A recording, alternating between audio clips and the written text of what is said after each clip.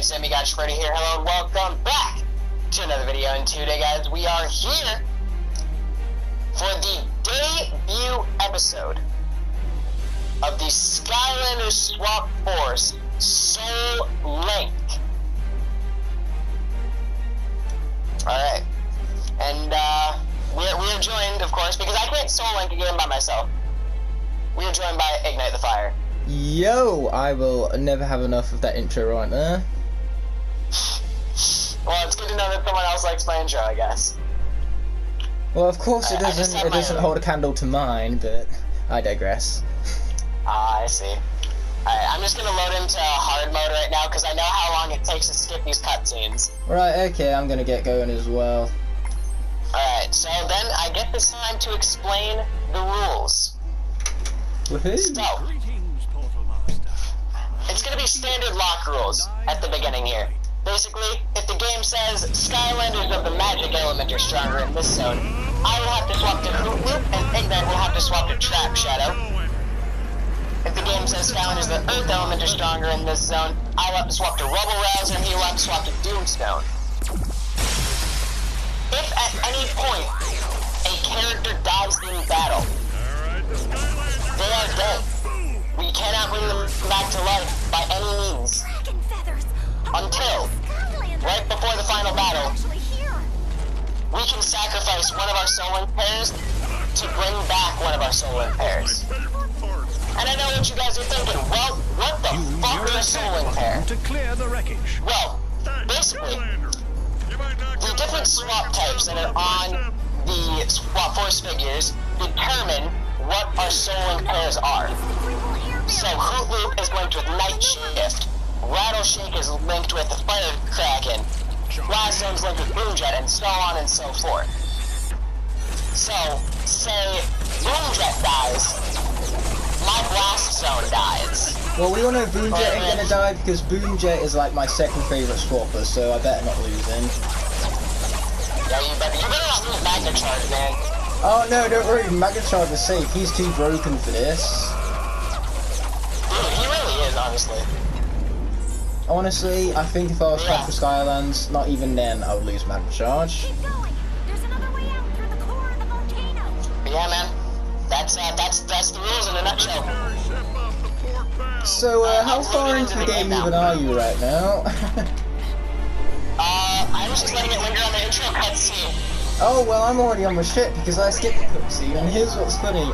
Demigod is on the 360, meanwhile I'm on the PS4, so my loading screen is going to be like half the time of yours.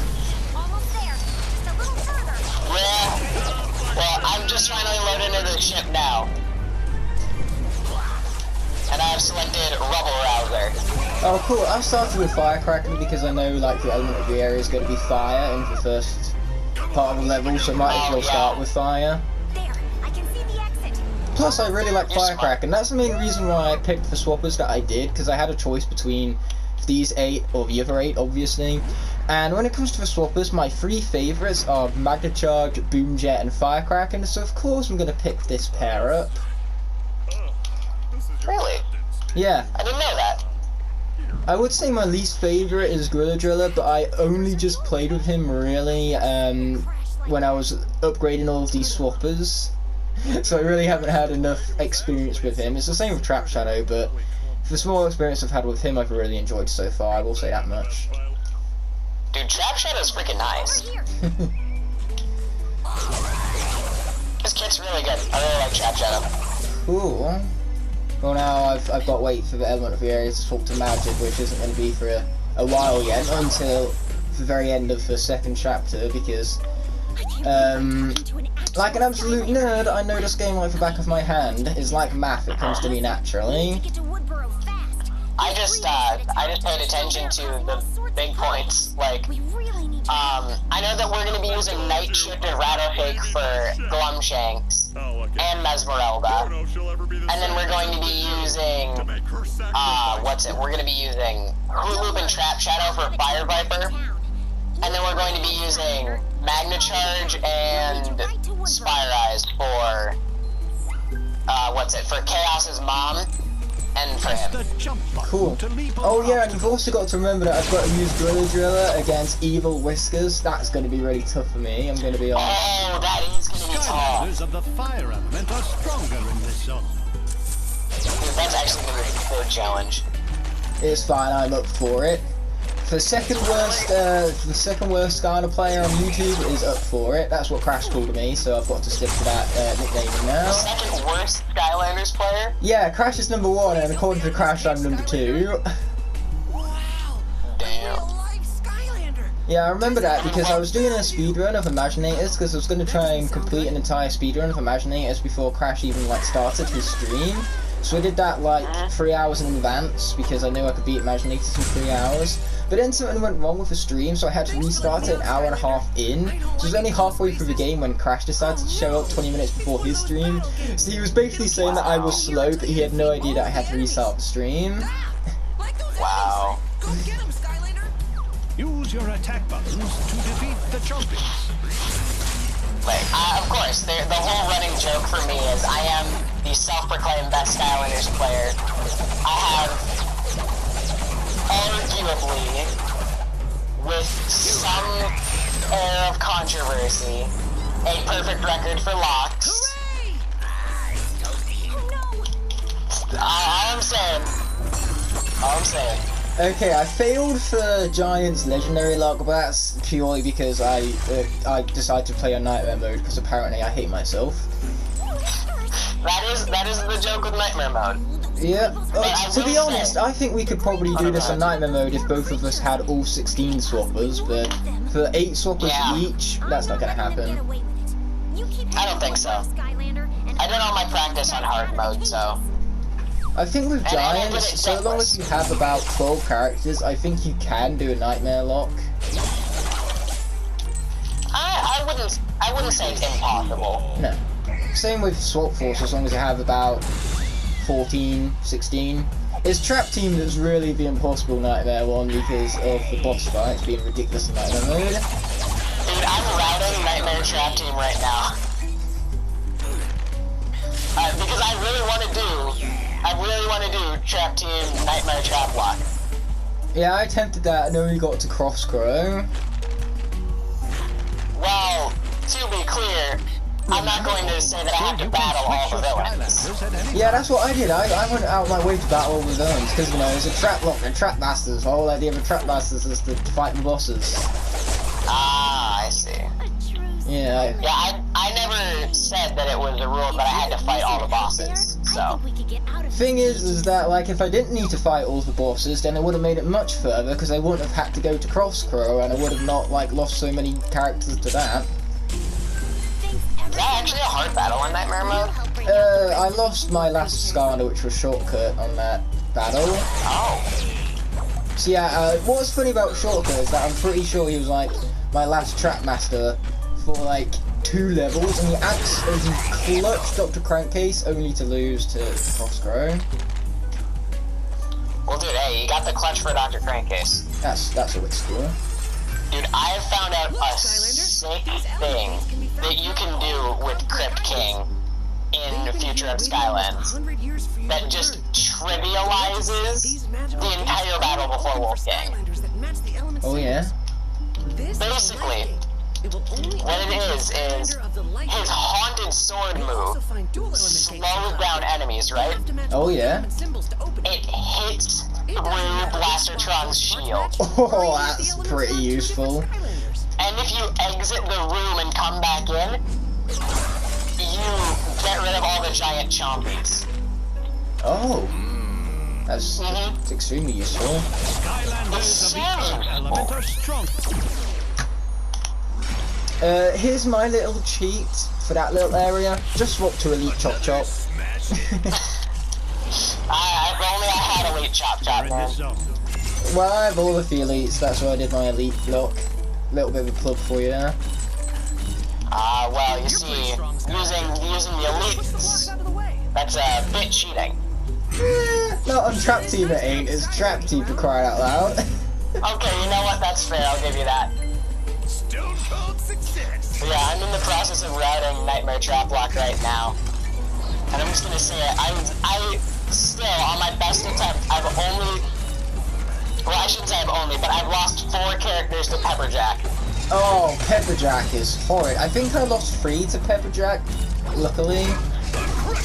I think there's a few things I can do to lower that number, because when I did it at first, I just sacrificed Lobstar and Tough Luck. So, and Lobstar has a dash attack, and Tough Luck has that jump into the air and slam down move. So if I can get out of the way of the fire with those moves and not die, then I should be able to keep using that character.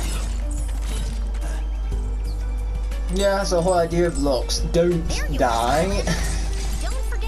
Well, one thing is for certain though, you have to sacrifice Nightmare against Zombie Mage. You have to sacrifice either Nightlight or Nightmare. When I did my trap team lock, I lost Nightmare in that little villain segment. So I think I wound up going against Chompy Mage with like Snapshot or someone like that. I'm not too sure, but because of that, I didn't actually use anyone to Chompy Mage. Yeah. I mean, that is one way to do it. Like, with my runs, oh crap, now I have to button mash. And I keep forgetting that it's the triggers and not the buttons in this game. But, I made it through like 2/3 of that Chompy Mage battle with Nightmare. And then the second that he goes into Super Magma form and starts doing that, basically I just have to kill her off and switch to Gear Shift. Because she's melee, she can't get in. Yeah, alright. Did you know there's a little cheat you can do in Dreamcatcher boss fight though that makes it so much more easier? Whenever she's like in that invincibility phase, all you need to do is jump off the ledge, because then her beds respawn in order to, you know, create her shield. So as long as you destroy the beds fast enough, it makes her vulnerable again. And this is during her dialogue segment. Yeah, so this is during her dialogue segment, so she's completely vulnerable. So during those big dialogue segments, literally just fall off the edge. I mean, I still did it pretty easily with Blastermind. Blastermind of all things? Yeah, you know Dreamcatcher's a joke when you can beat her easily with Blastermind. Blastermind is F tier. He's my least favourite star of all time. Damn. Like, I thought it was Wrecking Ball, but then I returned to Blastermind, and I realised that Blastermind is even worse than Wrecking Ball. Wrecking Ball's not that bad. No, he has definitely, like, gone up in terms of my ranking with him. I mean, he's certainly not great. No. But he's not that bad. My favourite Skylander, technically speaking, of every single game is Igknight, because he's playable in every single game. And you know, sometimes you take those. Yep. My favorite Skylander would have to be Flameslinger. Oh, Flameslinger's a lot of fun. I mean, like, at the end of the day, one thing I love about Sparrow Adventure is the fact that its fire cast is near perfect. If it wasn't for Eruptor, it would be perfect. Oh, dude, I fucking hate Eruptor. I don't hate Eruptor, I think he's actually pretty cool. I just think he's the weak link when it comes to fire element, which is why it pisses me off that he's one who's got like the most reposes out of all of the SSA fire characters. Flameslinger or Ignitor deserve that love so much more. You gotta admit Lava Lance Eruptor is S tier though. Oh yeah, Lava Lance Eruptor is very good. He may be the best speedrunner in all of Skylanders. I found out personally, like, my favourite speedrunner for Superchargers is actually Stormblade. Skylanders can be combined into hundreds of different combinations. Exactly. I would use Lava Lance Eruptor and Hurricane Jetpack over her though. Right, okay. No, I haven't actually played Hurricane Jetpack much in Superchargers, but what's funny though is that because I own so many Skylanders, there are some Skylanders which I've played so little that I could not really comment on them much, and Hurricane Jetpack is one of those characters, despite the fact that I own both of his versions. I own both regular and legendary Hurricane Jetpack as well. I only got the legendary one after I found out how good he was. Oh yeah. A fun fact about my legendary Astro Blast, I actually got him by accident because I went online for an online shopping site and I ordered the regular Sky Pack and they gave me the legendary one instead, which was like £10 more, so I wasn't going to moan about that. Damn. Yes, that's how I got my legendary Sky Racing Pack. Well, dude, Astro Blast is freaking fun, man. Astro Blast? Astro Blast is fun. I don't like Astro Blast much, if I'm being honest. He's probably my least favourite supercharger. Wow. Controversial thoughts of the day, because I know for a fact that lots of people love Astro Blast, and I don't care because I don't like him. That's how opinions work. And sometimes that's how it is. This is a Skylander. Him? So how far through the level are you right now? Oh, I just made it to Woodboro. Oh, He's the as in you beat level. Yeah, I know. I beat it too, just now actually. Skylander here in Woodboro. Oh, no. Okay. I never thought the day would come. I started after you and I made it here first. Skylander here Yeah, in well, I went Woodboro. out of my way to get a few of the treasure chests because I like gold. Yeah, how can you not like Okay, gold? fair. The Hit Bros Oh, here yeah, have because been actually it's gonna be magical important power to get rods gold for and stuff. years and haven't had much Because luck. But I perhaps think it we will can do buy for you. charms from Tox Emporium. Oh, you are taking this way too seriously, because charms, I wouldn't go out my way to, like, get those in the locks, I would just play the game. Yeah. I mean, sometimes it'd be like that. Sometimes, like, I do go out of my way to get extra items that'll help me out. Like, I think for this one, I don't think I'll go out of my way to get all the charms. I might get one that, like, increases my health if I can, but... Actually, I really need one of those, because one thing I realised about Night Shift, Night Shift's health is incredibly low because his bottom half has that reviving ability, so because of that, the top half suffers, which I hate that about Night Shift, because his bottom half, any top half can have that, so why does the top half of Night suffer for it? Exactly. Luckily Night though, Shift's my Night health is Shift is down the fucking path awful. with the 2 revived, so my Night Shift should be absolutely fine. Oh, yes, you picked the good path. Well, I didn't have a good path picked originally, I just reset the bottom half, and with my magnet charge that was maxed out at gold at the time, I just fully upgraded it down the good path. And sometimes it'd be like that. I mean, that's how I fully upgraded all the bottom halves for my swappers, was I just put Spire Eyes or Gorilla or Stink Bomb on top of them. Yeah, exactly, that's the perfect way to do it. Anyways, we're gonna end off the episode here then, now that we both beat it. Yeah, I am, yeah. I'm just going through the portal pod, or power pod tutorial right now, so yeah, we can end this first episode here if you want. Actually, I might as well do the PowerPoint tutorial as well if you're at that. I mean, we can just do that off screen too. There, Skylander. I'm Tuck. That's true. This big lug here is my brother. But now I'm in the middle of Can the I just say, cutscene. I am the protector of the power. can I just say, Freeze Blade's shaved ice ability, that's freaking just, it's a good move. Some protector. You broke Freeze it. Blade is another character which I haven't played all that much, mostly because, when it comes to my swappers, Freeze Blade was my second to last one that I ever got, and then my last one was Trap Shadow. I'm sure it will still work. Maybe. Well, let's see, who's the last one? The last one I got was Magna Charge. And Magna he's, yeah. Nitro's Just Magna because I couldn't Charge. get him online. What was that, sorry? Just because I couldn't get him online, he's freaking hard to get. Oh. Well, that's what's so ironic between the two of us, because with me, Nitro Magna Charge was my first non-starter pack swapper. Let me show you how to use it.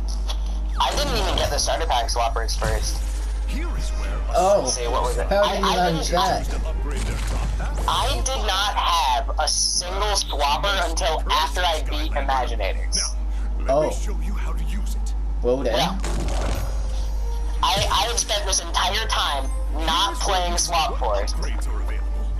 I skipped over Swap Force, went straight to Trap Team. It's probably why Trap Team is my favorite game. That's all there Trap Team's my favourite game just because I love the boss fights in that game. They are insanely fun. I'm ready for Dude, they're very fun. Oh, and now that you know And what's it, try using an ability. the graphics of Swap Force though, they look so beautiful. With me, I think the best looking game is Superchargers, because man, Superchargers looks incredible. Superchargers does definitely have the Swap Force graphics. Yeah. I'll say either Swap Force or Supercharged looks the best. Another thing about Superchargers though, because here's the thing, Superchargers would be my favourite game if it weren't for the fact that 50% of the gameplay is dedicated to those gosh darn vehicles, because when it comes down to it, Superchargers has my favourite story of any of the games, it has my favourite original music of any of the games, it has my favourite graphics. It's just the gameplay that really lets it down, it's so unfortunate.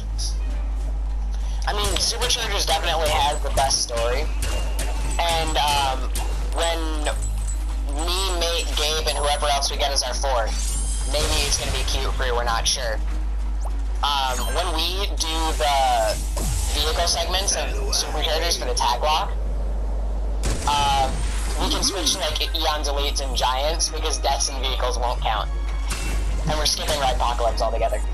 Oh, well then, that's fair enough because deaths and vehicles are kind of stupid. Yeah, it's kind of bullshit.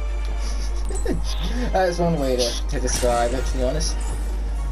Alright, I'm just here hanging out with Tessa. I've already gone through the dialogue. So, Right. you want to end this first episode here? Yeah, let's end it here then. Alright. Well, guys, that was the end of, that was the first episode of the Skylander Swap Force Soul Link. Clearly the best series that's ever going to be introduced to this channel, because of course you've got yours truly included in it. Oh, obviously. The best block. Yep. But yeah, guys, if you guys enjoyed it, please be sure to leave a like and a comment. That'd be greatly appreciated. Also, be sure to click that subscribe button if you haven't already so that you can join us as soon as freaking possible. Along with plugging everything else. Be sure to click the bell so that you get notified whenever we upload one of these crappy videos. But apart from that, I will see you guys in the next one. Peace out, guys. This is Demigod logging out. Goodbye. Yo, guys! Welcome to a brand new episode of the Soul Link. Demigod has allowed me to do the honours of the intro this time around, so there you go. I would go through all the rules, but rules are made for breaking, so I can't be asked to go through them to begin with. Ooh, Igknight's a rule breaker. Oh, I'm totally a rule breaker. How can you not notice that from any of my videos? Don't you see how many rules I break? I mean, obviously. You use power-ups during your locks like a coward. I'm pretty sure I got the power-up idea from you, just saying. No, you've been doing the locks longer than me. Hey, I just need to shift the blame and hope that someone falls for it. Shh. Okay, I see you. Why is this dialogue so long? I don't know, I can't skip the cutscene! Okay, so in the Swap Force speedrun, whenever you do it off a new profile, no joke, about 50% of the run are these gosh darn dialogue sequences. Damn, that's a lot. And that's funny because out of all the Skylanders games, this is the game that I've speedrun the most, so I would know, just saying. Yeah. I mean, I've only completed this once. I did, I finished my practice run finally last night, so. I won't dedicate enough to go through a practice run, because the thing is that if I was to beat this whole game in one sitting, I wouldn't be arsed enough to play it the next day and I wouldn't find it as much fun, so I'm just playing this game a bit more fresh, you could say. Okay, that's fair. I've been doing a bit more, like, practice runs and stuff because I don't want to lose my characters. Well, we've already established that you're not going to be the one who's losing your characters, I'm going to be the one who's losing all the characters. Yeah, because you got all the melee characters against the bosses. Don't worry. You know what, this is fine, because I've already said that this combination of swappers is my personal favourite to play as, even if they aren't as effective in the game. Feels like I'm doing an episode of Skylanders Reviews all of a sudden. So this attack isn't so effective in game, because... Yeah. This is a Oh spark. man, I need to get back to looking that at my game. characters, Sparks together to unlock I've this certainly gate. got some standouts. Move the Like, sparks some past the easy obstacles to ones, bring them obviously. together. Rattleshake, Free Ranger, Blast Zone. And then I've got, like... I'm surprised how much fun I'm actually having with the Rubble Rouser. Because if you'd asked me to play as Rubble Rouser, like, 3 months ago, I would not have said that he's, like, a good character, a fun character. When it comes to the Earth Swappers, I just prefer Doomstone in general. I'm a Rubble Rouser fan. My first experience with Doomstone, I played as him after I played as Magna Charge because he was the rare. Well, no, Magna Charge was rare. Doomstone is more expensive. But like, I don't know what it was with Doomstone, but I just didn't like him. I just didn't like him. I didn't like him very much until I fully upgraded him. When I fully upgraded him, I'm like, this guy's okay. Yeah, he's certainly nothing like groundbreaking. He's not top 5 Skylanders of all time material. I don't think any of the swappers are top 5 material, not even top 10 material, to be honest. Honestly, same. With me, most of my top 10s come from Trap Team and SSA, like, as in Trap Masters, because I love a grand majority of Trap Masters. I think the only Trap Master I don't like all that much is probably Tough Luck and Nightmare. I used to be a Tough Luck fan when I first got her, but the more that I played as her, the more that I realized, wow, that's all this character can do, right? Oh yeah, and I forgot Blastermind. Blastermind is also, as I said in the previous episode, the worst Trap Master, and speaking of the previous episode, you should totally go watch that. Oh yeah, it's gonna be on my channel. It would make the most sense for you to have watched that before this episode, actually. I mean, obviously. Is that really so obvious, though? I mean, like, not everyone can count. Fair. I've met someone who thinks that 2 comes before 1. Wow. Thank heavens I still don't talk with that person. Not because she couldn't math, just because she was just generally, you know, an asshole. Oh, damn. I don't know why I see you as, like, this person that doesn't swear, but whenever you swear, it's hilarious. Asshole ain't a fucking swear word, okay? Skylanders of the light element are stronger in this zone. No, you're right. It's just a way to describe a person. So true. So true. Alright, I just made it to the checkpoint already. If there's a drill, How far am I? I'm only just on the life area at the moment. I like taking this slow. Well, yeah, because you gotta play as Gorilla. I just sped through the entire first segment because I got Free Ranger. And you had Stink Bomb as well, obviously. Okay, yeah, and Stink Bomb. One thing I hate about this right now is that the controller keeps rumbling whenever I dig a turret. I hate the rumbles. Yeah. Okay, now I'm up checkpoint. Eventually I got there. You got there eventually. I mean, Yeah. honestly, like, I should be waiting for you, but I'm not. You know what, it's fine. If I had Boulder Dash right now, you would be done with the first level by the time I beat the game, I can guarantee that much. I had Drobot. That big Greeble sure is Drobot tough. ain't as fast as Boulder Dash, at least not in my experiences anyway. Then get him.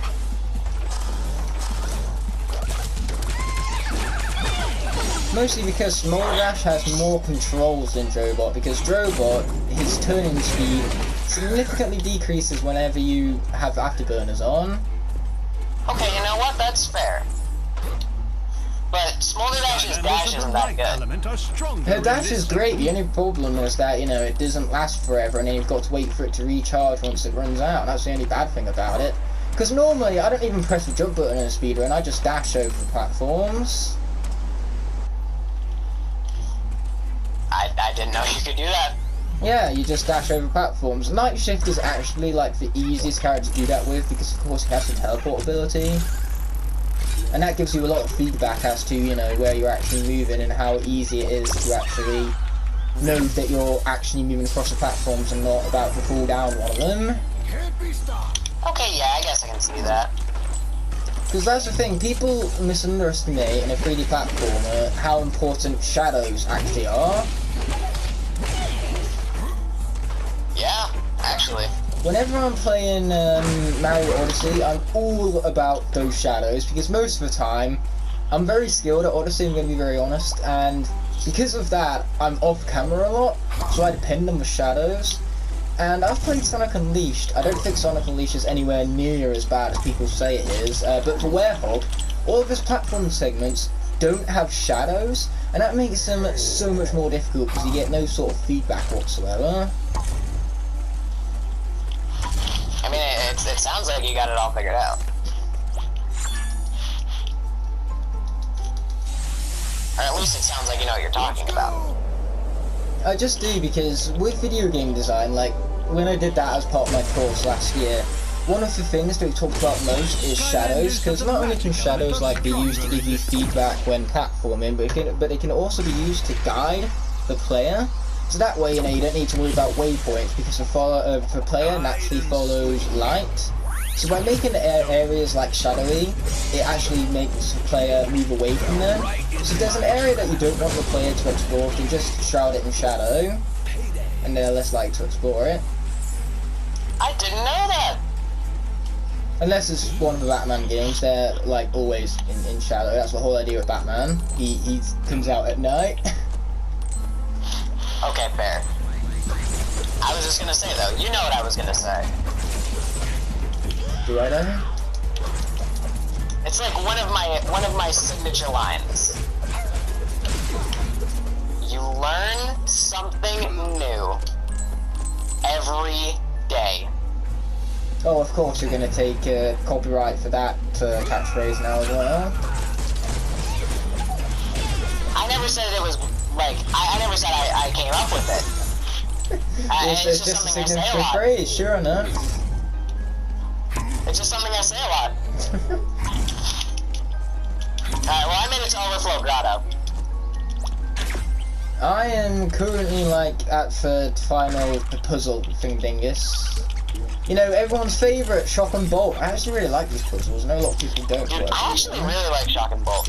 Thank you, yes, I don't know why they're hated on so much. Dude, can I just say Hoot Loop's green beam is freaking broken, it's dumb. Oh yeah, Hoot Loop. I don't know who's better actually, because like I said before, I don't have much experience with Trap Shadow, so I can't say whether he's better than Hoot Loop, but I do like Hoot Loop actually. And Rattleshake is like my third favourite swapper. Third, fourth, and let's say fourth. Like, the bear traps. The bear traps are really nice. That's where half of Trap Shadow's damage comes from. Yeah, I've kind of noticed. I just keep laying down these bear traps and they keep on going ham from these guys. And now I'm hungry, then again I'm always hungry. Well, I just beat the level. I am almost there. We've got to finish scratching this guy right now. Trap Shadow really reminds me of Black Panther, and I actually quite like that, because I love Black Panther. Oh, thank goodness, the Skylanders! You what? We're saved! Wakanda forever. Exactly. It's the Skylanders. That's like the most memorable part of Infinity War. It's great. We need them. I mean, yeah. Like, I don't really think Black Panther needs a second movie. Well, too bad. He's getting one anyway because it grossed over $1 billion. So of course Disney is going to do one. I'm really upset though because for Ant-Man movies, let's just put it like this: they aren't the most highest grossing films for the MCU.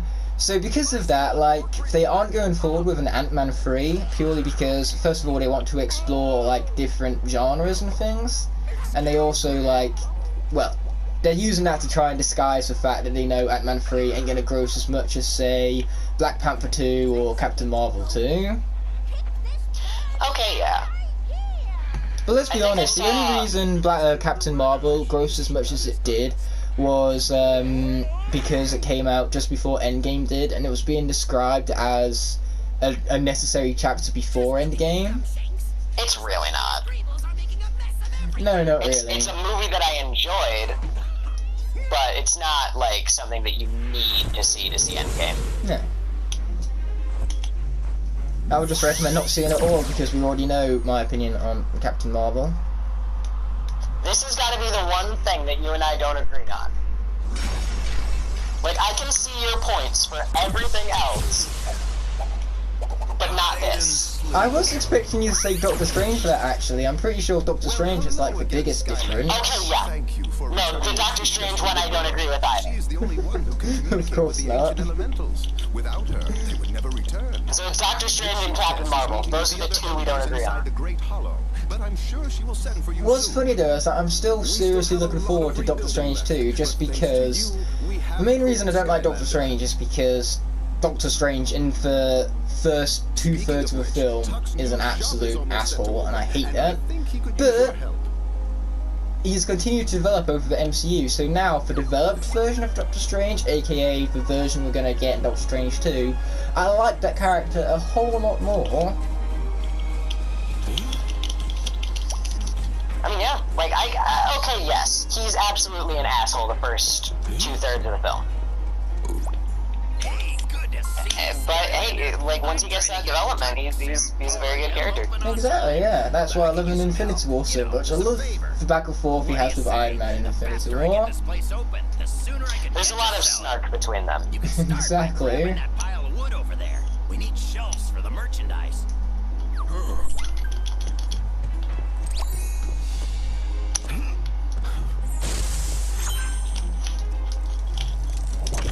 Alright.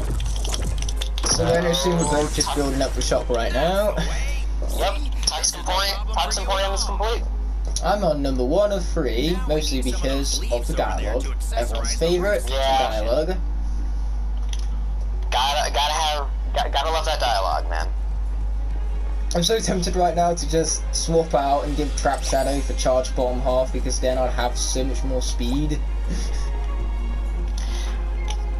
Unfortunate that you can't do that, man. Yeah, but I did say at the beginning of the episode that I'm all about that rule breaking life, so... Ooh, dude, you break those rules then. I know I can't see your screen, so... You can't see my screen yet, you will know in post, however. I will know in post, because I'm the editor. Yep.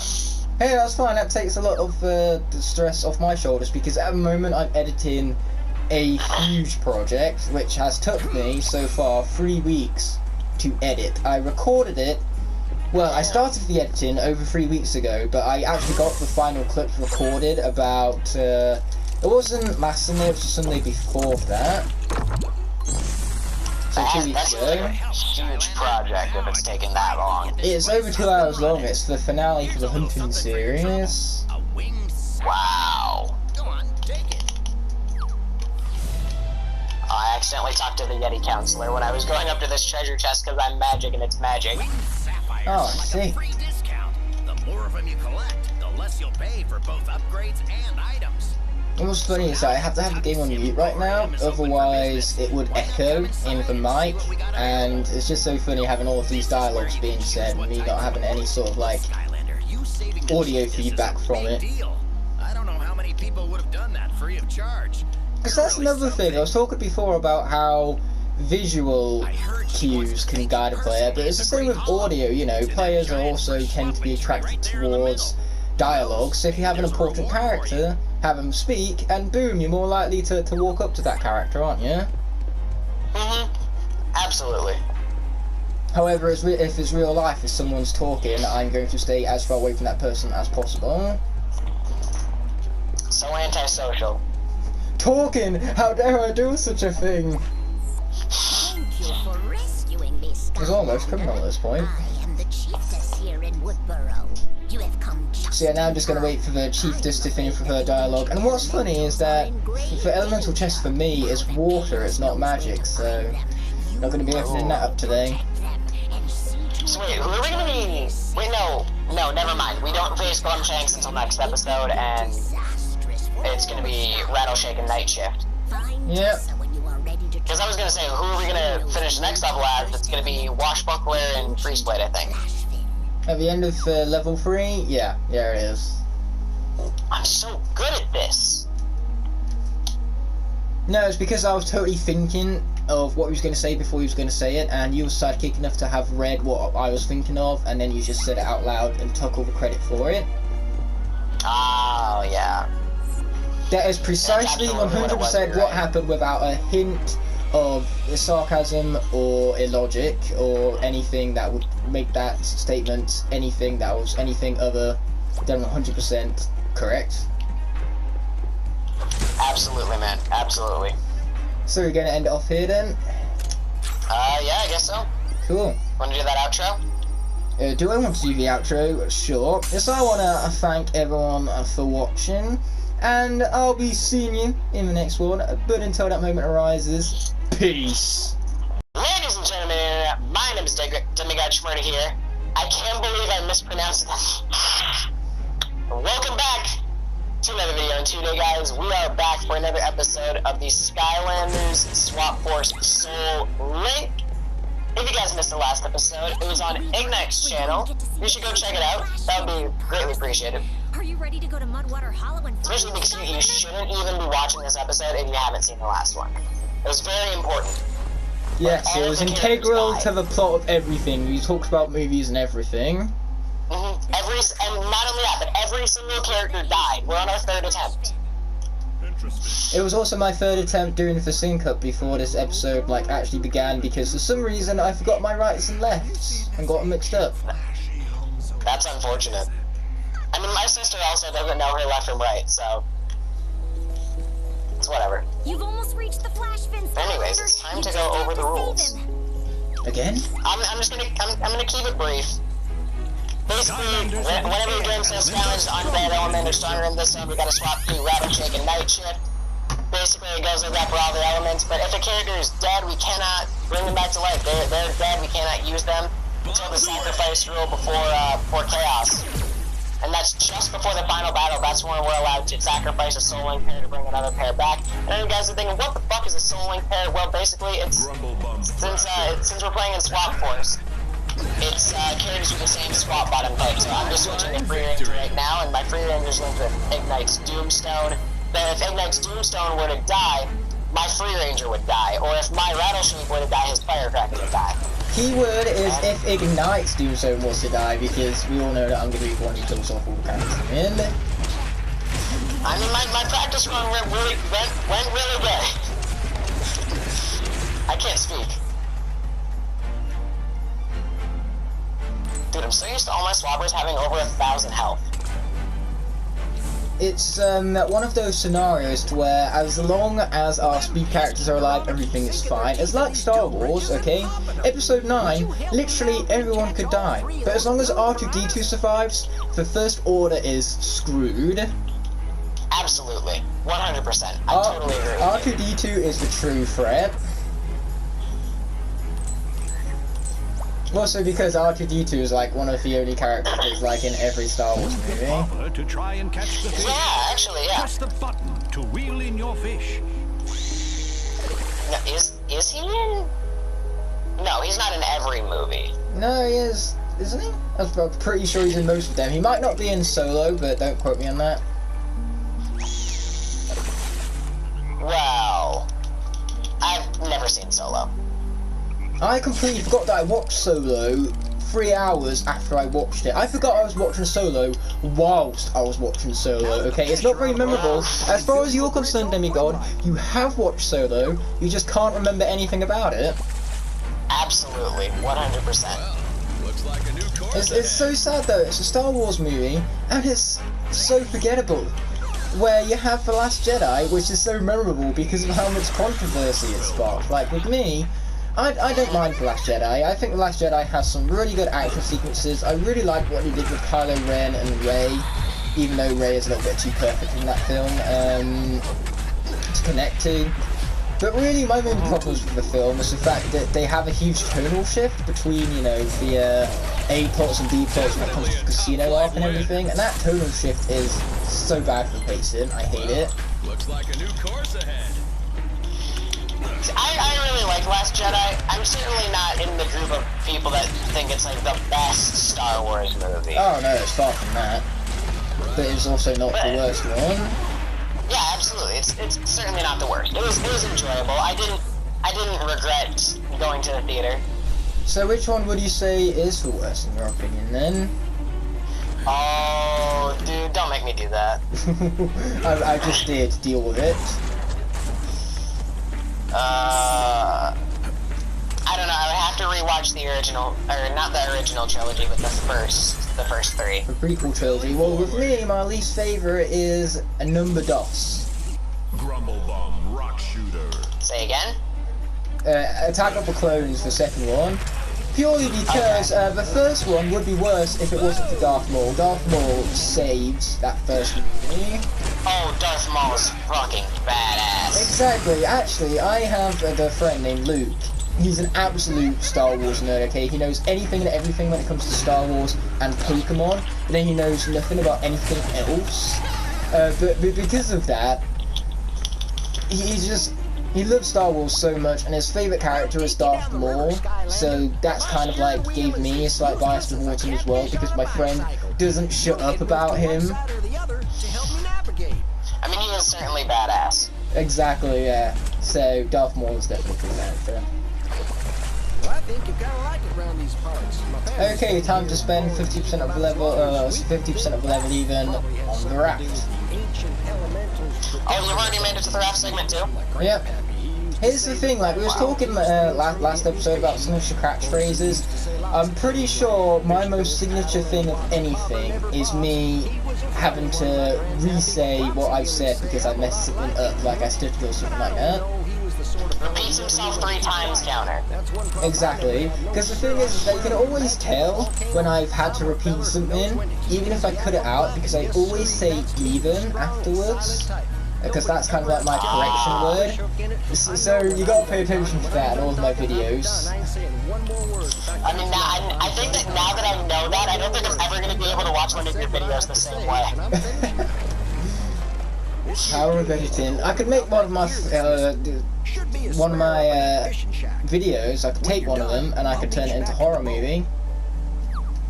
Oh, really? Power of editing is like have you ever watched the YouTube channel Editing is Everything? I can't say that I have. Basically, what they do is they take films. If my portal wants to work, portal, hello. Thank you. Okay, yeah, what they do is they take a film and then they make trailers for it, making it look as if it was in 7 different genres.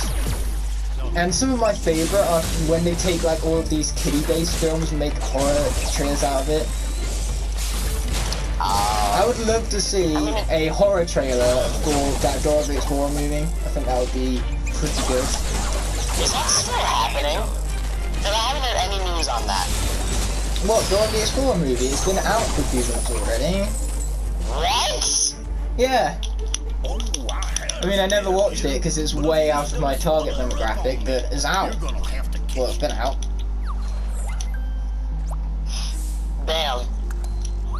I mean, that shows you just how much I pay attention to movies and stuff, and how long they're in theaters. I pay attention to them far too often, but I love animated films in particular.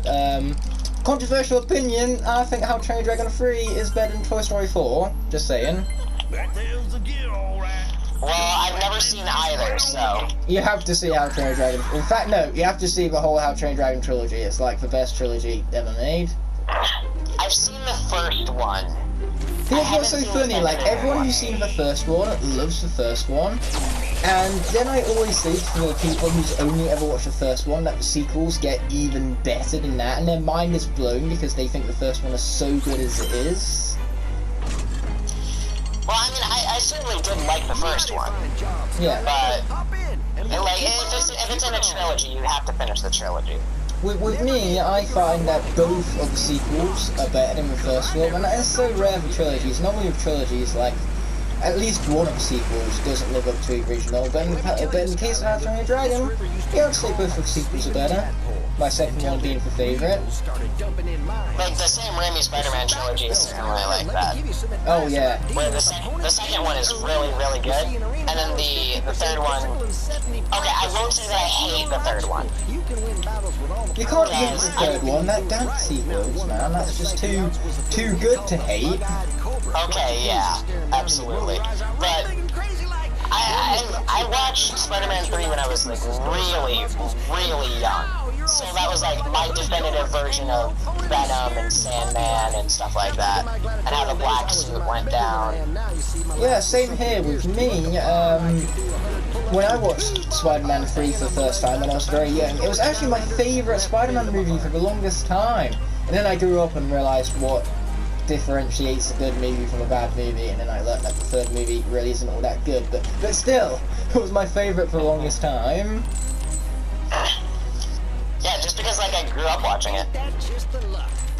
It was, what was it? It was Spider-Man 3, and then, oh, there was one other movie that I watched. It's the reason I love musicals. Hairspray, that's what it was. Oh.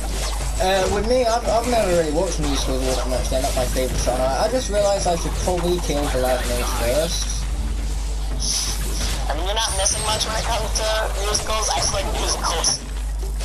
Although I say that, I have gotten a lot into musicals recently. Like, there's been a lot of British musicals recently, like Blinded by the Light and Yesterday, and those are two really damn good films, actually. I still have to see Yesterday. I actually really want to see that. Oh, it's very good, actually. One of my favourites of the year. But I prefer Blinded by the Light, just because it's better. Have you ever seen The Greatest Showman? Yes, I have. That one's fine. Could be better, but it's fine. Okay, don't let my dad hear you say that. Thing is that the songs are practically engraved in my brain, because at work we have the radio on, just to, you know, help us with production and stuff. And because of that, the radio stations play all the songs from Greatest Showman, what must be like 50 times a day. Wow. I mean, that's a little too much for me, even. What's going to be worse is that when Frozen 2 comes out, I can guarantee you that it's going to happen next Let It Go, which I am not going to be able to get out of my head, probably. What's going to happen is that I'm not going to be able to step foot into a single store this Christmas, because all they're going to have everywhere is Frozen 2 stuff, Frozen 2 songs in the background. Like, seriously, I'm going to have to do all of my Christmas shopping at Halloween, just so that then I have an excuse not to step foot in a single store during that Christmas season. I'm going on Black Friday, and I keep, like, do you have Black Friday in England? Yeah, we do, yeah. I do all of my Christmas shopping on Black Friday. That is a good plan, actually. Black Friday, I'm getting a PS4 Pro just because I want to give my old PS4 to my mate. Oh, that's nice of you. Exactly.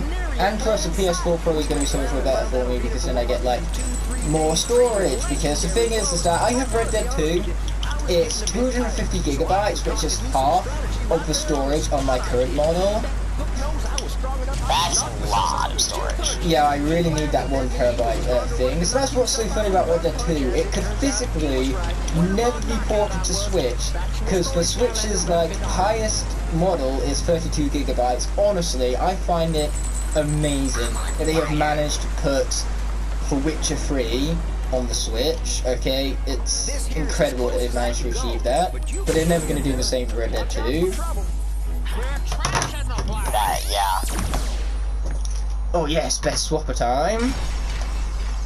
Oh, I'm already Spy-Res. I'm on the circle, magic circle portal thing already. I just got there. Mostly because my cursor keeps glitching out, like my characters keep on despawning. I got very worried for a moment because I thought Firecracker died, but that was far from the case, so thank heavens for that. Wow, I mean, thank God, yeah, because I did all of my practice with Mesmeralda with Rattleshake. You saved us, Skylander. Yeah, if I were you, I would not want to use Rattleshake either. You can I was take gonna the say, magic Mesmeralda's circle battle's to the freaking ancient fun. flash Like, it's field. hectic, There's plenty and, folk around here like, wanna to keep thank track you. of all the stuff, but Why it's don't you look fun. around the village? I love the song. Mesmeralda pulls your strings. You've just made it so much more better for me now. Every single time I hear Mesmeralda singing from now on, I'm just gonna have that in my head, and it's gonna be so brilliant. Skylanders of the magic element are stronger in Oh, that was short-lived. Magna Charge us back off a portal again. Oh, dude, hey, let me damage you.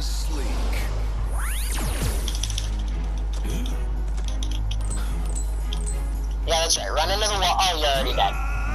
Because I have Loop's Dream Beam. Oh yeah, the Dream Beam, yeah. Dude, you're gonna have such a hard time with the, well, not such a hard time, but a harder time than I did with the Evil Eyes Bog Hog because you have Trap Shadow. No, I think I'll be just And fine, to be honest. I mean, like, the Fire Viper is a very close quarters battle anyway. Yeah. The only problem is going to be for Fire Gear Golem, so I'm just going to go straight to the Evil Eyes Crystal in the middle and just, like, beat that immediately, rather than have to worry about the sneaking golems. Alright.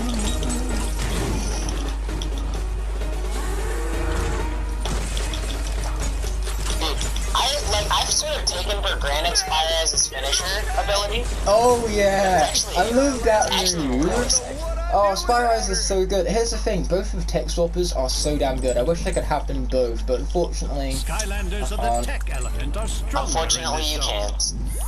But what's cool though is that we could swap over Magna Charge and Washbuckler, so I would have Freeze Blade and Spire Eyes, and we'd still have one swapper of each element and of each swap skill each. Yep. Because that's Dude, the okay, second order. I'm just gonna confess here. I gave you the wrong list of swappers, so I had to remake all the graphics. Because I had all of it set for,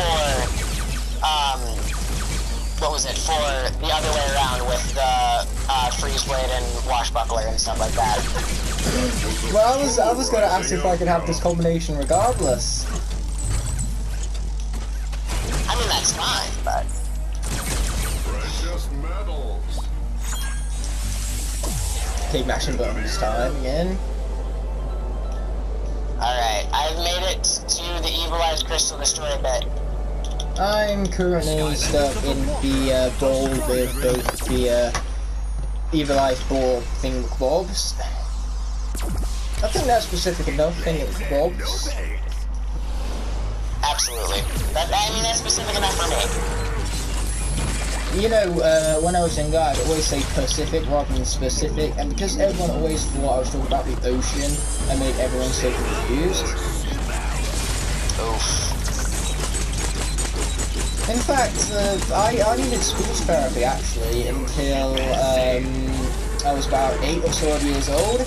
I couldn't have full conversations until I was about 6. My sister, who's 22 months younger than me, could speak full conversations before I could. Really? Yeah. But hey, my speech is fine now, I'd like to think. I mean, it's really good. Skylander, you gotta knock out all 4 crystals to help Oh, I keep on forgetting that there's not a water balloon in that specific location, because in the Wii version, the life preservers in this level are in completely different locations, and so I always forget that when I return to playing this on PS4. Oh, yeah. I mean, there's stuff like that for, like, Spyro's Adventures, one that I know, the Chaos Battle, he restores his health. Oh yeah, that's such a pain. Back when I first played Spyro's Adventure for the first time, I played it in co-op with my dad, and we only had 5 stars, because I remember when Spyro's Adventure first came out, the characters were impossible to find. I had money for like more ones as well, but just couldn't find anything anywhere, so I only had Starter Pack 3, Boomer, and the Ghost Roaster. And with only those 5 characters, we could not beat Chaos. No matter how hard we tried, we couldn't beat him. So it wasn't until I actually got the triple pack with Bash, Eruptor, and Chop Chop in it that I was actually able to beat Chaos. And I actually got the final hit on Chaos with Bash, so that's just very ironic. I mean, it is. Yeah, because there's some other YouTube channel out there whose favourite Skylander is Bash, you know, some other YouTube channel out there that I'm sure lots of people know about. You know, some guy. Yeah, exactly. I can't remember his name at the moment, but It's so ironic though, because I'm sure it'll come to me. Because Crash, he, with his final hit on Chaos, he got the final hit with Igknight. So he got the final hit with my favourite character, and then I got the final hit with his favourite character. I just find that so ironic. I mean, yeah. As long as irony is a word for it, which I'm pretty actually sure it is. I'm fairly sure that ironic would be the word for it. I always get ironic and iconic mixed up. That's one thing with me, because they're near enough the same spelling with the exception of a single letter. Yeah.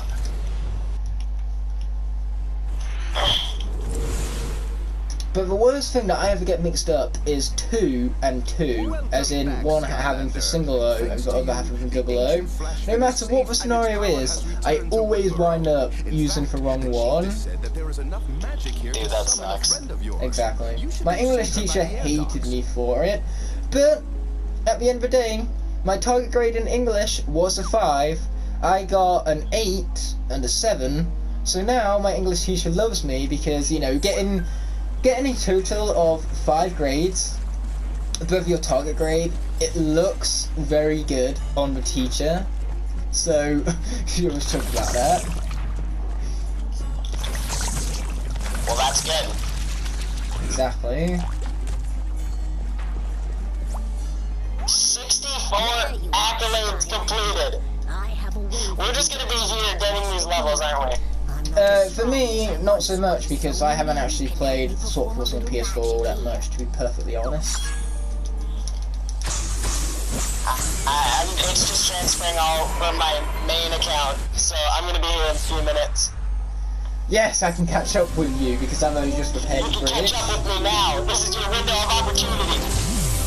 Here's the thing, if we were doing this as an actual speedrun race, first of all, I've already said that I would use smaller dash, but second of all, yeah, this is where, you know, players could really make or break their time. So just go onto an account that you haven't done shit on, or play as a guest.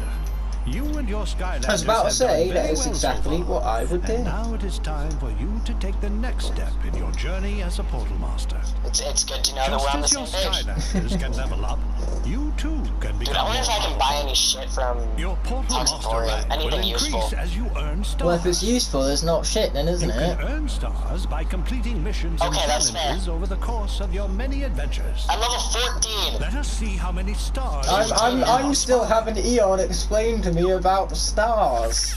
I know I'm a star, but we can move on now.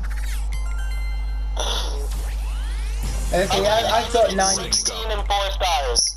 I've got 19 accolades coming. Well, 19 stars for 19 accolades, so we'll get there eventually. Portal Master rank up.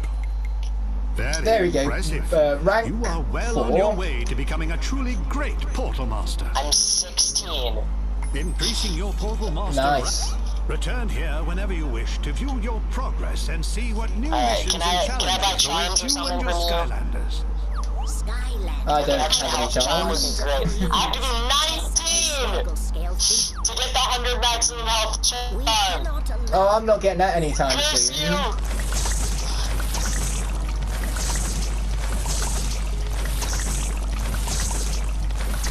Okay, so I'm basically ready to end off the episode whenever you are.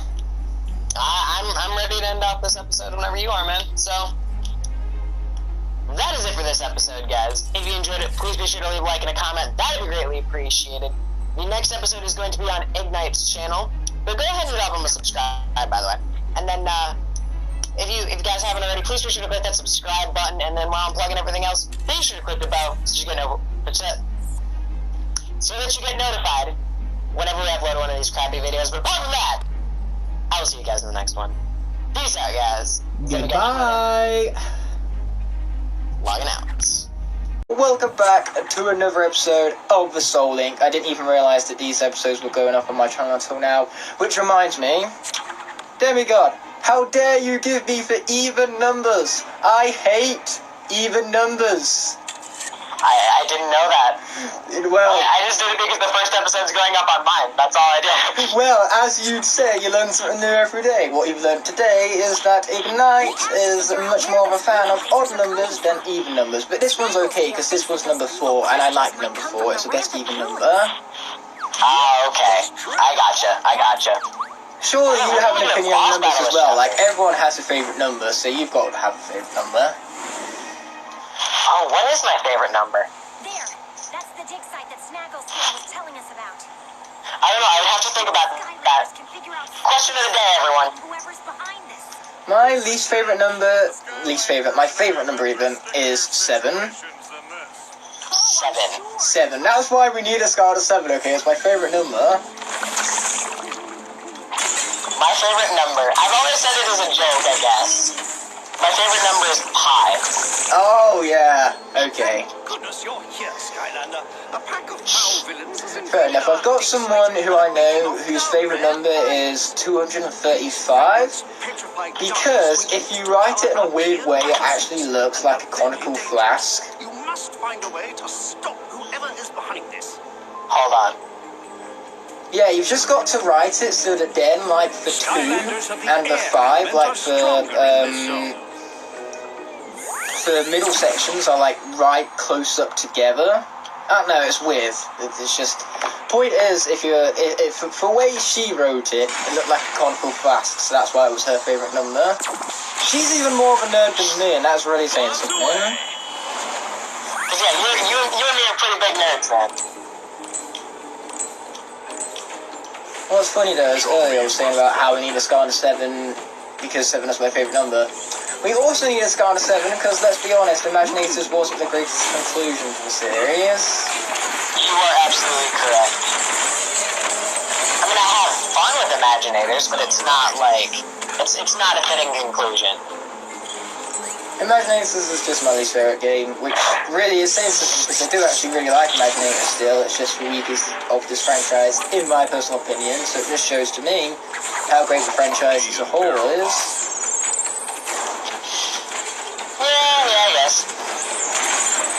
Let's see. You know what? I can't be asked to fight you guys, so I'm not going to fight you guys. Well, I'm already in the Evil Eye Sugar Bat, man. I'm Swapping over to Gorilla Driller so I can get to the Evil Eye Sugar Bat. There's a drill. You're gonna dread every time you have to switch to Gorilla. Not in these earlier levels. I think these earlier levels I should be fine. Yeah, I think so too. Can I skip you, Willowbark? No? Okay. I can't skip the Sugar Bat either, which is unfortunate. Oh no! He's been corrupted by the Crystal Master! Get out of his way! Okay, I think we need to be even more quiet right now so that then you can hear the glorious sounds of my button mashing even more. I wonder if they can hear me button mashing. You know what, my mashing is insane. You should watch me playing any of the Mario Party games that actually require you to mash buttons. I'm insanely good at those. I win those almost every time. The only person I know who can mash better than me is my sister, coincidentally enough. But the games where you have to, like, mash buttons in a certain order, I'm always better at, because I can react to the buttons pretty quickly, like the specific ones where I need to press. And I'm better at memorising the patterns as well. I have really bad reaction times. I wouldn't be able to pull that off. That's why I hate quick time events in video games. Oh, right. I'm fine with them. But the main reason why I have reaction times as good as they are is purely because I've been boxing for the grand majority of my life, and of course, you need really good reactions in boxing.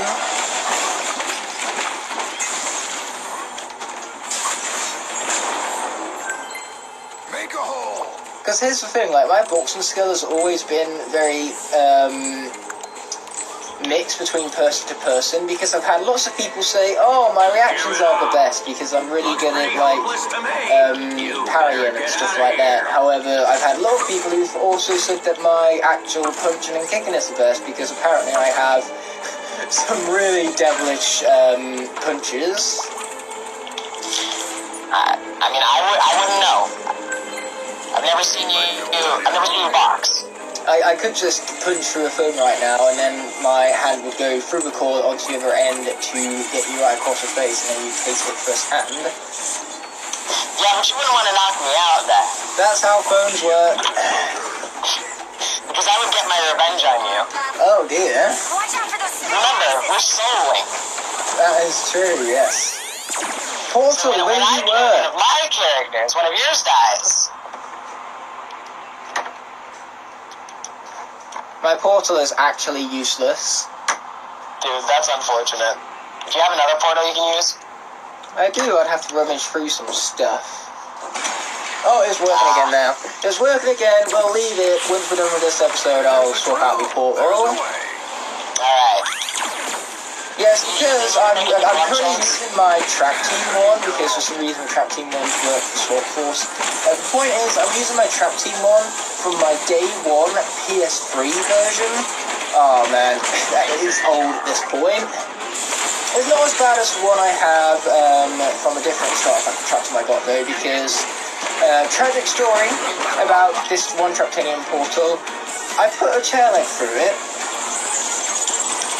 Oh, that's unfortunate. It was on the floor, didn't realise it, shuffled my chair back, sat down on it, I heard a cracking noise, and then I realised my chair leg went straight through the portal. Dude, I'm always worried that I'm going to break the Trap Team portal. Like, it looks so nice, but it also looks so fragile. Exactly, I mean, like, the Trap Team portal is my favourite portal design, I've got to admit. That and the Superchargers one. I like the fact that the Superchargers one is an engine. Another thing for me to love about Superchargers, and still it's... I would say Superchargers is probably in the middle for me. It's probably my third favourite game, to be honest. I would say Superchargers is my third favorite as well. Swap Force would be my favorite if it had a better Chaos Battle. Oh, fair enough. Yeah, the Trap Team Chaos Battle is probably the best boss fight of this entire franchise, let's be honest. It's also on the hardest. Exactly, that's why I love it so much. It's like the one time where Skylanders is ever challenging. I mean, like, I remember there's one YouTube channel that I've always really enjoyed watching. His name is Octane Blue, and he's done like Skylander walkthroughs. He does them co-op, and when he came to the Trap Team and did Chaos on hard mode, I think between the two of them they must have lost about 50 characters. That's a lot. And they said this is the sole reason you're not doing this in Nightmare mode, because they did the other two games in Nightmare mode, Swap Force and Giants, but then they realised how hard the boss fight was on Trap Team, and it was like, no, we ain't doing this on Nightmare mode. Honestly, understandable. I mean, I wouldn't want to do it on Nightmare mode, except that I absolutely have to.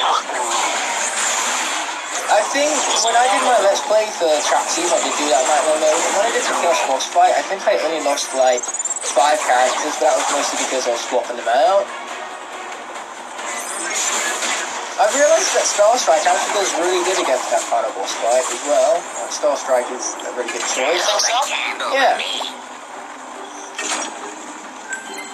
Because the thing is that Star Strike, to play her well, she requires a lot of concentration.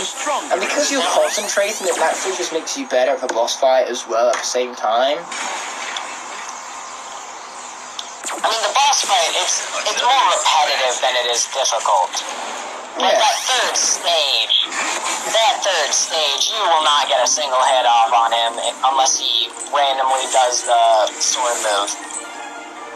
Yeah. Like, that's how it was for me. That's the reason that I won the trap lock, the round 2, was because he did that sword move like a dumbass.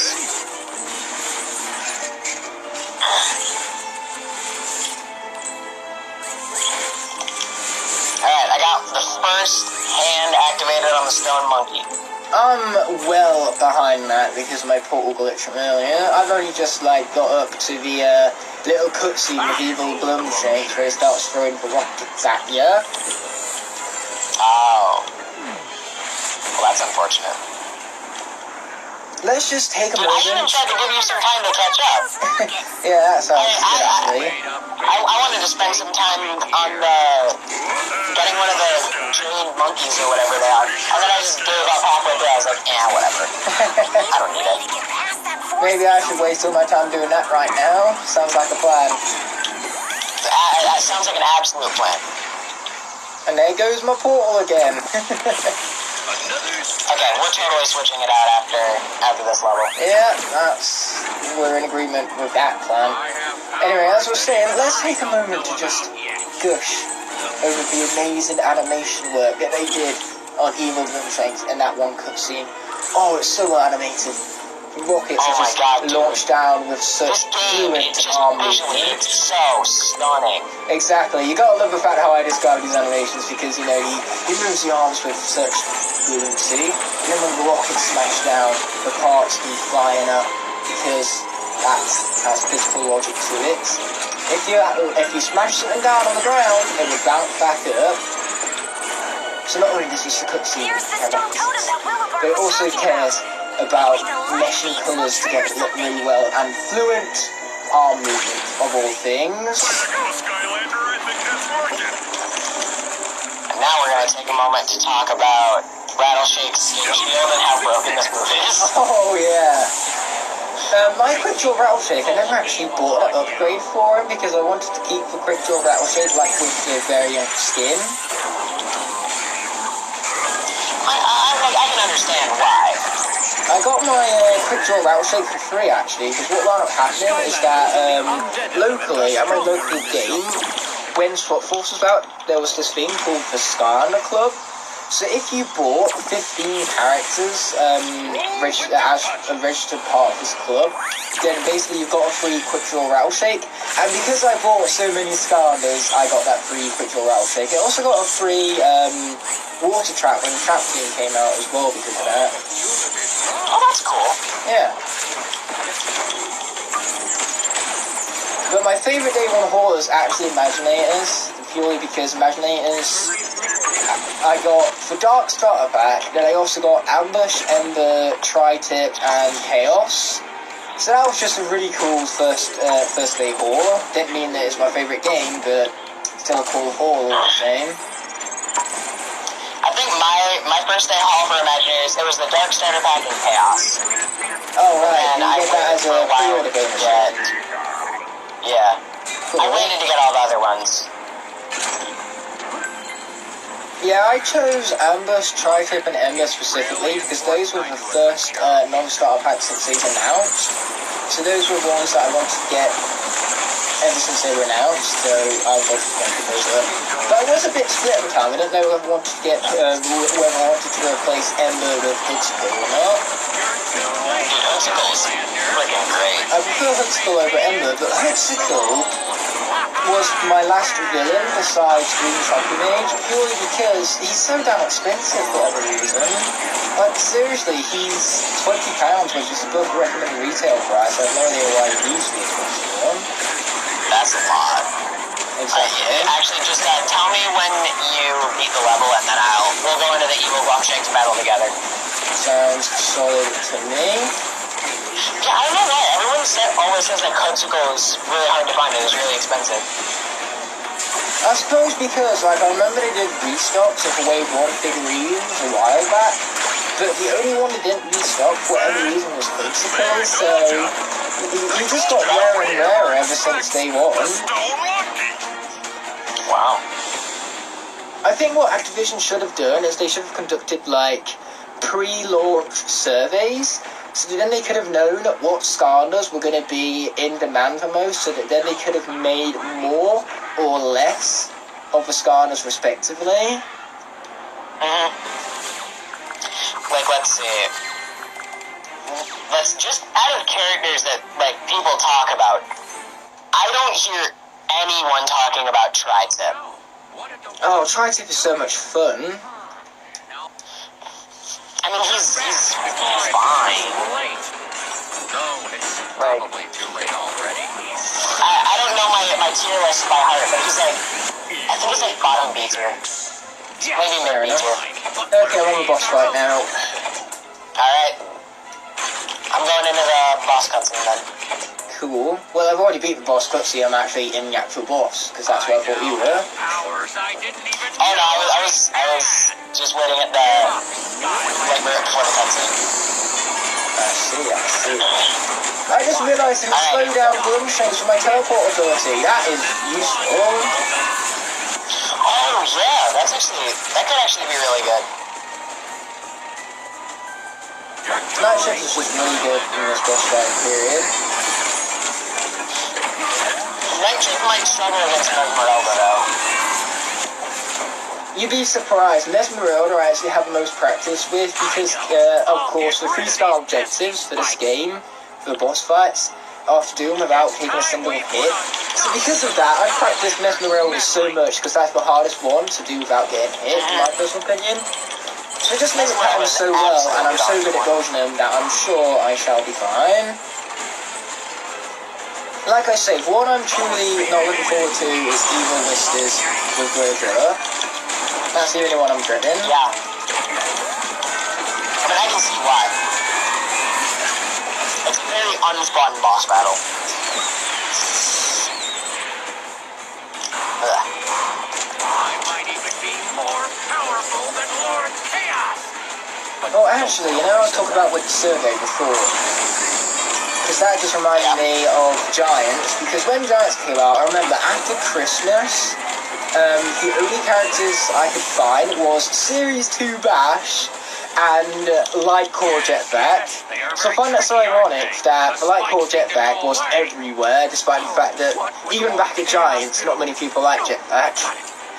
And I find it so ironic that I could find Series 2 Bash everywhere, because I knew for a fact that in America, he was near impossible to find, and then in Europe, he was everywhere. For some reason, a lot of people have trouble finding a Series 2 Drobot. In Europe, yeah, the thing with Series 2 Drobot is that in Europe, he was never even released. Really? Yeah, he never got released in Europe. I got my Series 2 Drobot imported, that's how I got him. Yeah, I had him imported from America. I paid £10 for him, and then I paid £10 for shipping, so I paid £20 total. But for a Series 2 Drobot, for a European, it was so good because the only other option was one that was £35. And so it was just like, you know, I'm just going to get the £20 one. And the £35 one wasn't even like new or anything. The £20 one was brand new in the box and everything. In fact, I still have the box for Series 2 Drobot. I did unbox the figure. The box was left in such good condition that I simply just glued it together and it still looks pretty damn good. Well, that's good, man. Like, let's see, I think I still have all my packages for Imaginators. Yeah, that's the thing. I love the design for the Imaginators packaging because they designed it in a way that you could unbox the Starters and still keep the packaging in really good condition. Oh, they look so high quality, man. But the Eon's Elite boxes are by far my favourite ones. They look so cool. I don't have any Eon's Elite boxes. The boxes, they actually, they shine, so if you reflect the light of them, they actually have a really nice shine. And they have the artwork of the Starter at hand, like, on the top. So for contrasting colours between the artwork and the shine of the box, it just looks so damn cool. I just realised that I accidentally got 3 stars in this level because I actually took no damage the whole time without noticing. Dude, this is the first level you finished ahead of me. Oh, yay! Did that by total accident. Hey, I got him. Nice. But I got 3 stars too, man. Glad to see you back here in Just so good at this game, we must be. Oh, I'm bringing out the Yoda talk now. You know, it's a special episode when I bring out the Yoda. Self-proclaimed best Skylanders player. In fact, on YouTube. has come here. Self-proclaimed best Yoda voice of the SkyTubers because I definitely don't have the best Yoda voice, period. But I haven't heard many of the SkyTubers do a Yoda voice, so I'm just going to say mine is the best for now, at least. I don't think I can do a good Yoda voice. I can do a good Chewbacca. All you gotta do for Chewbacca is yawn. Think about this, okay? If you're Vin Diesel, you get paid millions for saying, I am Groot, down a mic. I am Groot. Exactly. Or if you're the voice actor for Chewbacca, I have no idea who it is, but point is, they get paid millions for yawning down a mic. Okay, yeah. Honestly, that's like the best job ever. Yeah, that would be so good. You could show up to work tired, and you would be praised for it. You'd be like, you showed up to work, but you showed up to work tired even, but your yawning was so much more better than usual. Here's a bonus. Exactly. I so wish I could have that job. Actually, that does remind me of the trending video, trended a few years back, of the woman with the Chewbacca toy, you know, the mask that when you open your mouth it did the yawning. Oh, really? Yeah, there was a mother who bought their child this Chewbacca toy, which, like I said before, it was a mask which yawned whenever you open your mouth. But she opened it before giving it to her child, and started playing around with it, and she loved it so much that she didn't, I'm going to assume she didn't even wind up giving it to the child, but still, it started trending everywhere. Everyone was watching this video of just this mother messing around with this Chewbacca mask. It was hilarious, that's why. I mean, it sounds like it. Well, anyways, I'm ready to end off this episode whenever you are. I'm just waiting for Snagglescale to shut up. Well, he is notorious in this game for speaking. I can relate to Snagglescale so much, in the fact that I don't stop talking. Alright, man. I'm ready. I'm ready. Cool. So I want to thank every last one of you for watching. I'll be seeing you in the next one, which is going to be episode 5, so you want to go and check out Demigod's channel for that. But regardless, until said moment arises, peace. Ladies and gentlemen, my name is Demigod here, and welcome back to another video. There is no time to ASMR. ASMR Demigod. We've received news that Anyway, welcome back to the video, guys, and today, guys, we are back for another episode of the Skylanders Swap for Soul Link. If you guys missed the last episode, it was on Igknight's channel. I would highly recommend going and checking it out. That'd be greatly appreciated. The marshal there might know where the terrorist group can be found. You know, it was a very important level. We took on Evil Glumshanks. It was the first level that Igknight actually finished before me. And we also accidentally got 3 stars, because we're cool like that. We did. We both got 3 stars. Total accident, didn't mean to do it. Alright, guys, well, let's just quickly go over the rules one more time. Basically, when the game says Skylanders and the magic element are stronger in this zone, we gotta swap to Hoot Loop and Trap Shadow. When the game says Skylanders and the fire element are stronger in this zone, we gotta switch to Blast Zone and Fire Kraken. So on and so forth for all of the elements. If at any point a character dies, well, they're considered dead and we cannot use them again until right before Chaos. We can sacrifice current existing Soul Link pairs to bring other ones back. And there's you guys thinking, what the fuck is a Soul Link pair? Well, it's basically Skylanders are the same swap type. That's why we're doing this with the swappers. They're linked together. So, for example, if my Rebel Rouser dies, then Igknight's Gorilla Drill would die. You know, honestly, I'll be fine with that. I know, you're not a Gorilla Drill fan. If you're gonna do that, do it before the Evil Whiskers, so that then, you know, I can actually fight with someone who's good against Evil Whiskers. I mean, let's see, what's the element before that? I think it's Earth. Oh. It might be Earth. So actually, it's a perfect setup, but then you would have to do it with Doomstone, and I wouldn't inflict that burden onto you. Yeah, and then if I was to lose Doomstone, you'd lose one of the best swappers free range, huh? I would lose Free Ranger, that would suck. Yeah, because here's the thing, Free Ranger isn't one of my favourite swappers. I'd say he's probably like either number 6 or number 7. But in terms of how effective he actually is in-game, out of all of the swappers, he is one of the best to play as. He's an absolute beast in this game. Oh, he is. He totally is, dude. I never hear anyone talking about Free Ranger, and I'm never sure why, because it's freaking awesome. To be honest, I don't hear many people talk about Skylanders these days, period. Okay, that's true, but the people that do talk about Skylanders, not a lot of them talk about Free Ranger. Yeah. Well, I'm too busy gushing over the best Skylander most of the time. We all know who the best Skylander is, let's be honest. It's Wolfgang. Oh yeah, totally, that's 100% who I was going on about, yeah. And you were talking about Igknight or Smolder Dash. Yeah, Igknight is the best male, Smolder Dash is clearly the greatest female. I was talking about statistically. Wolfgang is the highest on my tier list. Oh, I see, you mean for Sensei from Imaginators, obviously. I do mean the Sensei from Imaginators. Then again, you think about it, all of the villains in Trap Team, well, most of them anyway, are pretty broken because they technically don't take damage. Okay. And if you do it right in Secret Series with Supreme Sync, you can just play as them infinitely and just not die. Oh yeah, that's so much fun. I'm trying to think if there's another level with shooting it, but there isn't in Trap Team.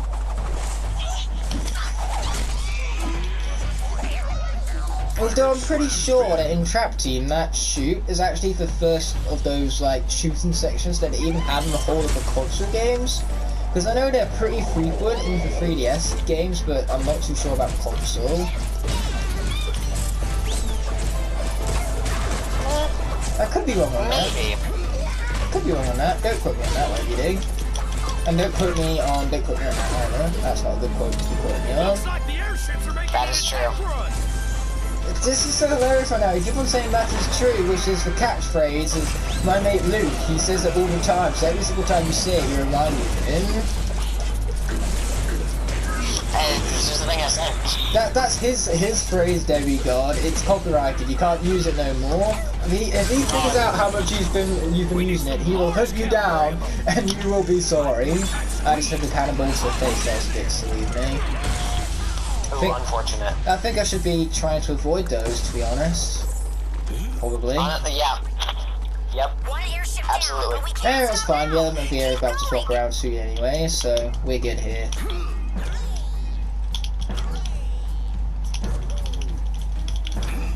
Alright, I got the handle. Because here's the thing, if I do wind up losing any characters, it's going to be because I was doing something stupid, just not paying enough attention or whatever. Yeah, that's the joke that I had with Wobbly Gang, because I know that I can do this. Like, it really all depends on whether or not you got me with some stupid bullshit.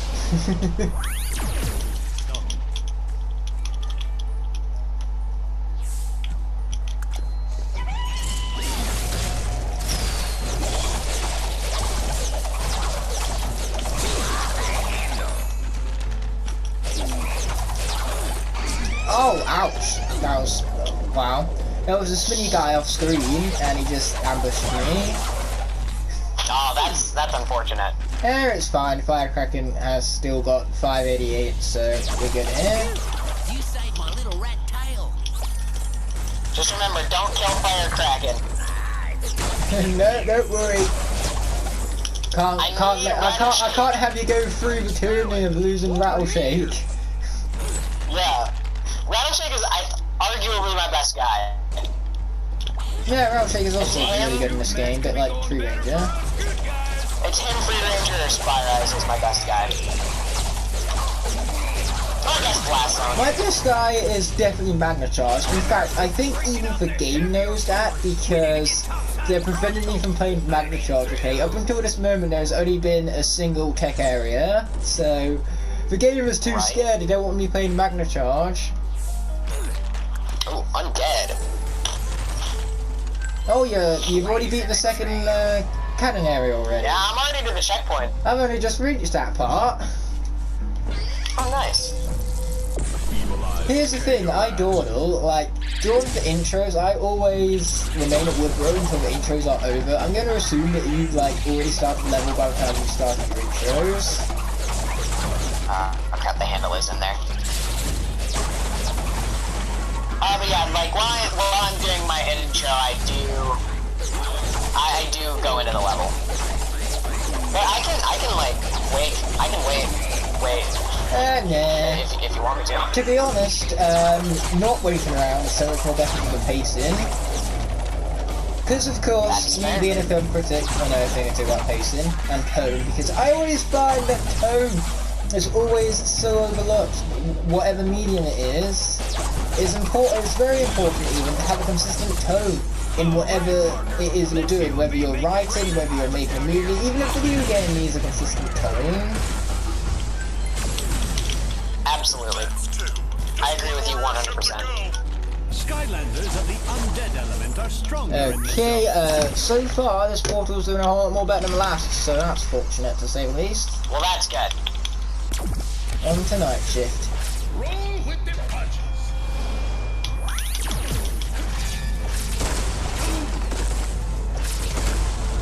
It sure is a good thing that those cactus don't damage me, because I can guarantee to you that if a cactus did damage me, that is how I die.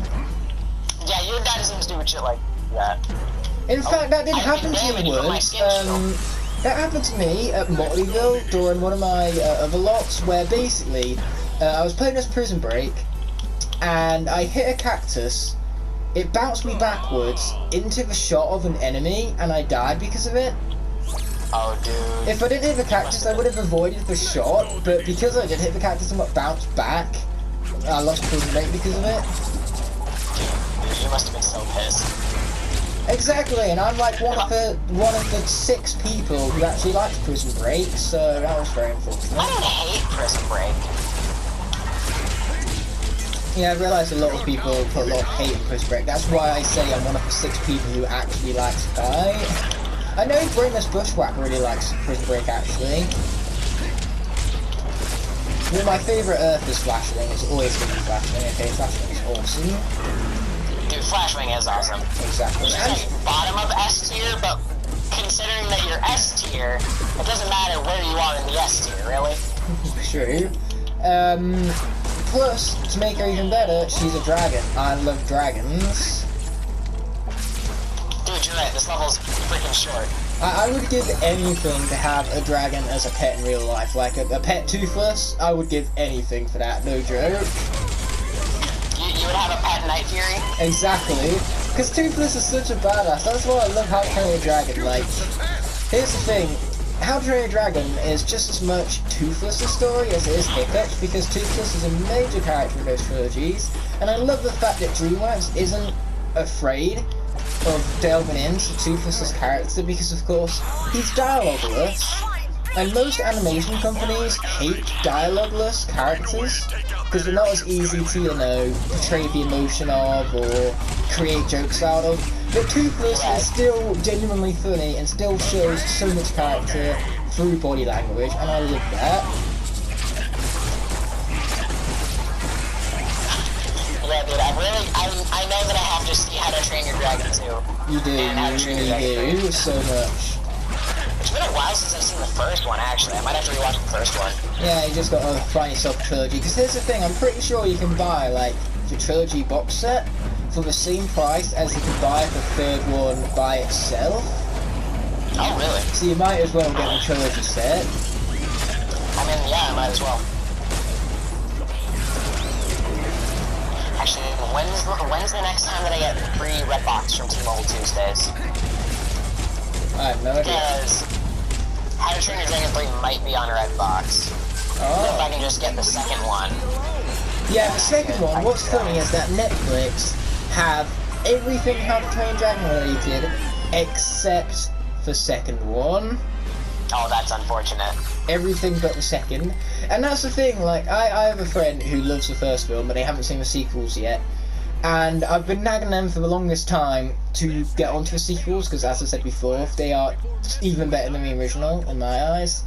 And, they have Netflix, so it was like, oh yeah, we can watch absolutely everything on Netflix, but the second one, it's so annoying. And they've said they refuse to watch the third one on Netflix until they've watched the second one. Oh, dude. I mean, like, I can understand why, but...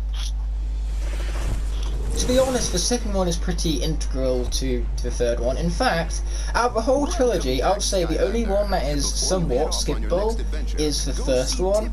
But even then, like, having the whole trilogy as a binge is so much more better. I might have to, maybe not this weekend. Actually, I'm not sure. Maybe this weekend. Or, I mean next weekend. Talk to Tibbet. I like Tibbet. Tibbet, treasure hunter extraordinaire. Did you know? Dude, can you believe that we forgot about legendary treasures? Powerful items that can help you Yeah, on they're your a thing. quest. Don't They are believe me? certainly a thing. Well, pick up that My legendary favorite treasure utilization and be of legendary amazed at what treasures happens to is its superchargers incredible because you can powers. customize the academy with them. Mm-hmm. Dude, Crustaceous Claw. You may have Crustaceous noticed Clocks, these I think that's what it's treasure called. pedestals all over town. Dude, I'm snagging that. I'm snagging the cheapest figure. On one of them, it will unleash its I'm gonna Crustaceous take the Clocks, extra what's max out that? of EP, man. Place it on that pedestal. I'll show you how to use Alright, so it. legendary treasure you can buy from Tuck. It gives you 20 extra max health. Oh. I can't use any of the pedestals because my rank's too low. Skylander, keep a But lookout I think for you get legendary treasures during your maybe one or adventures. two. Well, that's it. I know I get this When you one. I finish think the up next your one's town, like head over Portmaster to rank see 9 or Tessa. something like that, which... Let's be honest, I can't be asked to achieve that, although I most certainly could, because all I need to do is load in all of my skylanders, because I own every single in-game skylander, so I'd get every single skylander objective. I mean, you can do that when I'm importing all my stuff from my camera to my computer. So I don't think it would even take that long. Sounds like a plan, actually. Anyway, you ready to conclude then? Yeah, I think so. Cool. So yeah, guys, that is going to be the end of this episode. Bit of a shorter episode, but you know, that's fine. If you guys enjoyed it, please be sure to leave a like and a comment. That would be greatly appreciated. The next episode is going to be on Igknight's channel. Yes, so, I get to you do know, my go ahead and favorite drop him a level subscribe. for my channel. Yeah, man. Alright. But yeah, please be sure to click that subscribe button if you haven't already, so that you can join us as soon as freaking possible. And while I'm plugging everything else, be sure to click the bell so that you get notified whenever we upload one of these crappy videos. But apart from that, I will see you guys in the next one. Peace out, guys. This is Demigod Schmurda. Logging out. Yo guys, welcome back to a brand new episode of the Soul Link, where the even numbers continue. All reigning of the evil numbers. The evil even numbers. I had to say that just for the sake of the alliteration. But regardless, today is Motleyville, my favourite level, so I suppose that somewhat compensates for the fact that this is the 6th episode. Somewhat. Which is what we need. Somewhat. Wait, did you say scrap Also, yard? Demigod is here still. Maybe that Yes, I am. You can't get rid of me that easily, Igknight. Not much of a surprise considering you were here for the previous 5 episodes. That is true. It's so important that he emphasised the that is part by saying it twice. Repetition for effect, you know? To find the terrorist squid. Bravo. Demigod repeats himself counter. Oh, hey, there's someone over there. My counter for that is way, way worse, so you're in the clear. How you doing there? I'm Okay, I've actually got into the level. How far into the level are you at this point? I'm already on Evil Eyes Whiskers. I've already just started that part. So, fight! This level is going to be quite the race as well, I've realised, because this is one of the longer levels in the game. That's why I limit it. I think this one's actually the longest level in the game. It's either this or another one of the, like, on-rail shooters. Oh, Phantasm Forest, that's actually the longest one. Yeah, actually, Phantasm Forest might be longer. It's because of all of those gosh darn hosepipe sections. And it's actually a really big level too, it's got, like, most collectibles. Yeah, I just played it for the first time last night. I guess Phantasm this Forest is morning. still pretty fun. I like Phantasm Forest. Suddenly, I Yeah, it's certainly not like an unfun level. Skylander, you have to What's help. what's the level that I really like? The level the Frozen Fossil Festival is based on. Frostbite Mountains. Oh, That's I my really favorite like that level. one as well. That's definitely like within my top 3 level. In fact, no, it's my third favourite level of this game. Right behind Motley Foil and Tower of Time. Tell you what, help me rid this town of him, and I'll In be fact, forever if in you can your be debt. asked and we are up for it and have enough swappers left, you want to do the adventure packs as well. I I've never done the adventure packs in one of these locks before. Yeah, that's a fun thing. Like, I'm pretty sure for one of my locks on the past, I can't remember which one, I'm pretty sure I did the adventure packs for it. I want to say is when I did my first ever lock for Dragon Lock from Spyro's Adventure. That was back when I was copying Crash. Anything and everything he did, I copied it. Then again, I'm still doing that now, let's be honest. And you did it better. Oh, of course I did it better. Not hard there, isn't I it? mean, then again, it's not hard to be better than Crash, in the words of Make. For my Dragon Lock, I don't think I even had a single locks, actually. Oh, really? For Spyro's Adventure, yeah, it's not difficult. Don't quote me on that, no. I mean, I don't know, man. Like, I did Chosen Locks for my birthday on Spyro's Adventure, and the ghost, the people that were in my chat are fucking sadists. They made me play the boss battle as Ghost Roaster. That was really pretty good, I swear to God. It was something I'll never be able to recreate. It was one of the most epic things I've done on my channel. What, did you defeat Chaos with just Ghost Roaster? I beat the undead boss with just Ghost Roaster. I don't blame you, Ghost Roaster is very good. He's one of the best easily, especially from Adventure. When I was doing Spyro's Adventure in co-op with my dad when I first got the game, my dad's favourite character was actually Ghost Roaster. I do remember you saying that back when CLS was still a thing. Yeah. Speaking of, is the Skylanders game still a thing? No. I don't get enough like votes anymore, so I cancelled that one. Fair enough. Yeah, I remember the debut episode got like 39 votes or something insane like that, and since then, like, I'm lucky if I get 2. And that's just not the kind of thing I want to go with going forward. I suppose because it was very oversaturated, it was way too long and too big of a project. But I still have a bracket saved, so I might try to reboot it, but I'll do it, like, different in terms of execution. Because I don't want to get rid of that bracket, because that bracket I spent such a long time finalising.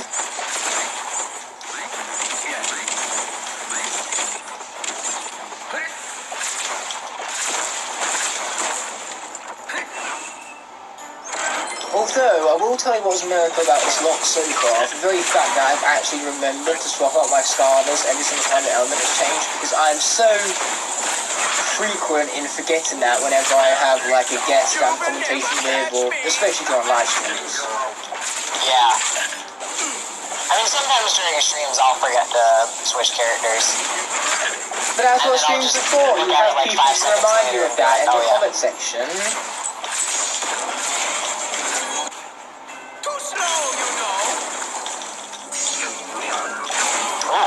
My skin shield's already gone.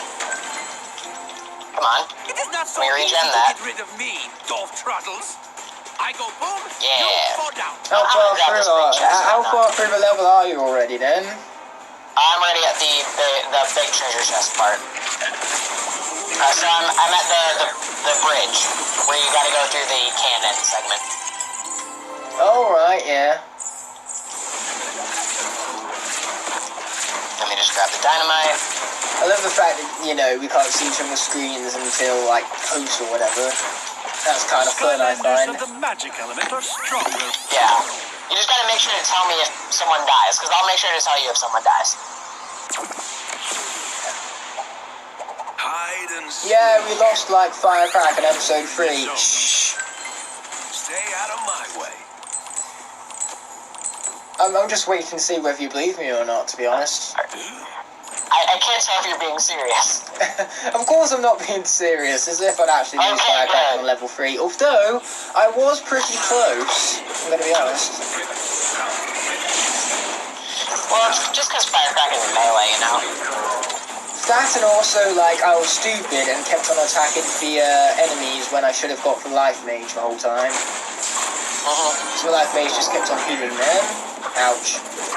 I always forget about the jump scare with the big bulky guy in this level. Oh yeah. Because, like I say, I normally play this on the Wii version, and that is not in the Wii version. Ooh. Yeah, I figure you're gonna need a kid. Oh, the Wii, So that's you gotta love when that classic. happens, right? Lucky for you, I happen to Yep. have one. Here you go. This old cannon ought to do it for you. Dude, way too much of Fruit Loop's damage comes from Dream Beam.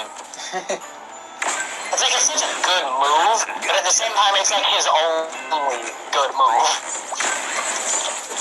So one thing I really like about this level is that when you're pushing the cannon up the rails, what winds up happening is that you can actually see Nightshift's soul gem above, and that kind of gives you a clue as to where to find it earlier from in the level.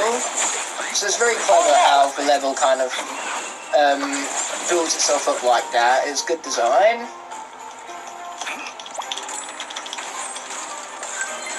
Into the shadows. Okay, let's finally blow this up. Boom. Alright, let's bring that cannon up there. So, I just went on a holiday last week, which I haven't actually talked to anyone about besides Instagram stuff. And the whole holiday, my dad was trying to take the mickey out of me every single time I said boom. So it just got to the point where I stopped saying boom, and my dad had nothing to take the mickey out of. Because apparently I say that a lot. It's one of those things which I say subconsciously and I don't actually notice until people point it out. I think for me, that's like, just whenever I swear. I don't realize that I'm swearing. Or I don't really see it as like a bad thing. I don't mind swearing much as long as you use it for the sake of expression. Like, if you're expressing yourself, then that's fine, because that's what swearing is for. But if you're just swearing for the sake of swearing, then there's no point to it, really. Yeah. Or in frustration, because it's funny. Yeah. Like, my dad always says I swear like a sailor, but... And I'm like, yeah, I do. I own it. I have a real swearing problem. But it's like, It really depends on who I'm with. Like, I tend to swear a lot when I'm with my friend Luke, just because he doesn't judge me, because I feel like if I swear, people judge me. And he knows that I do it for expression, because we know each other so well at this point. So people who I'm a bit more comfortable with, I swear a lot around, but otherwise, I mostly just do it for expression or to be funny. I mean, yeah, like, I don't swear when I'm at school, or, like, when I'm at work, I don't swear much, Now I present but, to you the bird. like, when I'm just sitting at home playing video games, I'll let off, like, quite a few F-bombs. My tutors at my college couldn't give a fuck if we swore in class, because they do it all the time. Skylanders nice is a of life them. element. Exactly, they give zero fucks, and I love it. I love the fact I'm emphasizing the fact that this is a conversation about swearing by swearing. There's a way. Exactly. There's no better way to emphasize, swear words than actually using said swear words. Right, exactly. Oh no, now we've got to the section where I've got to use Grilla Driller up until the Evil Eyes Whiskers. Oh boy. This is going to be a long section. Alright. Just switching out to Stink Bomb now. Oh, I'm actually ahead of you? I'm shocked. It's fine, I won't be too much longer. You'll probably catch up to me during the Whiskers fight, no doubt. Probably. I mean, if you use, like, what path do you have Grilla Drilla's turrets on? I have no idea. One of them. Because I noticed the banana ones shoot faster, but they do much less damage. Yeah, I have Banana's one. Oh, that's unfortunate for you, man. What was the other one? Nuts or something? It just makes them do, like, area damage. It doesn't reduce the damage. Oh, I And see. I think you can have 2 turrets at once on that path. You can have 2 turrets at once on the Banana's path as well. I think that's a base upgrade, not a Okay. path upgrade. Yeah, that must be a base upgrade. And then, what do you have as his top on? Do you have the punches or the monkeys? monkeys. Me too. It was so fun. I know, right? That reminds me of Monkey World. That's another thing I did on a holiday. We went to this place called Monkey World, and what it is it's basically like a zoo, but with rescue monkeys in it. And so they have a lot of endangered species there, so it's really cool to actually see those species, especially the gibbons, because they have certain species of gibbons which are endangered to the point to where they have one, which is one of 26 of that species in the world. There are only 25 other monkeys of that species, and that's mostly because of, you know, the very unfortunate things that take place on our planet, things like deforestation and climate change and stuff, which of course takes away the homes of the monkeys, and that's why they can't survive. They have to move to new food sources and stuff, and they just generally need to move to habitats that they're less adapted to. Sharks gotta keep. Yeah. It really is unfortunate. Honestly, we should go Ultron and kill off all the human beings on the planet, because human beings are messing up the planet. Yes. A fucking cactus. Ooh.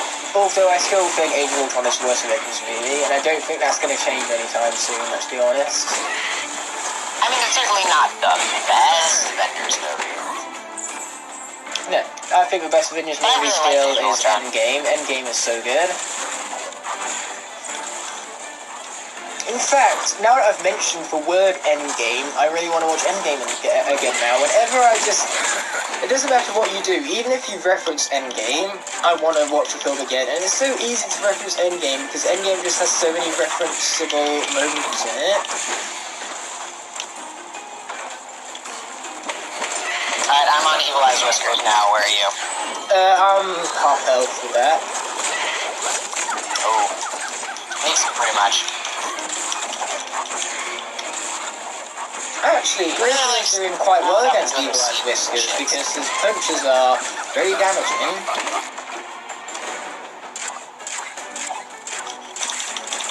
Yeah, man. Maybe this battle will cause you to like Gorilla Drilla. Nah. Who knows?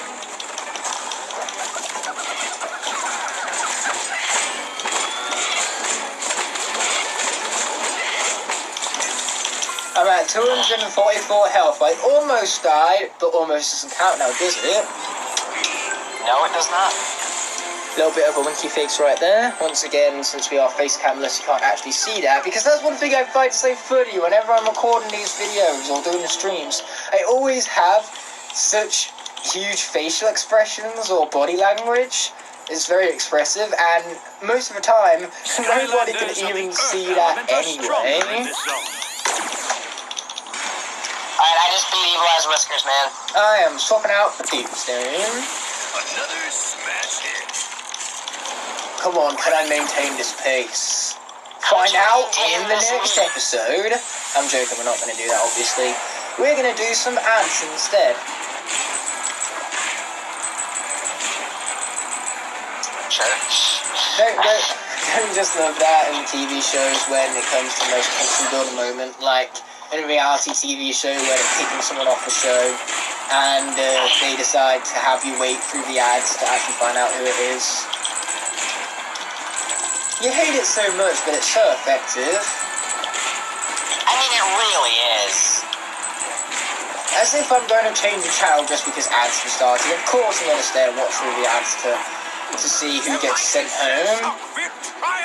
Which reminds me, do you even watch reality TV shows like I'm 17 Things? What? Or better yet, you can record the show and then just fast forward through the ads. Yeah, but most of the time, these TV shows that I'm on about, I watch live. I'm on about more things like I'm Celebrity. I'm not even sure you'd watch stuff like that. But a new season of that starting up soon, so that's going to be cool. I think the last time I watched a reality TV show was it last season of Survivor that I watched? Because I know I haven't watched this season at all yet. I just used my square button thinking I was about to summon down monkeys, but I'm playing as Doomstone. That was a bit silly. Okay, what's the equivalent of a square button on the Xbox controller? You mean the triangle button? The equivalent would be the X or the Y for Y. No, it doesn't matter. I just didn't know if you used the shield. Yeah, the shield. Which you said monkey, so obviously yes, you used the shield. My dumbass. Yeah, you're so dumb. How dare you not know every single attack for every single of the, like, 183 skylanders. Is it 83 or 63? One of them. It is certainly one of those numbers. I know for a fact it's an odd number because Imaginators, there's 33 characters, whereas all the other games are even. So 5 evens and an odd will always equal an odd. Yeah. That's how maths work. Just in case you guys didn't know I'm a nerd. Yeah, I'm a nerd. We're both nerds. In my free time, I play Sudoku.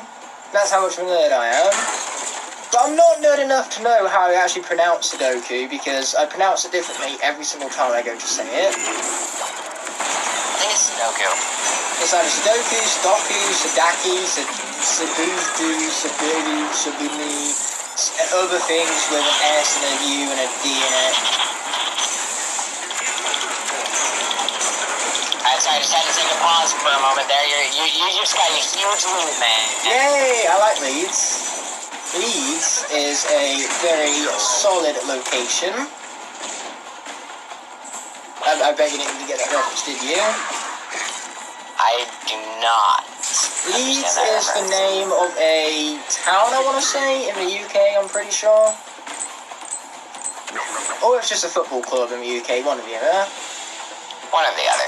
Or it's just the name of an accent. Still, the point is, Leeds has something to do with the UK, and not just, you know, winning Leeds. Alright, so how far are you into the shell shock battle? I just started. As have I, so Oh, we're at an even point.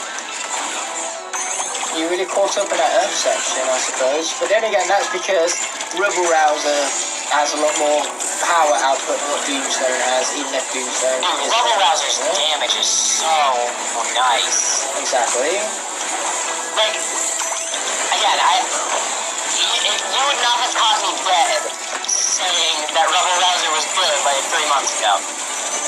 But his damage is just so good. And I guess Tombstone's damage is fine, but he's no Rebel Rouser. Well, obviously, if it's only one Rebel Rouser, you defeated him. Yep. That's cruel. Why would you defeat him? He needs those feet. Taking away feet is just, you know, insanely cruel thing to do. You're correct. I'm ashamed. I'm an evil man. That's what I've always found so funny about the word defeat. Why is it defeat? What is it about taking people's feet off that makes it eligible for the same meaning as just regularly beating someone in battle or besting someone? In fact, it doesn't even need to be in battle, it can just be besting someone, period. Like, I could defeat my sister at a game of Monopoly for crying out loud, which I did. That's one thing we did in the holiday, a game of Monopoly, that was good fun.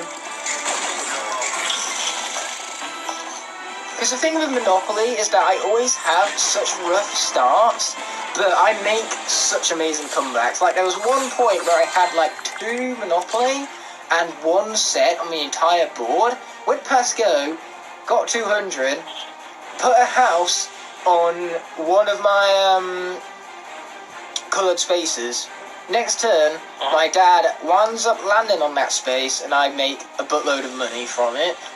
And from there, I'm just a few trades away from getting more sets and more money and stuff like that. So I make the best comebacks of Monopoly. When I play Monopoly, I always get red and green first, and then I go for yellow. And from there, I just like build houses on that property. You know, I play the long game. Red and Because when one orange, person lands on one of my spaces, they owe me a shit ton. Red and orange are by far the most useful parts on the board because they're most frequently landed on spaces. And there's of course the chance, which is advanced to Trafalgar Square. So having a hotel on that is very useful. Same with Mayfair. And Pall Mall, actually, there's one for that as well. Another reason to prove that I'm a nerd. I know every single Monopoly chance card off by heart. I don't know every like chance card. I know some of them. Like, what's it? My favorite And then there's like one. advance to boardwalk, go, stuff like that. Yeah, so my favorite chance card in the whole of Monopoly is the one where you have to pay 40 for every single house you have and 110 for every hotel you have. Because I love it when someone who's winning the game, who has like 16 hotels, lands on that and has to pay like a few grand, and then they have to like get rid of their hotels and start mortgaging just to pay off the chance card. That one's brilliant. Because, you know, they're on this high horse, they're like, ha, I'm winning so much, look at all my hotels which I'm winning with, and then they get that chance card and like, well, shit. Dude, like, it's very situational, but it's very useful. Well, it's very useful if the person who you're playing against gets it, but not if you get it. Like I said, it's very situational.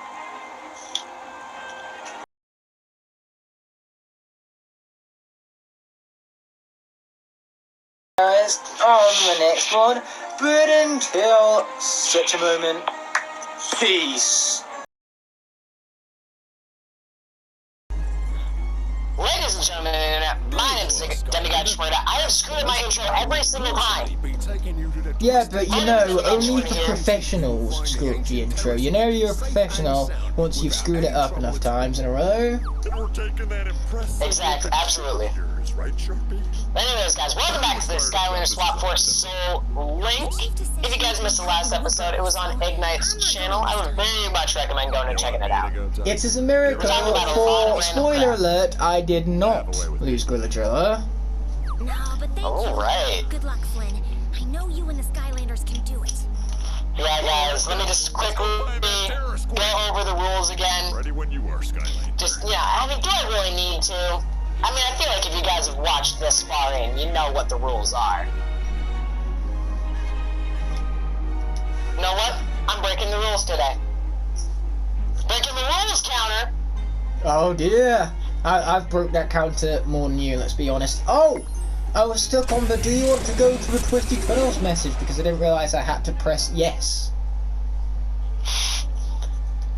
I can wait for you if you want. Oh no, I've pressed yes now I just need to wait to skip the cutscene. Yeah, the cutscenes are the one time where I can actually like go through things faster than you, purely because the PS4 has faster loading times than the 360. That is fair. Ooh, tech. Yes, I finally get to play with Max Charge. It's a But it miracle. looks like some trolls got here first. I'll scout ahead. Actually, come to think of it, all of the techs in this game are pretty OP because True Happy is for sure, Countdown's very good, Wind-Up's very good, and as are the two swappers. And Sprocket.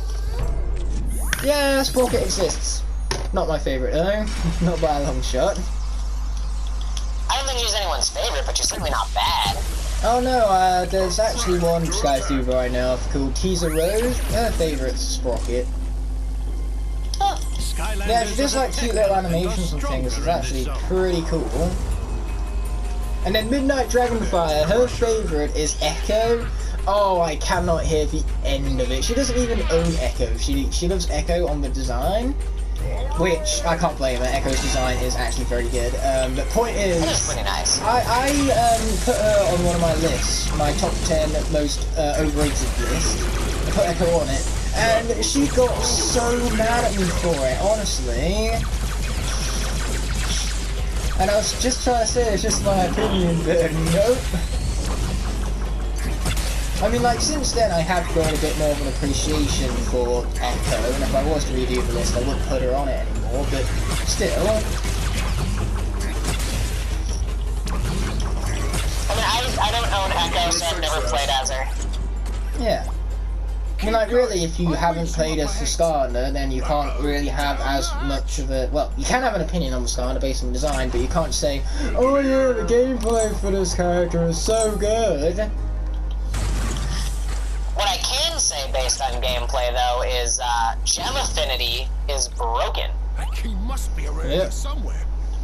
Well, at the end of the day, if you are to look at gameplay of a Skylander, and you are to see, like, the kind of damage numbers the attacks create, or maybe in the animation of the attacks themselves, you can give some sort of consensus on the gameplay, but even then, without having that personal experience, it's not as accurate as it would be if you had you're never going to have the same experience just watching someone play as a character than actually playing as him yourself. Yeah.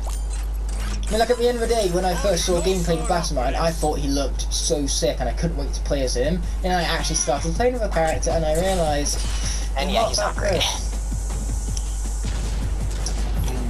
I just realised that a lot of things I do for expression, besides swearing, as we was talking about in the previous episode, I kind of manipulate my mouth, so I say things in a different tone, you know, a bit like this. But then when I do speak like that, you guys can barely hear me. So once again, that kind of ruins the point of the expression to begin with. That's unfortunate, man.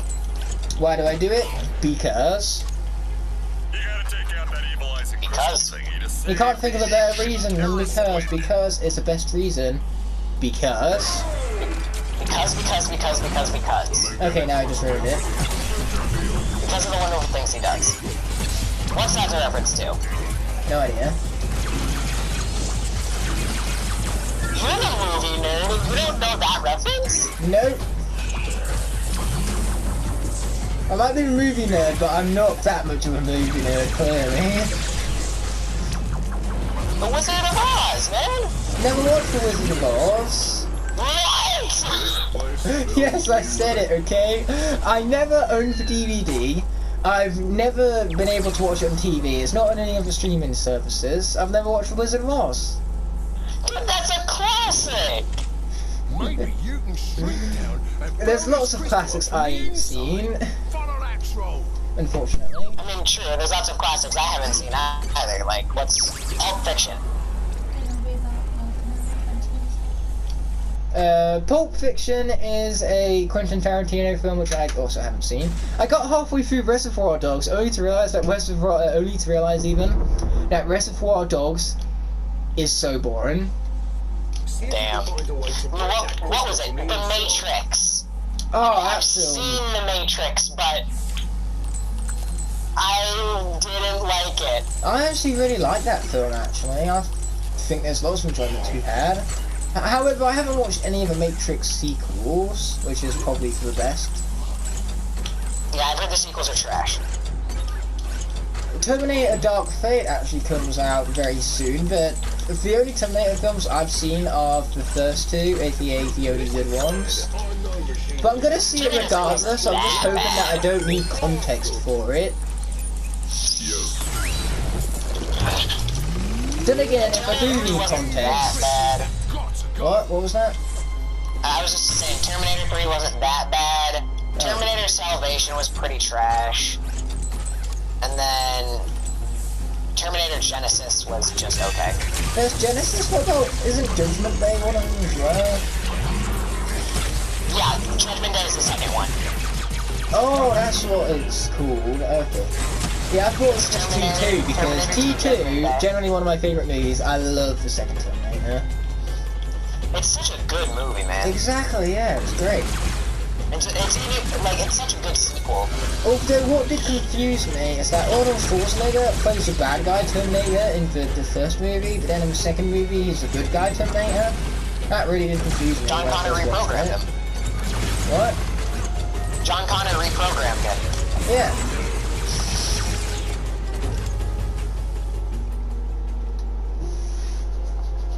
But yeah, these Terminator sequels, they're coming from everywhere.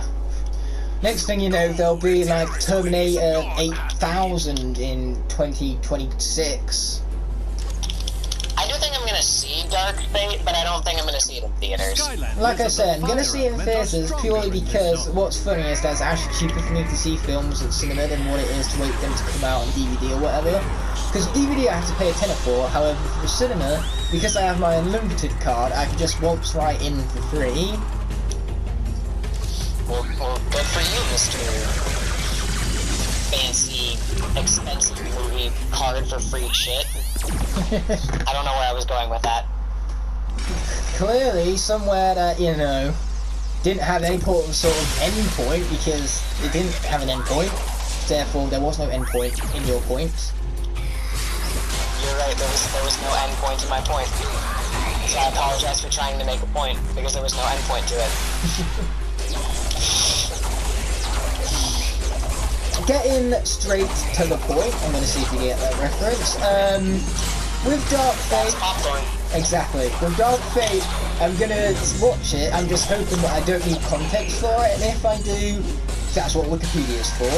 And I don't mean Wikipedia, I mean for references on Wikipedia. Because here's the thing, I go onto a Wikipedia page, not to actually read the information, but to go to the bottom of the page to see if the references are any good. Skylanders Like all are of the links and tech element, things. stronger in this zone. Yeah, I can see why, I guess.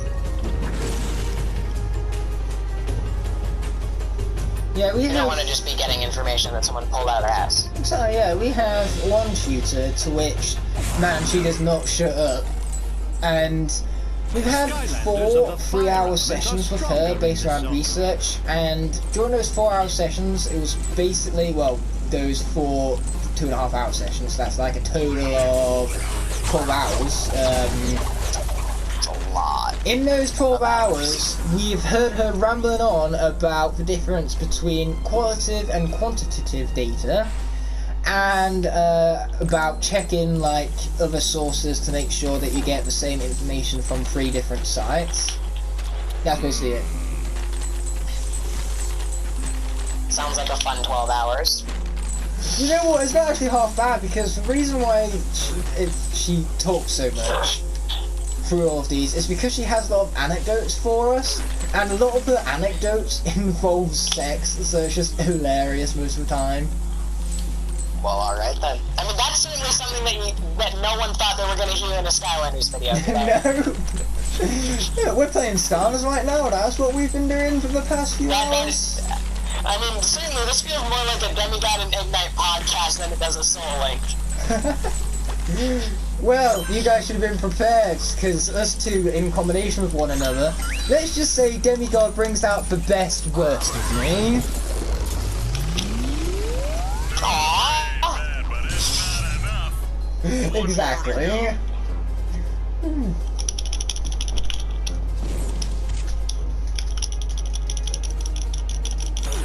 Are you destroying the second Evilizer Crystal?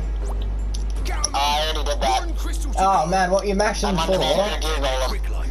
And this is the most That's quick where way the to mashing do it. came from, because me, I'm currently, well, I did just destroy the second Evilizer Crystal. I was just wondering where the mashing came from, that's all. And now I'm using Blastzone's dash attack.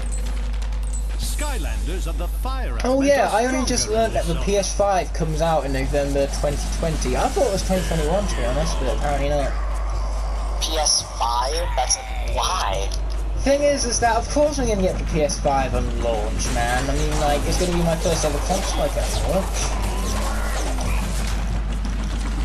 I don't think I've ever gotten a single console on launch. Yeah, I never have, because consoles are expensive, man. Then again, getting the Wave 1 of starters is about the same price as getting a console on launch. That's true. I think that maybe that my family got the Wii on launch. Maybe. Ooh, don't mind if I do. Yeah, no, my family don't actually game all that often. Like, the closest we've ever got to gaming is, of course, you know, Wii Sports. And my dad playing Skylanders with me for Spyro's Adventure, but that's about it, really. What my mum tends to enjoy most is my mum really enjoys going to the cinema a lot. That's why we both have our unlimited cards for the cinema. And then my dad, he really enjoys either fishing or pool. And I don't mean a swimming pool, I mean like actual pool with a table and the cues that you use to hit other balls into balls. I know you know what I'm on about, I'm just trying to make sure that everyone else knows what I'm on about. And I'm trying to make it so it doesn't sound too sexual while doing it. Okay. It's so hard to explain pool without sounding sexual. This is going to be the out of context episode. Of course, yeah, just clip all of these and put them in. The out of context episode. Yeah, the strange out of context episode. Just clip all of these and show them to someone out of context, see what they think.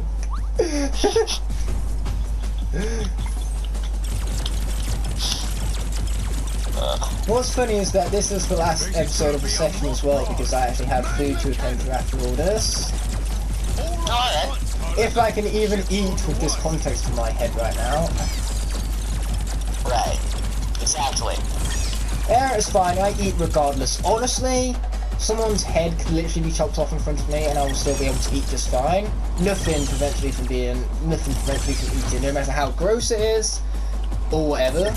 Because people say, you know, gross stuff like gore would ruin your meal, would make you throw up. Not with me, it won't.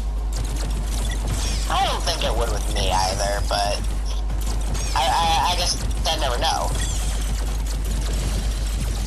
Yeah, speaking of gore, I really need to get back into The Walking Dead because the season 10 just came out, and basically we've been waiting for a few episodes to come out because as a family we really like binging through the episodes. Let's see. My mom and I really like watching all the Arrowverse shows together, so... Yeah, that's cool. I mean, like, really, The Great British Bake Off and The Walking Dead are the only thing we really watch as a family. But what's so funny about The Great British Bake Off is that it is so British. It's unbelievably British and I love it. And here's the thing, like, I have an on-running debate with my friend about burger baps. Because basically, some people call them cobs, some people call them baps. I'm on the side of baps, so I call them burger baps rather than burger cobs. And in the Great British Bake Off, for some reason they had them baking the bread for baps, and they actually call them baps in the show, which means that calling them baps is the most British thing you can do. So now that's my argument. They call them baps in the Great British Bake Off, therefore they have to be baps. And you know, sometimes that's all it takes. Yeah. It's like camo as well. To catch up. What was that? I just gave you a big window of opportunity to catch up because I just did the turret. I'm currently stuck in the turret. I'm still doing it at the moment. What were you saying? Something about camo, because I remember, like, for the longest time I used to pronounce camo camo. And it wasn't until the Oracle and Skylanders Giants that actually gives, like, the actual official pronunciations for characters that actually knew camo was actually camo and not camo. Really?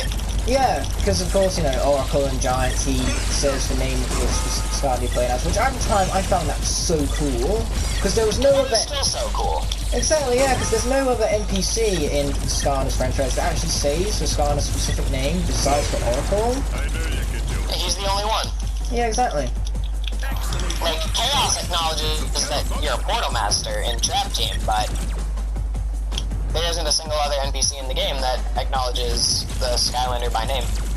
Well, one thing I do find weird is, why is Warnado Warnado rather than Warnado? Warnado always made more sense to me than Warnado. Skylanders are the Sometimes you just have to accept stronger things. in this. I guess. Unless you're Crash, you just can't pronounce Sprite. And he can't spell bushwhack either. Ooh, he can't spell villains. Yeah, I find it so funny how he either calls bushwhack bushwhacker or spells bushwhack with a H. There's no H in whack. Oof. That's my only response to that is oof. It's fine, like my spelling's any better. We've already talked about me with the 2 and 2.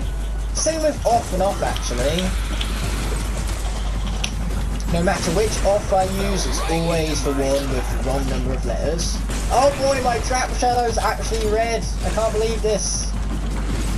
The Giggle's stupid.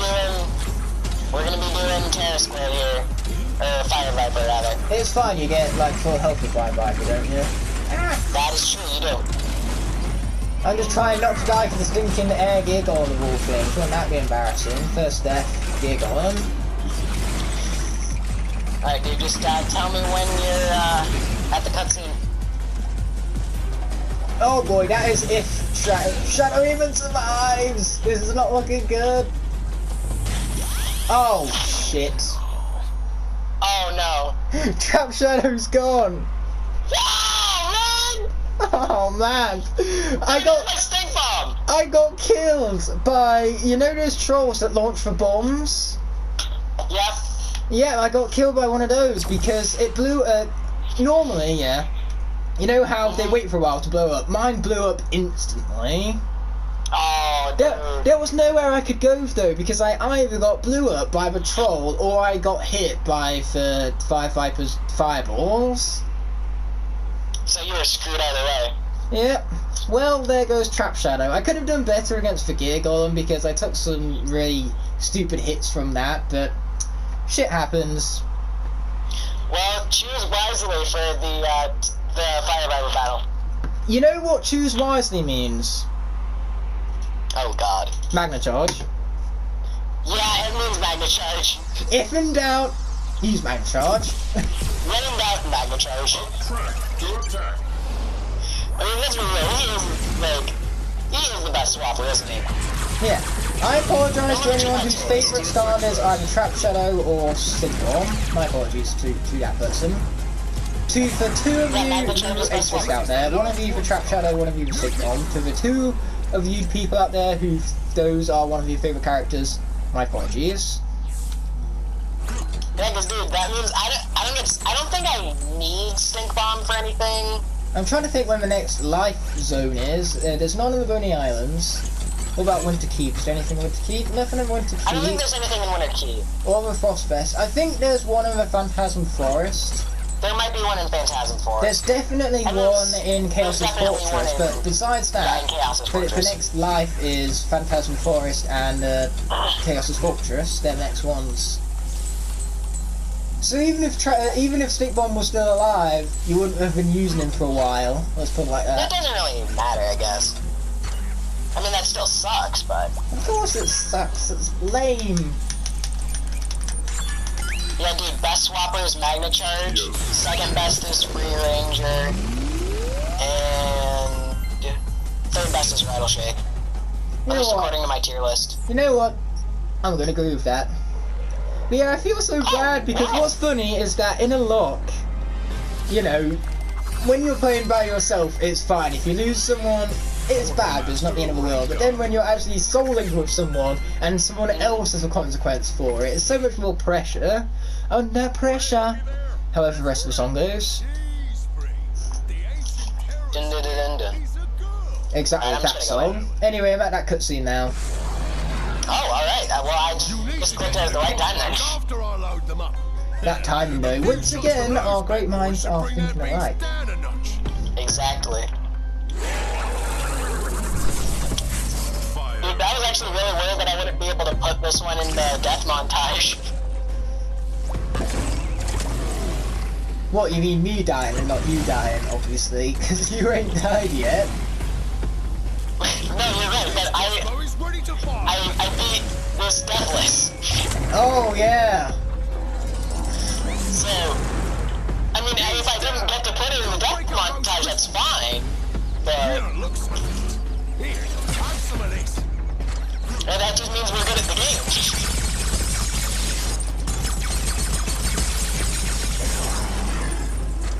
You know what, I'll tell you what, if I had Hulu, that magic area would have been absolutely fine.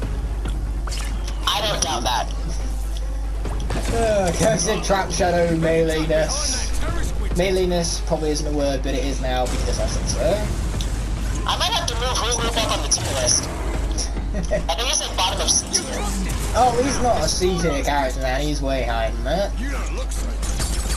Unless you're playing Trap Team, for some reason even, Boot Loop is nerfed in Trap Team.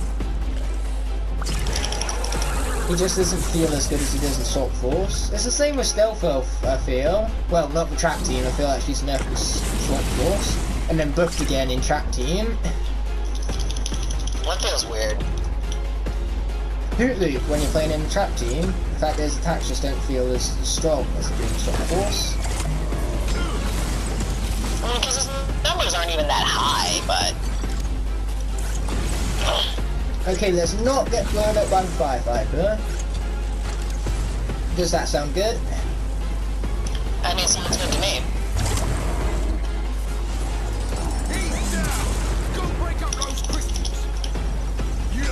Ouch. Dude, I love that being able enable the teleport back ability.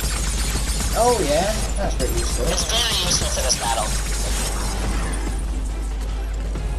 Okay, I'm gonna grab that pizza. That sounds pretty wise of me, to be honest.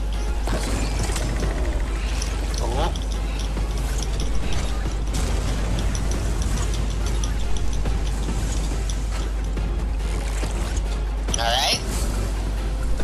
I bet you're gonna have so much fun editing this later on, yeah?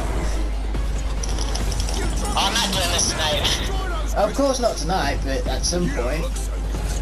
Later. Eventually. Eventually. So if this comes out in the year 2022, you guys know why. It's not like I'm gonna wait that long. Well, you say that, but we truly won't know until 2022 now, will we? What just happened? I'm almost dead! I got the pizza! Oh boy! Don't lose Hoot Loop because then I lose night shift. I don't want to lose night shift.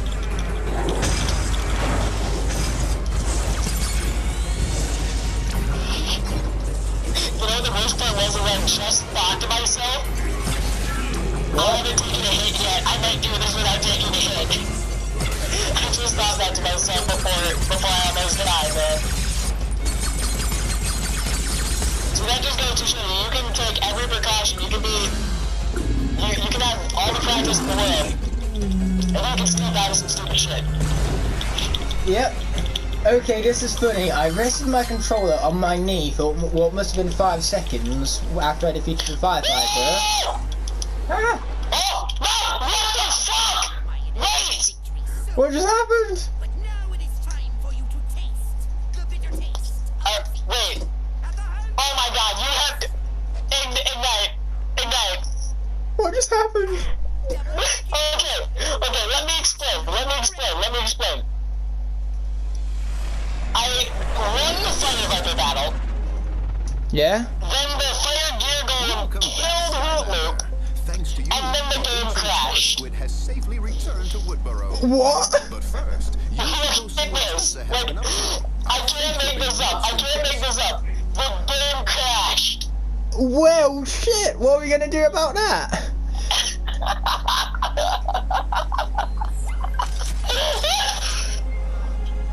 Okay, here's what's funny. My mana charge got so close to having the same situation that my game, like, finished barely before the Fire Gear Golem hit Magna Charge. And what happened is that for 5 seconds, I put my controller on my knee, because I had won the boss fight. I wanted to relax my hands for a little bit. And then the controller rumbled, and I had to catch it from falling off my knee again. Well, dude, do you want to do that battle again, or should I just do it? Oh man, I don't know. We'll have to discuss this off camera probably. Because I'm certainly gonna have to redo this battle, like, right now, but... Like, how does that happen? This is tragic, but it's so fucking cool at the same time. Like, okay, I can't make it up. I beat him, like, I destroyed that evilized crystal. The Fire Gear Golem killed me, and then the game crashed. Oh man. The game clearly doesn't want... Count that? Does that count? The game clearly doesn't want us to lose our teleport characters, clearly. I mean, because... Look, I did die. Hoot did die, but the game crashed, so how do we count this? Like I say, we're gonna have like a super extravagant debate afterwards. We're gonna have to go like all Phoenix Wright on the game's ass. Okay, how about, like, just right now, if the game makes me have to redo this boss battle, like, if I can't go into Fest Mountains or whatever the level is, Boney Island. If I can't go into Boney Island, then the death doesn't count. Okay, yeah, sure, I want to keep my night shift, so... And... Thing is that I lost Trap Shadow, so I really wanted you to lose the character as well, so that then it made me look less bad. Since you've technically lost a character, but we aren't counting it, I'll take that. We're not sure if we're counting it. Exactly, we're not sure if we're counting it, but if we wind up not counting it, then it's like a win-win for me. Because then, like, I get to laugh at your loss, and I don't get to lose night shift in the process because we ain't counting it. Level select. Yep, that's gonna make me redo Serpent's Peak. We got a second chance. He's still recording that? Let's go. Because my screen is still recording. Okay, Madashaw's just sitting still doing his awesome little idle animations. Well, now you just get to watch me. Or listen to me. You get to watch you, listen to me. What? What's happening? I'm still stunned at what happened, man. It's pretty stunifying. Precious metal. Like, all the stars have to align in order for that to happen. So yeah, we're gonna go Phoenix Wright in this game's ass and debate whether that death counts or not off camera. Oh no, the death certainly doesn't count because I'm not on, I'm not on Boney Island. I have to redo this battle. Well then, never mind. It doesn't count, meaning that, as I said before, it's kind of like a win-win for me. Because, like I say, I get to laugh at the fact that I'm not the only one who lost the character technically. But, at the same time, because the death doesn't count, I don't get to lose night shift, so... Oh my god.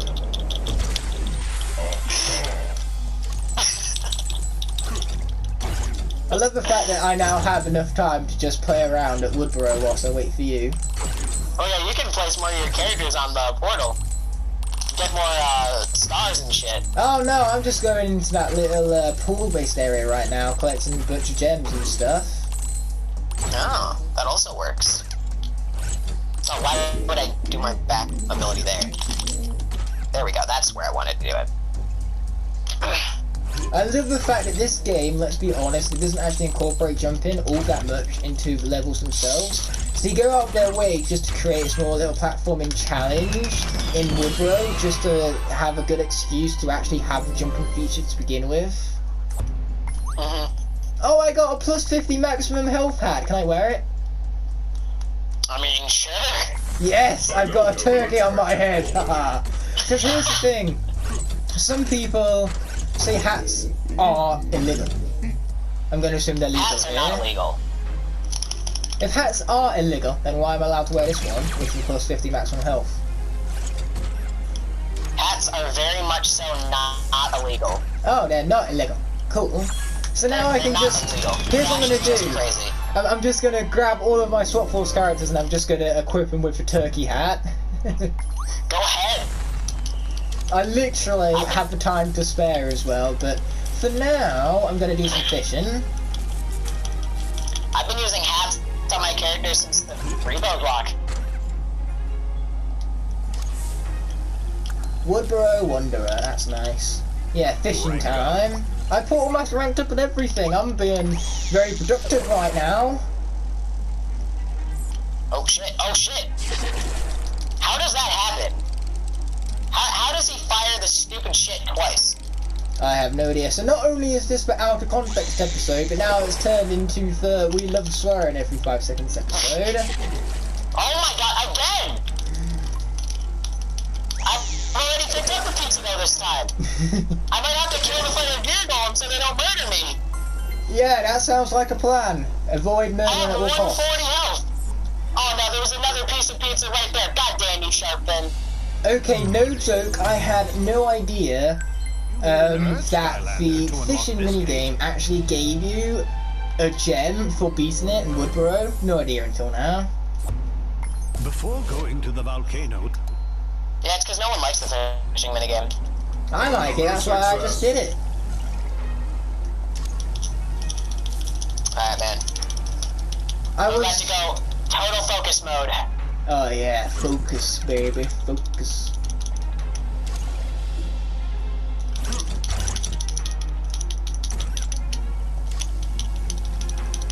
Oh, I do have a pedestal free, so I'm gonna go to Tuck and see if I can get legendary treasure. Get the plus 20 max health one. Skylander. Yeah, what was that called? That applies to all your characters. I don't know, just look at the description. Oh cool, I found it. I'm gonna get that and place it on the pedestal up there. Yes! Everything And Outlook is alright? not dead! This is insane. My Magna Charge has 935 health right now. That's a pretty And you decent still got amount. less than maxed out Bubble Blast. So yeah, have you beat the boss yet? Yes, I have. That's awesome. So once you load in Woodborough, I think we'll call it a day at that.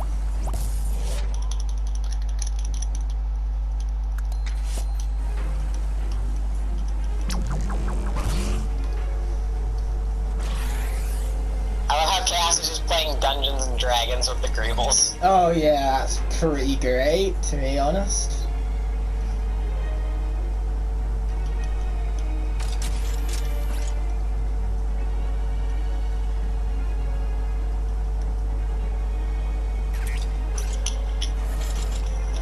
Dude, I'm serious though. How does that happen? Like, this is going to be one of my... I'm gonna make a montage at the end of this year of like the top 10 Demigod Schwerner moments. That's gonna be on there. Absolutely. I'm planning on doing a similar thing with my channel, like at the end of the year. I'm thinking I'm doing a highlights montage of the whole year, it's not a top 10 best moments or anything. But yeah, I think this would have to be on mine as well. It's gonna have to be on there, man. This is too good. Because here's the thing, you have to see that. You have to see it. You have to see it to believe it. That happened to me once as well on the Wii mode. Like, I think I was playing with Rollerball. I died at the very end to the 5 Gigoms after I destroyed that evilized crystal thingy. And my game froze. My Wii, it honestly sounded like it was about ready to blow up. It was going like... That's the most annoying noise I ever heard in my life. I had to unplug the Wii from its sockets. And then after I did that, I put my hand on it and it burnt. It was that had to be a fun experience. It was that heat up. I mean, like, it didn't actually scar or anything. It didn't actually burn. It was just really, really hot. That's what I meant by that. One thing I would really love to see, though, is I've heard, like, places like Arizona are so incredibly hot that you could fry an egg just using the sunlight. I would love to go to a place like Arizona just to see that.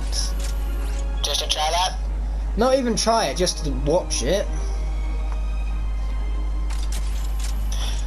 I mean, hey, like, anything's possible. I'll have to test that theory. Someday. I'll go to America someday, most definitely. It's just probably not going to be anytime soon with my lack of money-ingliness.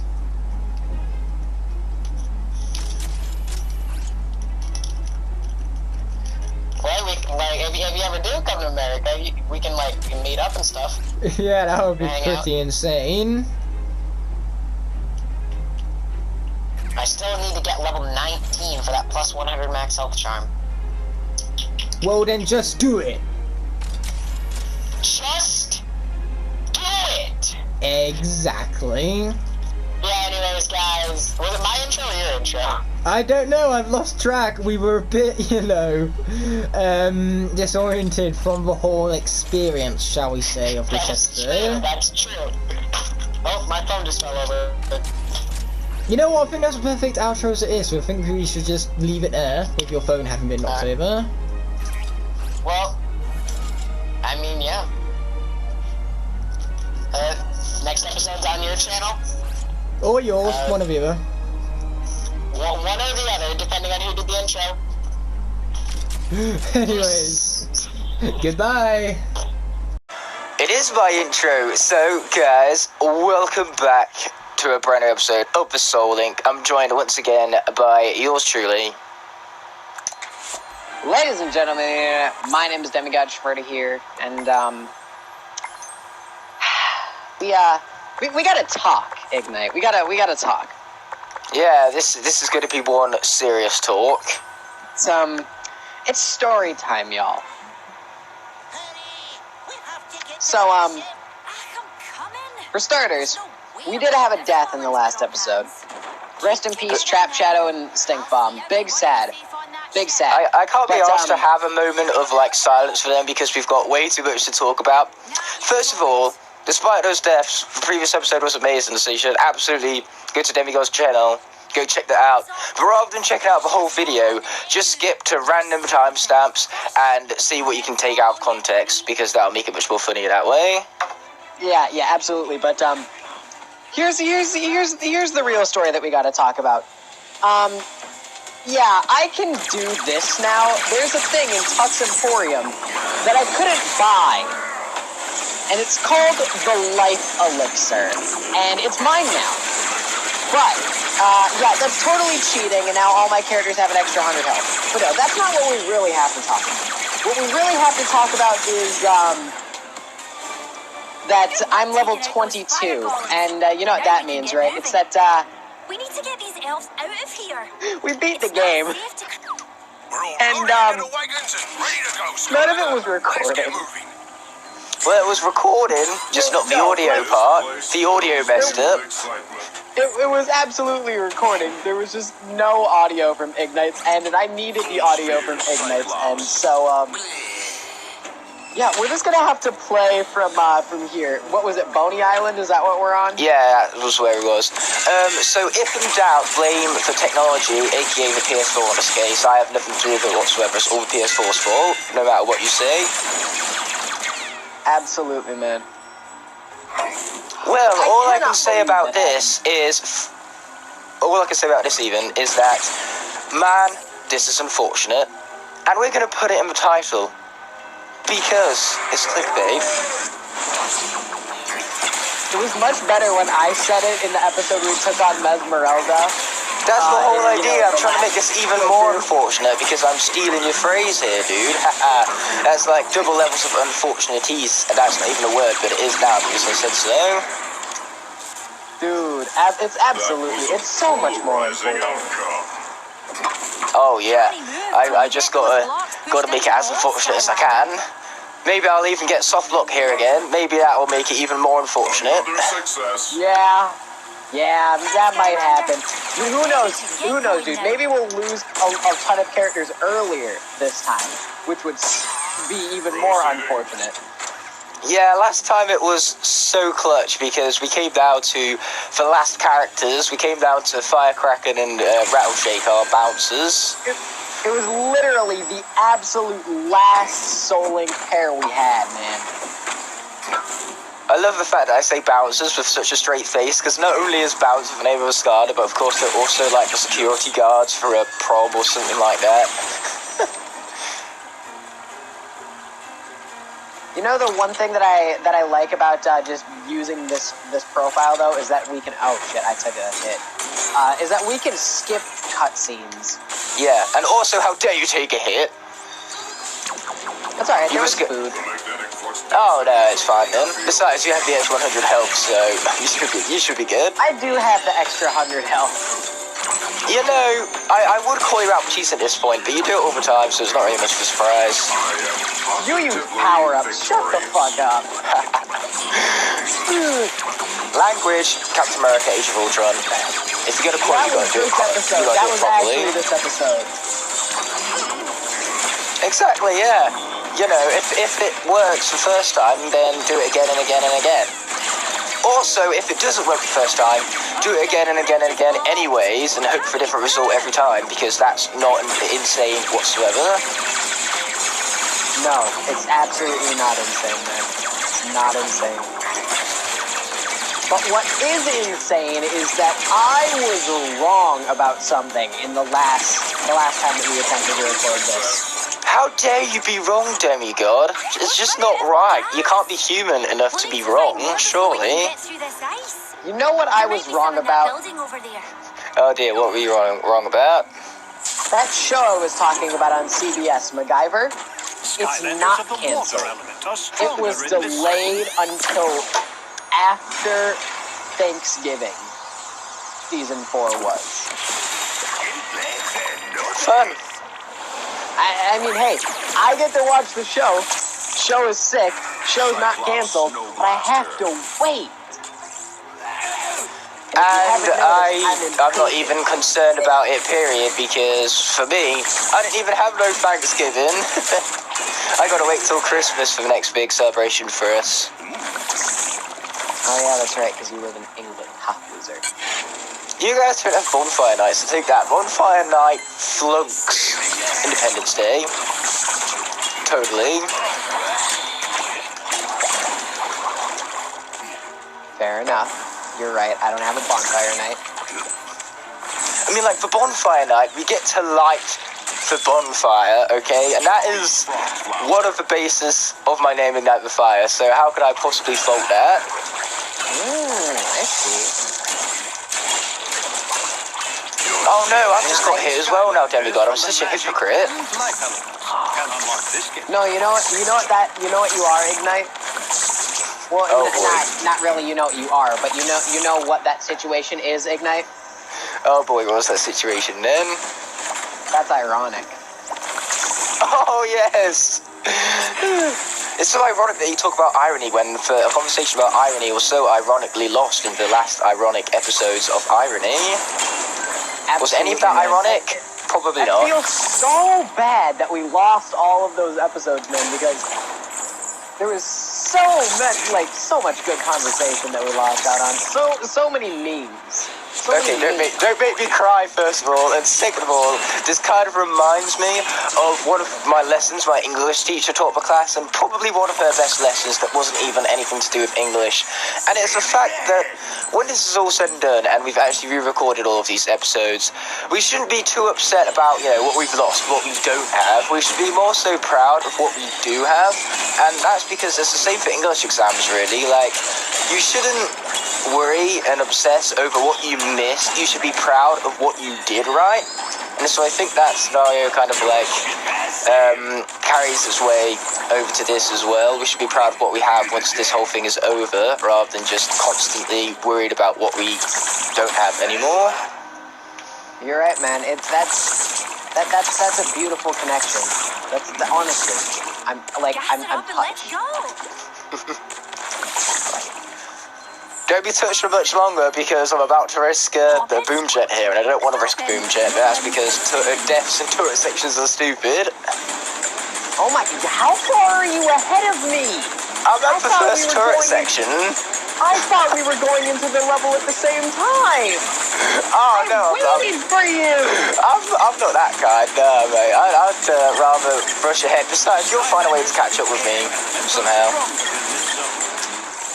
Keep in mind, I have a speedrun characters. I have fucking Freeze Blade.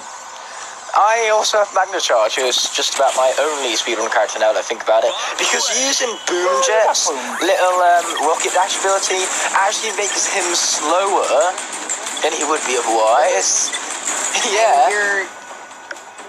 You're sure that it's you're sure that you're fully upgraded and that you have Mach 2? I have no idea what path Boom Jet is down, but the point is that his charge isn't very quick, but oh boy is it powerful. It does about 150 damage per hit, and it's insane. But the thing is that in Imaginators, it's one of the only attacks that they forgot to nerf. So if you use the Boom Jet bottom half in Imaginators, it is OP. No joke. Well, to quote our second episode, that the one that's actually still on the YouTubes, on my computer, on the things for us to edit, you learn something new every day.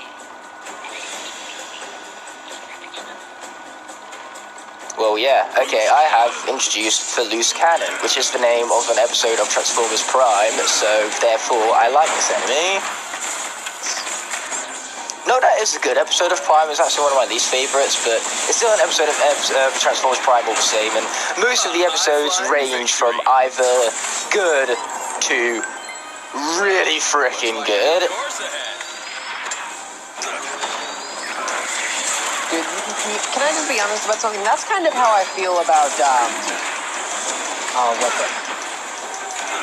it's either, yeah, it's how I feel about, Season 3 of Black Lightning so far.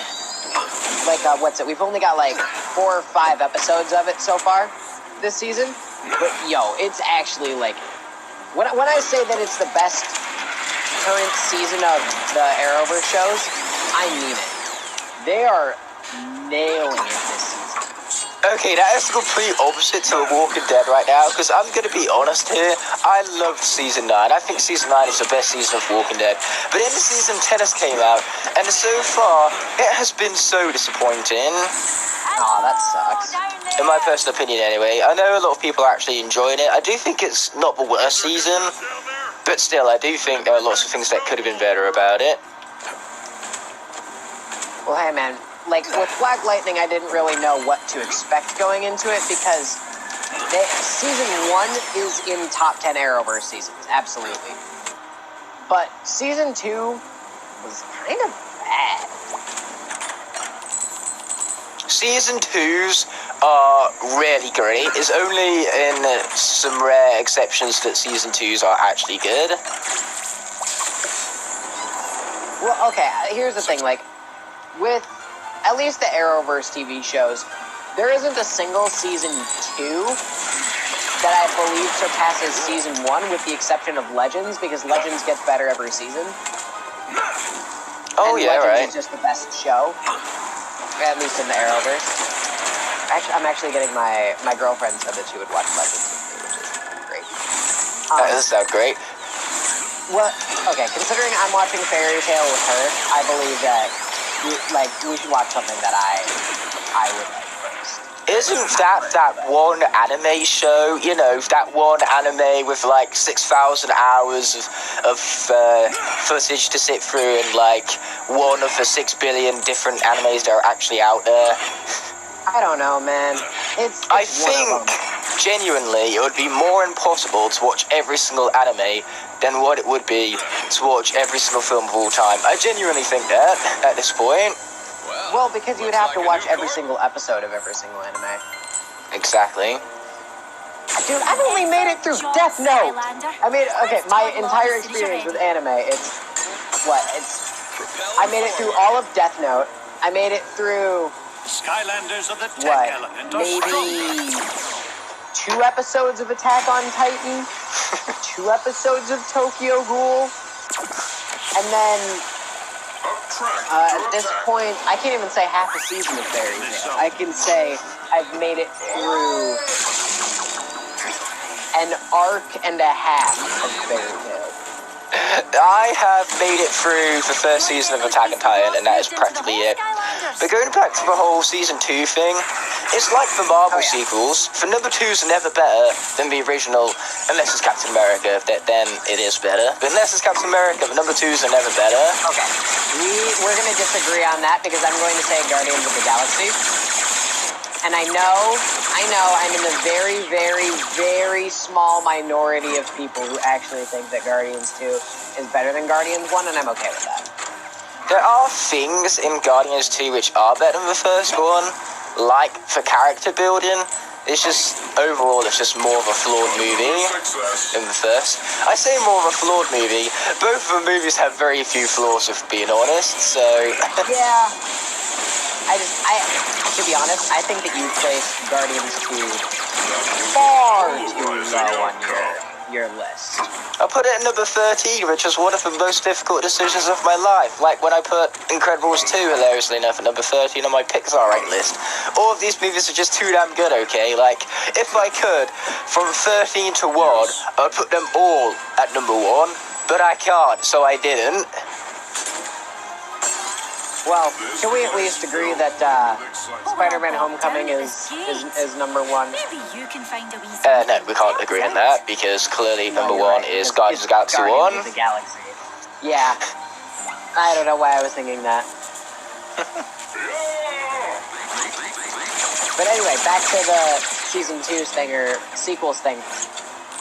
Arrow Season 2 is not better than Arrow Season 1. Flash Season 2 is not better than Flash Season 1. Although those two are the only ones that are close. Black Lightning Season 2 and Season 1 have like, what, 20-ish? Well, not 20-ish, like 15-ish spaces in between them on my list. Supergirl Season 1 and Supergirl Season 2 have about like 15-ish. And then... Legends Season 1 and 2 have like maybe 1 or 2 spots. Every season of Legends is in my top 10. How did I do this again? Oh, you soft locked yourself again? No, I didn't softlock myself. I forgot to get the third key again. XD. That was just unfortunate again. Got to link back to that clickbait title somehow. I did that on purpose, guys, you see. I did it on purpose. Density is a factor. I see what he did, guys. I don't think that y'all saw what he did, though. Of course, though, I need to give Demigod some way to catch up, otherwise he stands no hope. Shut up, man. I'm just about to make it to the second turn segment. And I'm just me, that's all.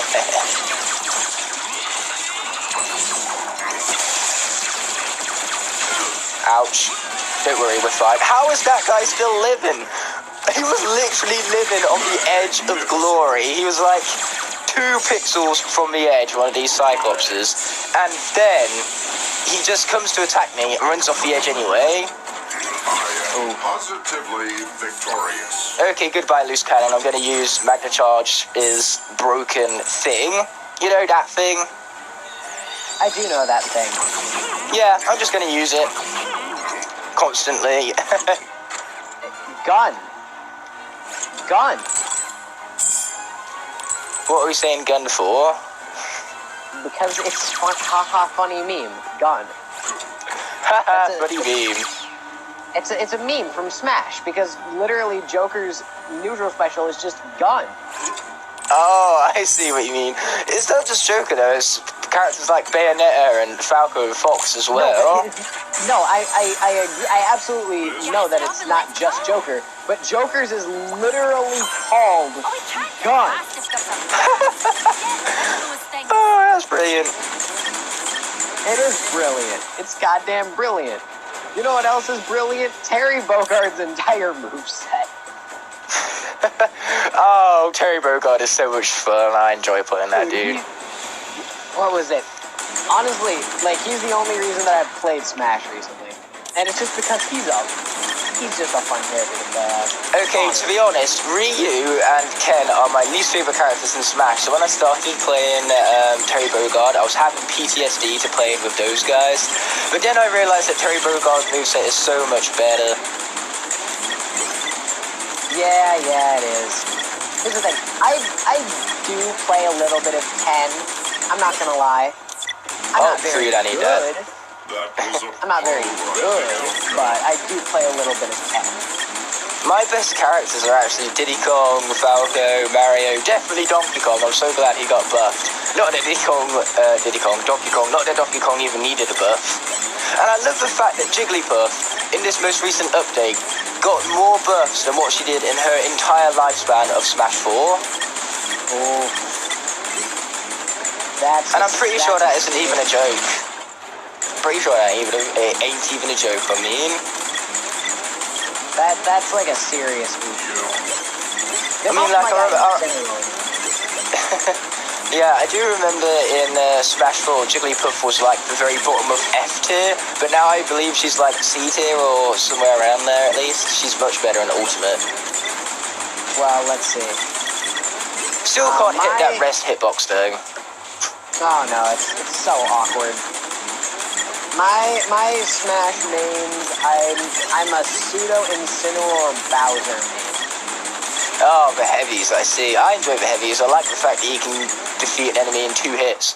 Or if you're playing with Ganondorf, 1 hit. Dude, I do enjoy Funny Ganon from time to time. I do enjoy Funny Ganon. And I guess I've been playing, like I said, I've been playing a lot of carries. victorious.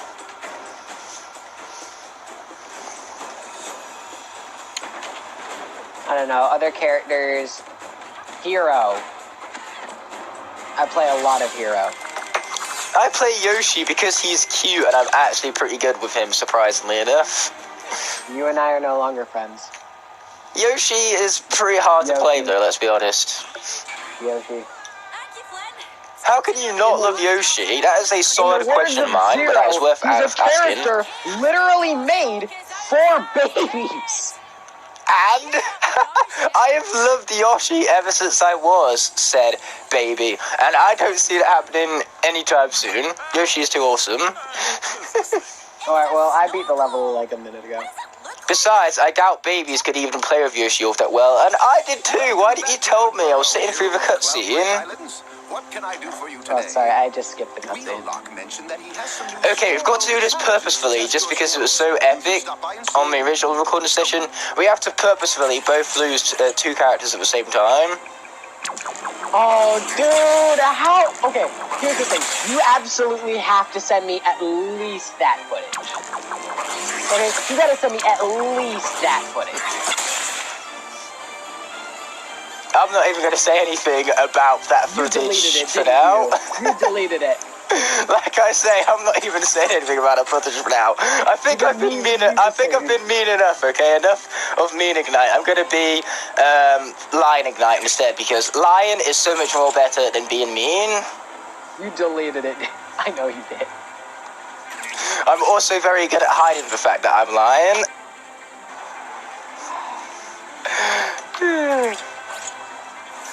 Well, guys, you've heard the conversations, guys. We've had a very unfortunate turn of events these past however long it's been this past week, where we lost all of the audio for the footage, and now we've had to re-record it. But hey, at the very least, we're not going to kill anyone in Phantasm Forest. Don't jinx it. It's your outro. It is my outro. So, one thing I've noticed about this episode is that it's completely fortunate, and any sort of unfortunate circumstances have arisen whatsoever. This is sarcasm. It's actually quite unfortunate, in case you haven't been able to tell already. Has it been unfortunate, Demigod? I'd say it's been pretty unfortunate, Igknight. Yeah, I thought so too, to be honest. Anyway, that does it for this episode. I want to thank you guys so much for watching. Ironically, I've drawn for full circle because I have ended off the episode with Magna Charge, just like I started the episode with Magna Charge. Not even sure if that's irony. Could I care less? Not really. But regardless, thank you for watching. I'll see you on Demigod's channel for the next episode until that moment arises. Peace! Ladies and gentlemen, my name is Demigod Schmitty here. Hello and welcome back to another video. And today, guys, we are back for another episode of the Skylanders Swap Force Soul Link. If you guys missed the last episode, it was on Igknight's channel. I would highly recommend going and checking it out. That'd be greatly appreciated. And speaking of Igknight, do your intro. Actually, I'm feeling quite toasty, thank you. Come check this out. I'm giving you the silent treatment. Until I spoke, then the silent treatment was kind of broken, so never mind, scratch what I just said. There's a blizzard baller pummeling the northern wall, Skylander. Meet me up there and we'll Right. use the catapult to bring it down. Absolutely. I don't even remember one. Skylanders of the tech element. Oh yeah, I get to stay as Magna Charge. How great is that? So be honest with me. Did you go into the level as soon as I started doing my intro? Yep. Oh. I'm trying my hardest to be funny here, and it's just not working out. I'm either being mean or just cringy. Mostly cringy. Haha, internet funny man, ignite the fire. Oh boy. I didn't get hit. I almost got hit, but I didn't get hit, and that's what counts. It's like Rocky Balboa, you know, his awesome speech from the 6th movie, which is like the best part of the 6th movie. It's not how hard you get hit, it's how hard you can take the hit. And that was my terrible Stern impression, by the way. I'm not gonna lie to you. I've never seen any of the Rocky movies before. Okay, here's my advice for the Rocky movies. If you want to watch them, just skip the 5th one. Now where's this gosh darn Twispic Cyclops? He always hides from me. Skip the 5th one. Got it. Because I wanted to see Creed, because I like Michael B. Jordan. How can you not like Michael B. Jordan? He's like the best villain in the MCU. Oh my god, he's a badass, man. Twispic Cyclops.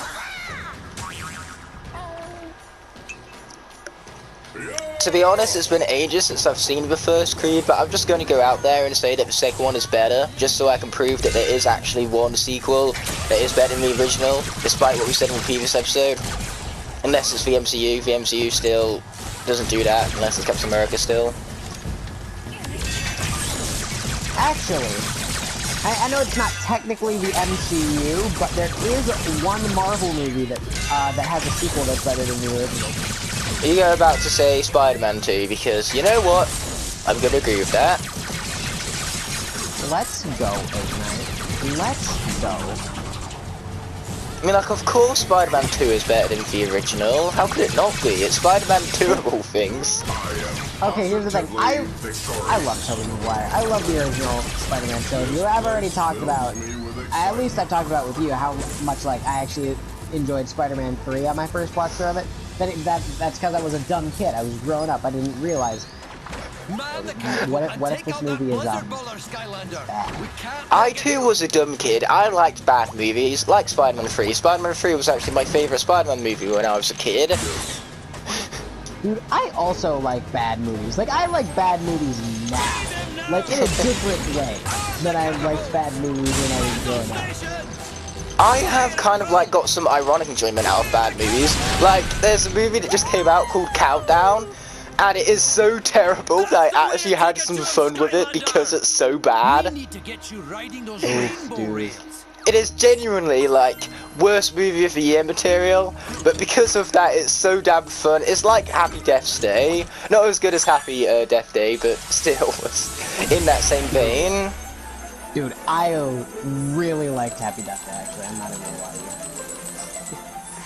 to you. Yeah, say it's one of those which is just like a bit of a modernized horror, I call them, you know, one that focuses on Monday themes such as, you know, the Happy Death Day is time travel, which is ridiculous, but it's more modernized. And Countdown is about an app on your phone which tells you when you're going to die. And it's so incompetently helmed, but the main female lead, is so good in the movie. It's actually, I could actually praise her for her performance. Everyone else, however, their performances suck, so that's why it's just like Happy Death Day with a promising main lead and everything. Yeah, you gotta love Jessica Rabbit. If you can find something to dig up all this. If that's the one who plays the lead in Happy Death Day, then yeah. Yes, it is. Okay, so here's the thing with me. If they haven't played in an MCU movie, I have no idea what actor you're talking about.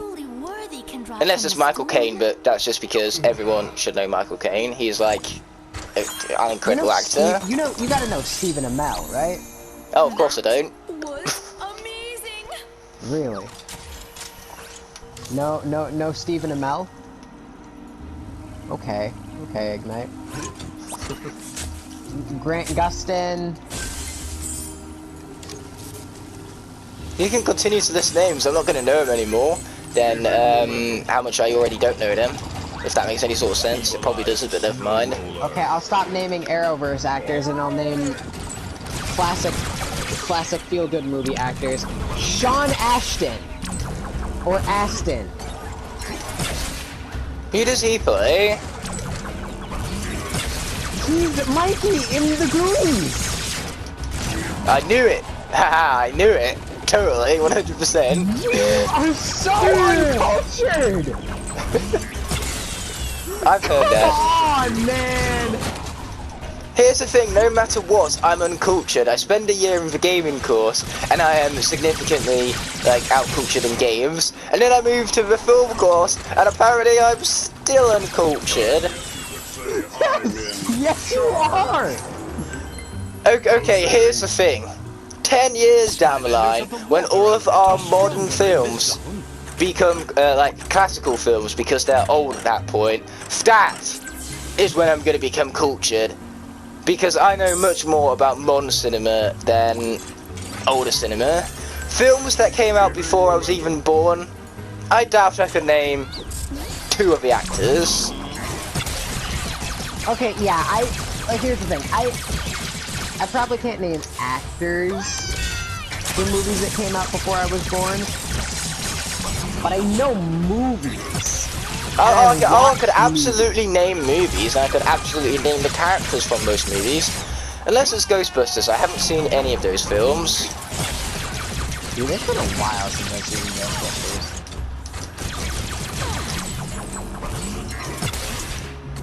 I know Bill Murray, and that's it. And also because he was the guy in Groundhog Day. What was the film that you was like mad about that I haven't watched yet? What was it called? I can't even remember. Day Off. That one, yes. The fact that it's got like a million references, which I get on a day-to-day basis, but I have no idea that it's from that movie. Yeah. You'll have to move fast and get that illuminator relit before the Oh, elves Winter lose Keith is so courage. good looking at Use the night time. laser Like blades honestly, I to love the dominate. change up of the graphics. It looks cool. Yeah, man. That looks sick, man. Actually, I got Fallen Jedi recently, and that's one thing I do want to talk about. It does some very technical,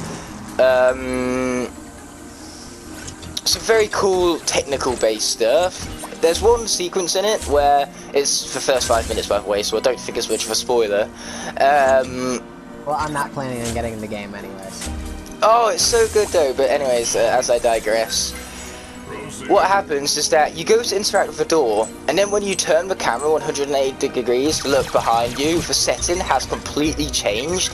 And then when you go to look back at the door again, the setting's also changed from there. So basically you've gone from this train sequence to going on to one of the Imperial cruisers, or whatever their name is, for the big ones. You know, those big ones. And it's so cool. It's so well done. One of those, yes. You go from being on a train, and then once you change your camera angle, you go to being on one of those. It's so technically cool. Well, it sounds like it, man. Yeah. It actually, like, jump scared me for the first time round, because here's the thing. I don't get jump scared at what you're supposed to get jump scared at. I get jump scared at stupid things. Honestly... And I'm also the person who actually gets jump scared by a jump scare 30 seconds after the jump scare has happened.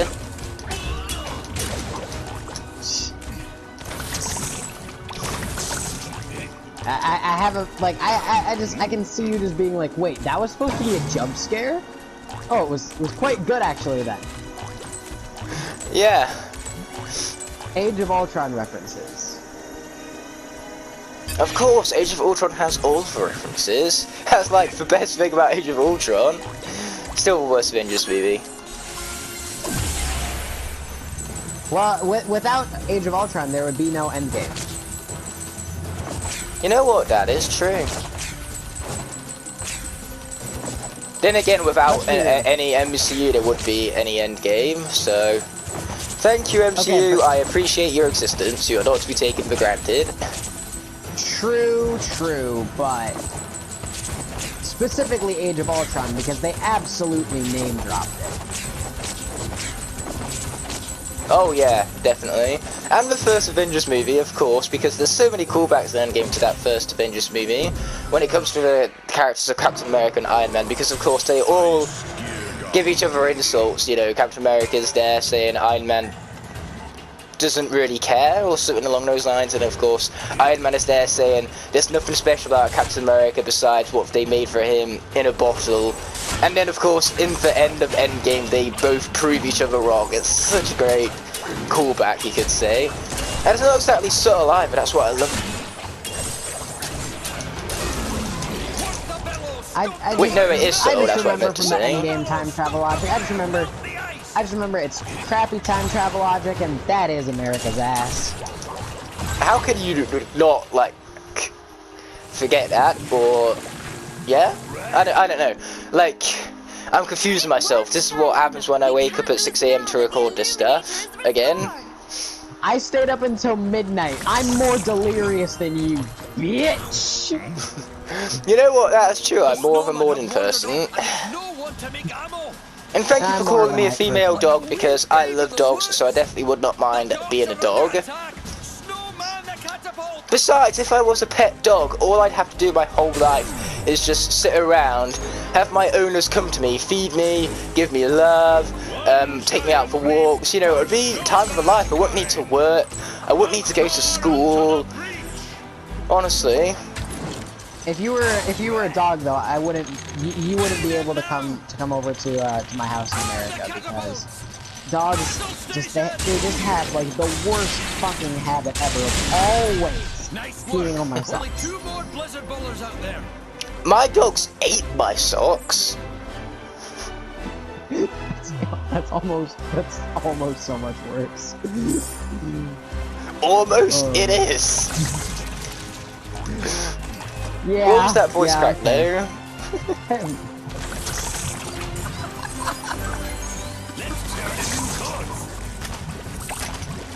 Eat bubbles! Apparently bubbles is a one word you can't say angry. I highly disagree. I think you can say bubbles angry if you try hard enough. Bubbles! Did you seriously have a straight face during the whole of that? During the whole of that, yes. After the fact, Exactly! Like, try saying bubbles angry and having a straight face for like the rest of the day. It ain't happening because chances are, even if you don't laugh at the bubbles, you will laugh at something else. yeah. Or I'll just smile because I get to see my girlfriend. Aww, that's cute. Surely your girlfriend can hear that now. Oh no, she doesn't know I have a YouTube video yet. Wow, okay, here's one thing I should tell everyone. So of course, Skylanders is a child's game, and most people are afraid about telling other people that they like Skylanders because they're worried about being bullied for playing something so, quote-unquote, babyish. Well, me, I'm confident enough to have actually told everyone in my media class, and you know what? Because they're more interested in film, about 80% of them don't even play video games anyway, and the ones who do, you'd be surprised. The 4 people in my media course right now who actually play games have all played Skylanders in the past and have some sort of nostalgia behind it, so they actually respect me for playing it. So my advice is just to anyone who's afraid of telling anyone that they love Skylanders, just go out and do it. Just tell everyone, you know, be prideful about it, be proud of the things you enjoy, and if they want to take that away from you, then that's on them. Screw them, you know, they don't know who you are, and they aren't worth your time. Yeah, exactly. Like, how, like, what are the chances of that, first off? And second off, that's epic. Yeah, exactly, it is epic. It's how I gained, like, 6 subscribers in one day. Just everyone in my media course subscribing to me. Well, speaking of, everyone in Igknight's media course, go subscribe to Demigod Schmurda. Hashtag shameless plug. You know what, I'll do you one better. Everyone in Demigod's channel, go and subscribe to Godders Gaming. What? Godders with a Z. It's, it's someone in my media course, he has a YouTube channel. Oh no, he has a dead controller.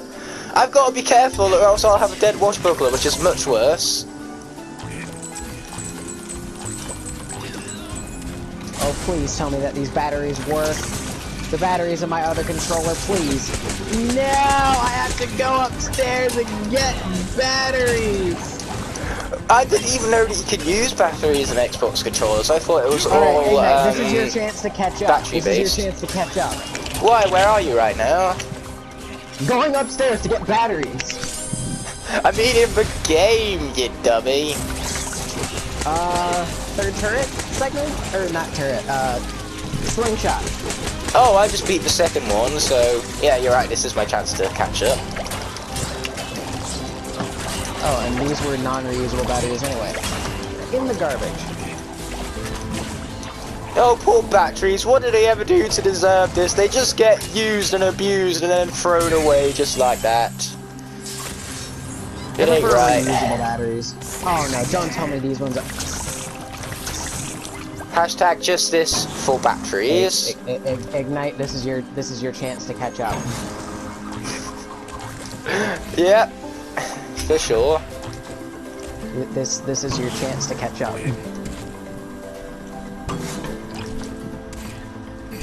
Okay, which pile of batteries is the charged ones? That, my friend, is what I would call a good question. Oh, thank God.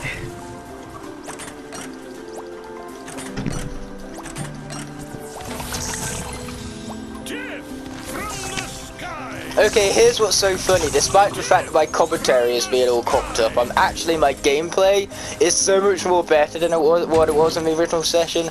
So see what I mean? Being proud of what I have rather than being worried over what I lost. Yeah, man. And you know what? I'm not gonna lose 2 characters in Phantasm Forest this time. You lost 2 last time? Yeah, Hoot Loop died first, then you killed Doomstone, and then Freezeblade died. You know what? As long as you don't lose... Chaos's level, never mind. As long as you don't lose Hoot Loop, I will actually be able to swap out with Doomstone in Phantasm Forest, so we shouldn't lose him. Okay, because that's the only reason I lost him, because I couldn't swap out when the Undead Element arrived. Yeah, that was my B-man. And Freezeblade was in Chaos's Castle, so it wasn't in what's it called? Great job! Phantasm Forest. I was mistaken. You did it! That's the last of the Blizzard Bowlers! Yeah, well, that is fine, because I'm not... Well, I was about to say something, but now I'm not going to say that something, because even if Demigod hasn't jinxed it, I definitely will.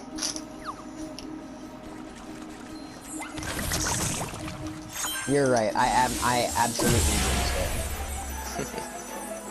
Earth. Oh, thank God I get to switch because I was half dead. Rubble Rouser. Once more unto the breach.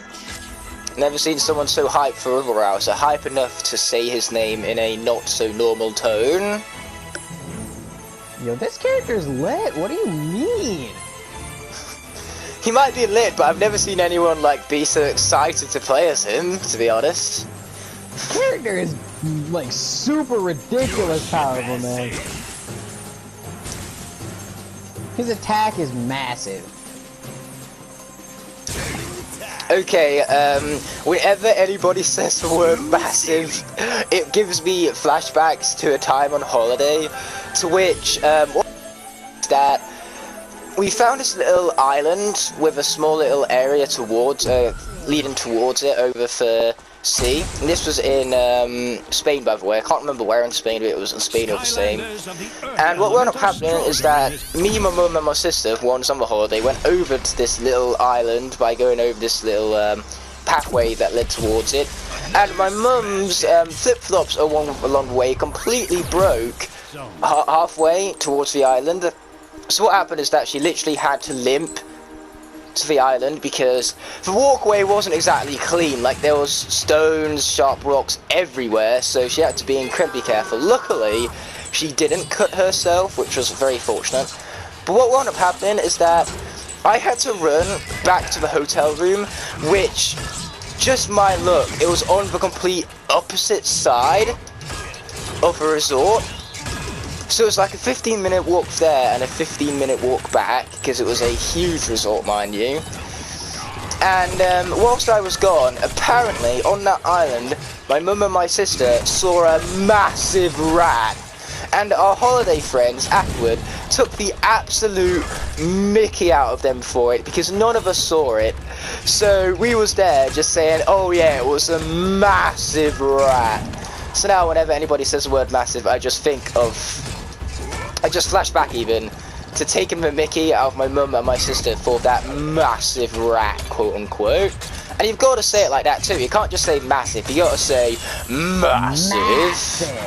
Massive. Massive. Oh boy, watch out for snowballs. Isn't that the name of a character from Bolt? Or no, it's not from Bolt. Isn't it from Stuart Little? That I wouldn't know. Are you telling me you haven't seen the masterpiece, which is Stuart Little 2? I haven't seen Bolt in years, and I don't think I've ever seen Stuart Little.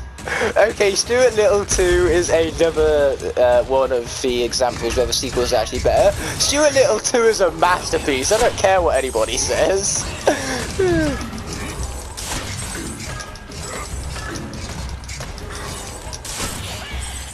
I've never seen it. I guess I gotta add it to the list. Oh yeah, absolutely. You'll get so much ironic enjoyment out of it, like several other bad movies. Let's see. That's gonna go. But the thing is that it's not even ironic enjoyment, it's actual enjoyment because it's actually good. It's a film that should be so bad, but is actually good. Now it's a party. Because here's the thing, you ever hear in reviews about, oh, the premise was so promising, but they fucked it up. This film is the total opposite. The premise is so bad, I don't even know how the script got past the pitching stages, and yet they still made it. And by all accounts, it should be a bad movie, and yet it is somehow so good. Well, that's great, man. Welcome back to Woodborough. I'm gonna buy another legendary treasure. What can I do? Because I'm Sure, you do that whilst I have to listen to Doofus Rufus, since he can't shut up. Okay, now I can shut up, thank heavens for that. You're telling me that I beat the level faster than you again when I started after you? I just can't be asked to try when it comes to speed. That's my excuse. I'm always clicking my dash attack button, man. How do you not, like, how do you have a character with a dash attack and you just don't click the dash attack button? What, you want about Washbuckler? Oh, I did click the dash attack button. Plenty, actually. Oh, okay, because I did it with Freeze Blade a time as well, man. I hit the circle button. I'm so good with PlayStation 4 controllers that I know exactly where the circle button is without looking at my controller. I mean, yeah, it's the same way with, like, me and Xbox controllers. The only, like, real console I have a problem with is Nintendo console controllers, because X and Y are swapped. That is so true. That always, like, whenever I go back to play my Xbox, I always get it mixed up. It's like, press the X button to quit out of the game, blow up your Xbox, etc, etc. Press the Y button to continue. Obviously, I meant to continue, but I accidentally pressed the X button, and now I've quit out the game, lost a few hours of gameplay time, because for some reason, Xbox games are stupid like that, and don't, like, save the way I want them to. Maybe it's just my Xbox, I don't know, but point is, confusing controls are confusing. Absolutely, confusing controls are confusing. The worst case of that is Trap Team, because in Trap Team, or for the Wii U at least, you can still play with your Wii Remote and Nunchuck, and some idiots, when programming for Wii Remote controls for Trap Team, decided, wouldn't it be fun after Swap Force to swap over the primary and special attack buttons, so that now the primary attack is mapped to what was the tertiary attack, the tertiary attack is now what was the secondary attack, and the secondary attack is now what was the primary attack. That sounds awful. Right after Swap Force as well. So, Swap Force had a few mix-ups as well. They made the A button the jump button, when I think the jump button should have been B, so then the attack buttons were the same. No, C even, for the jump button. But no, I spend a year getting used to those controls, and then Trap Team comes out and swaps them over again. Dude, that sucks, man. Like, big rip, honestly. Exactly. So again, end of this episode then. I was just gonna say, Trap Team does everything right but that, but yeah, let's totally end off the episode, man. So, guys, if you enjoyed this episode, aka if you enjoyed the Demigod, Schmurda, and Ignite the Fire podcast while we play Skylanders, please be sure to leave a like and a comment. That'd be greatly appreciated. Also, be sure to click that subscribe button if you haven't already, so that you can join us as soon as freaking possible. While I'm plugging everything else, be sure to click the bell so that you get notified whenever we upload one of these crappy videos. But apart from that, I will see you guys in the next one. Peace out, guys. This is Demigod Schmurda. Logging out. So if you're worried about how to start recording, just remember to hit the red button, and then you'll be good. I believe we're good. Good. Frostfest Mountains, I almost pressed Winter Keep right there, but almost doesn't count now, does it? I told her there were no hard feelings. Anyways. Almost isn't hitting Winter Keep, though. Yeah, exactly. Anyways, intro stuff. So, despite the title being called for kids, I can assure you that this video is not actually going to be for kids because Internet Funny Man even, haha. Haha, Internet Funny Man. Because yes, basically this episode is dedicated to ranting about the bullshit that is YouTube made for kids. Go ahead and give your analogy that we were talking about before this episode started while I was importing my stuff from my computer. So here's how this law got passed. So basically, it's not YouTube's fault. It's all about new government law that has been passed to protect even children online. And basically, this is how the law got passed. So clearly, what must have happened is that there was this 5-year-old watching some Fortnite YouTuber, and his 63-year-old grandfather was listening in, and he just happens to be a really high-up politician within the government, and he hears that the YouTuber uses the word poopy. How dare he say such a offensive word? So, the 63-year-old, who doesn't even know how the internet works, goes to all of his high-up friends within the government and says to them that the internet is not safe for his 5-year-old grandson for watching Fortnite videos where the person says the word poopy. And what happens is that the government then passes the law about keeping children safer on the internet. And so because of that, YouTube is now fucked for the 3rd apocalypse in a row. Oh, honestly, how does YouTube keep getting so fucked up like this? And it's all because of some 63-year-old politician who doesn't understand the internet. I can guarantee you that that 5-year-old grandson of his knows the internet better than he does. I wouldn't doubt it. Because here's the thing, this generation who haven't grown up with internet all their lives think that they can take away, like, what is obviously the best part of the life of this generation. I mean, like, I know the internet isn't exactly the most healthy of things. There are bullies on there. There are things that people need to be protected against. But at the end of the day, the internet does so much good. And the people who haven't grown up with it just don't understand that. And they still feel like they have the right to take that away from us. It's wrong. It's Thanks for chasing the blizzard. frustrating, that's what it is. Honestly, some of my friends at my school would, like, if they heard this, they would probably just be like, okay, boomer. Boomer is a very good starter. Now, I really want to play with Boomer, but I can't play with Boomer. Dang it. He's not part of the Soul Link, Igknight. Exactly. When can we make him part of the Soul Link?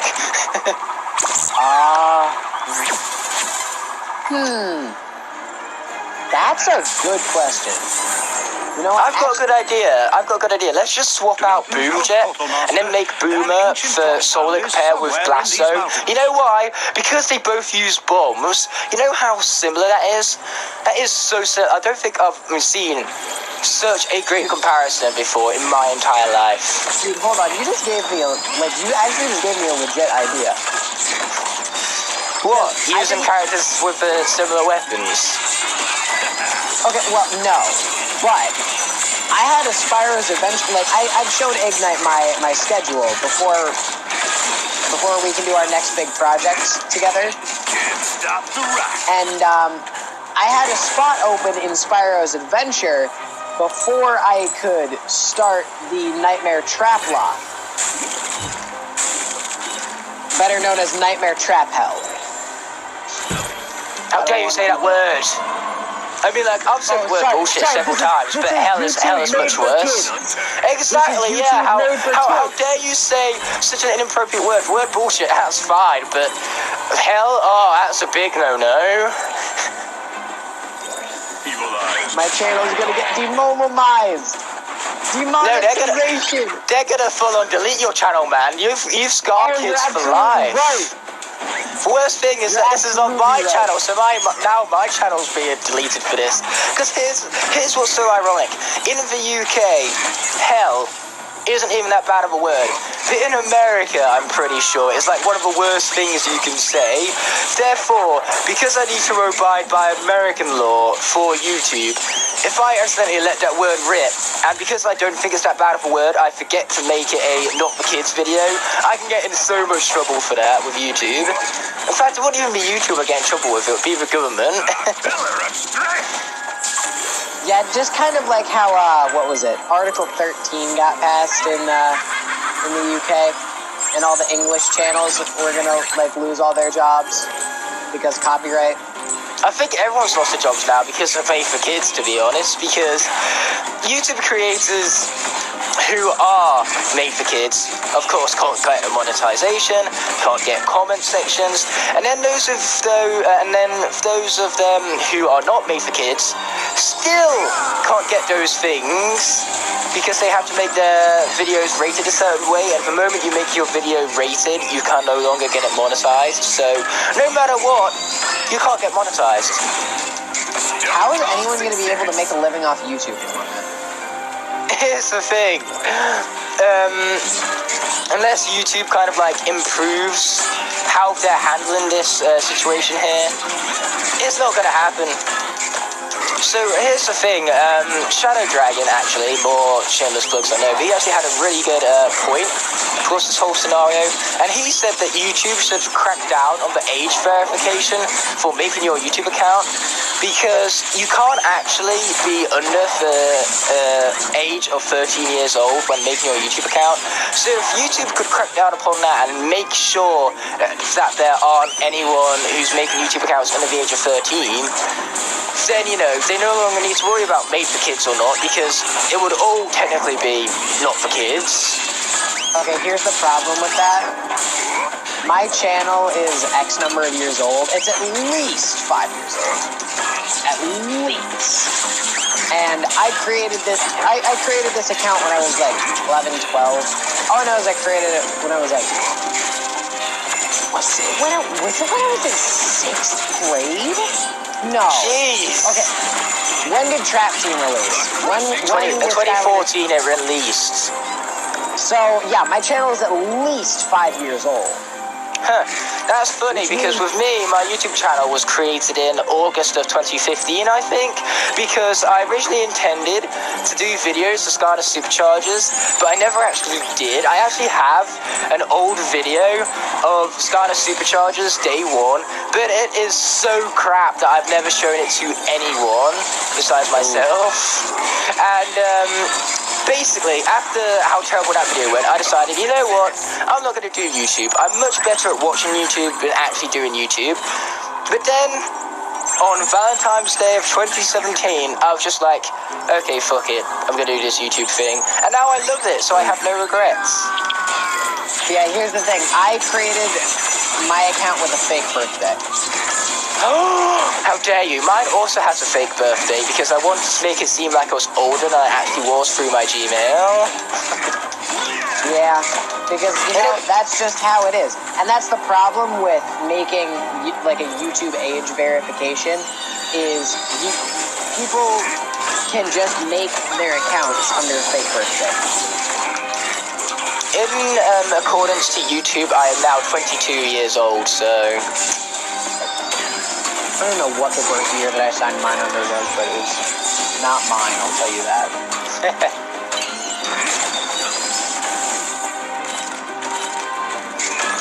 Okay, I'm gonna hit these guys. Sounds like a good plan. Yeah, exactly.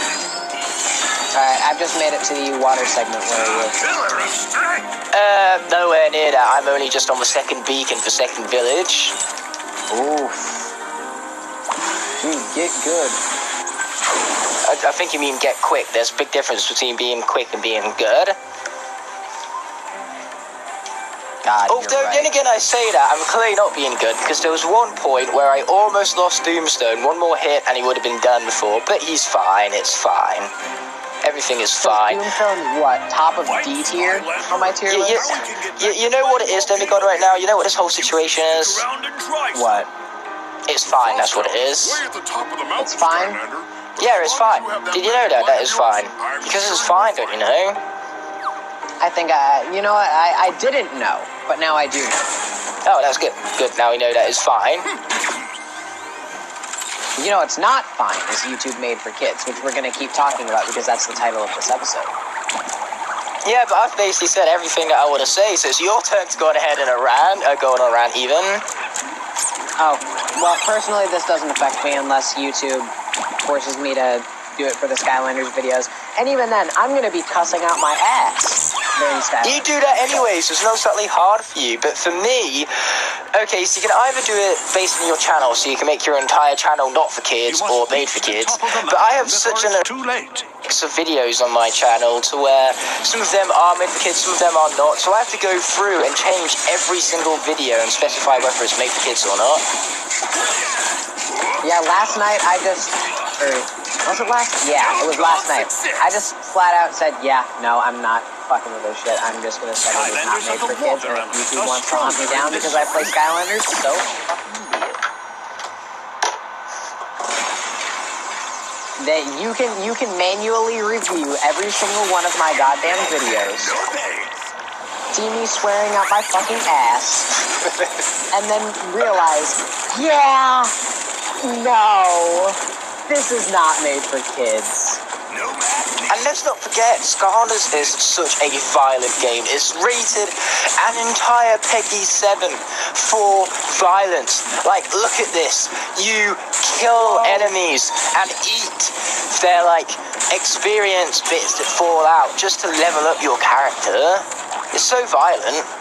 Unbelievably violent. I haven't seen a game as violent as this for a long time. Absolutely, man.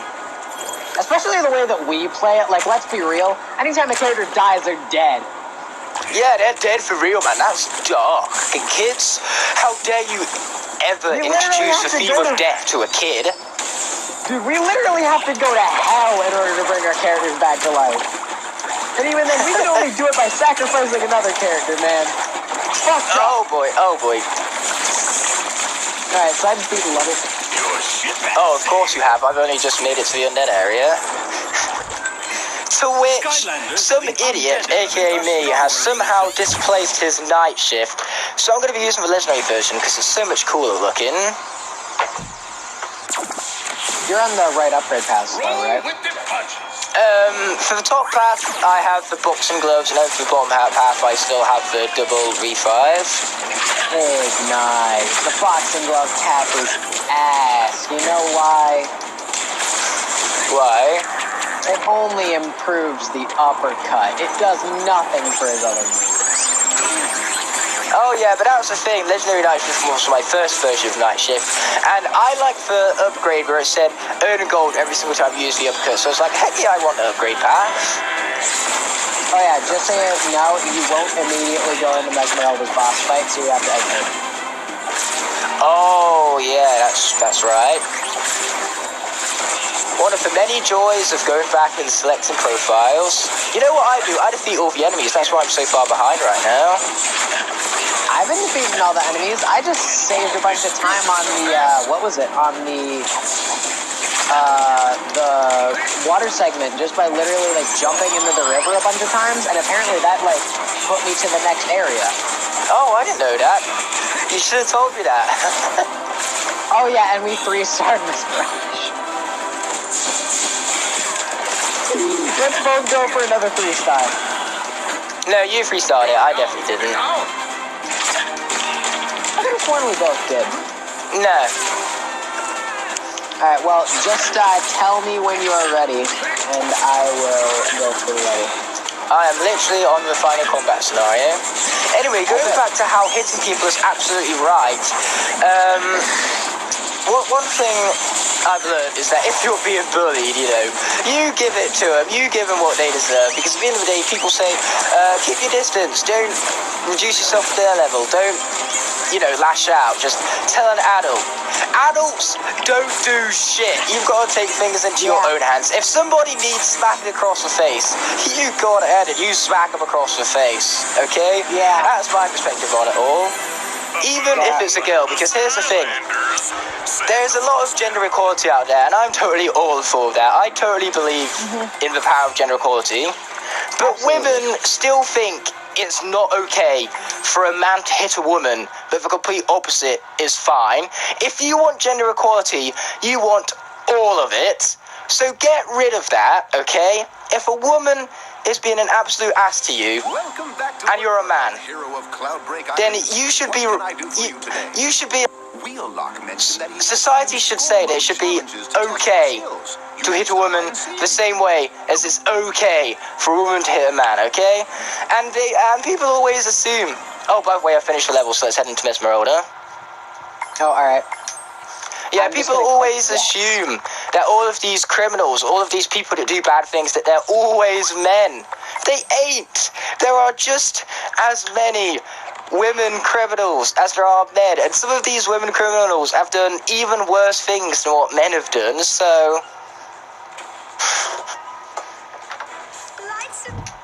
That's my perspective on the thing.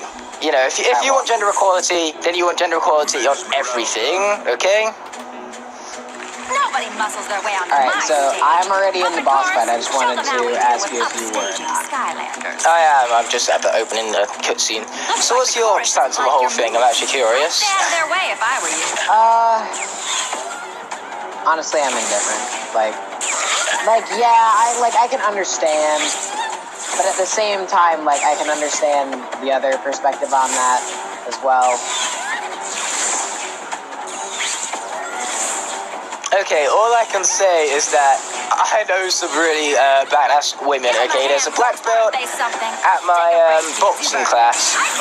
Wow, she can take a hit. In fact, she can dish out a hit. You would not want to be hit by her. It would fucking hurt.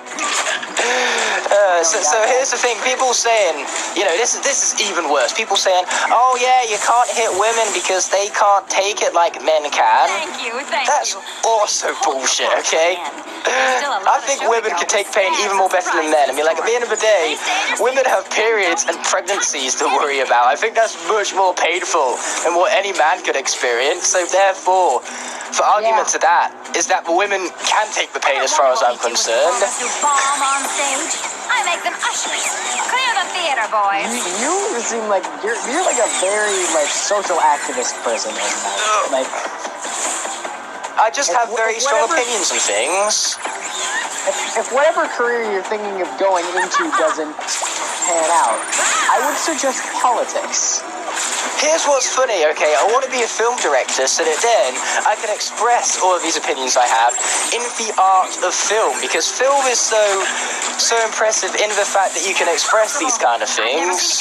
So that's why becoming a director and writing my own films and such, that's my passion, my dream job, you could say, because that way I get to express all this stuff for the world to see it in my own unique ways of saying it through film.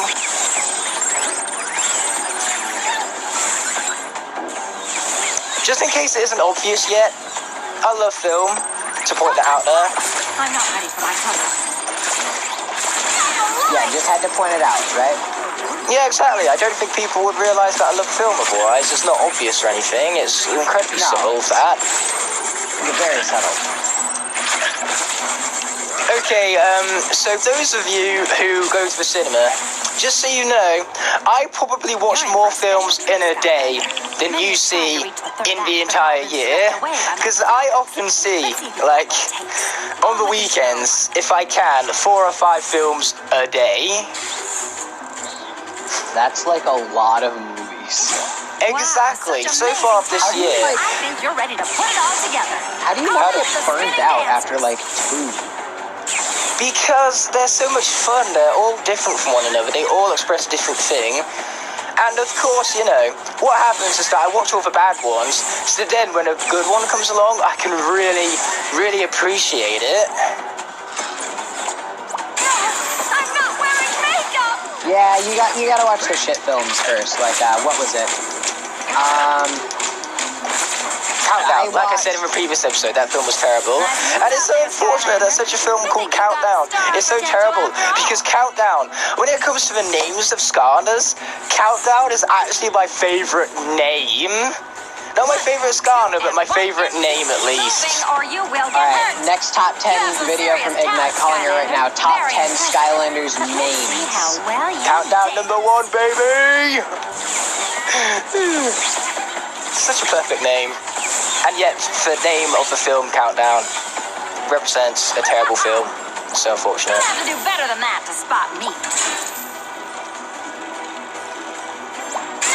Like, what was it? I watched the 2019 Aladdin remake. That's not terrible. And then I watched Men in Black International after that. And then I watched The Dark Tower after that. Oh, you should have watched The Dark Tower first. Then the other two would have been so good in comparison. Yeah. I mean, incredible performance. Aladdin was easily the best film that I watched that day. You ain't seen me. Yeah, here's the thing. I always save the best film for last.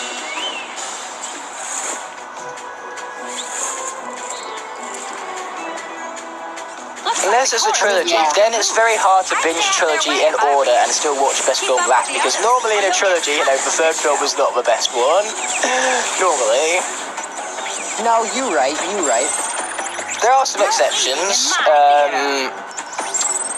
Now I'm trying to think of the exceptions. For Thor trilogy, I know for a fact that Ragnarok would be your best to watch in that one. Ah, get out of the way, you stupid bomb things. I don't like you. Did I do that hitless again?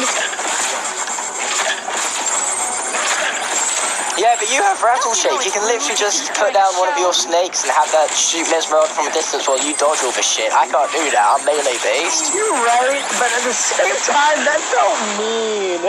You're the one. Why you gotta be so mean? Again.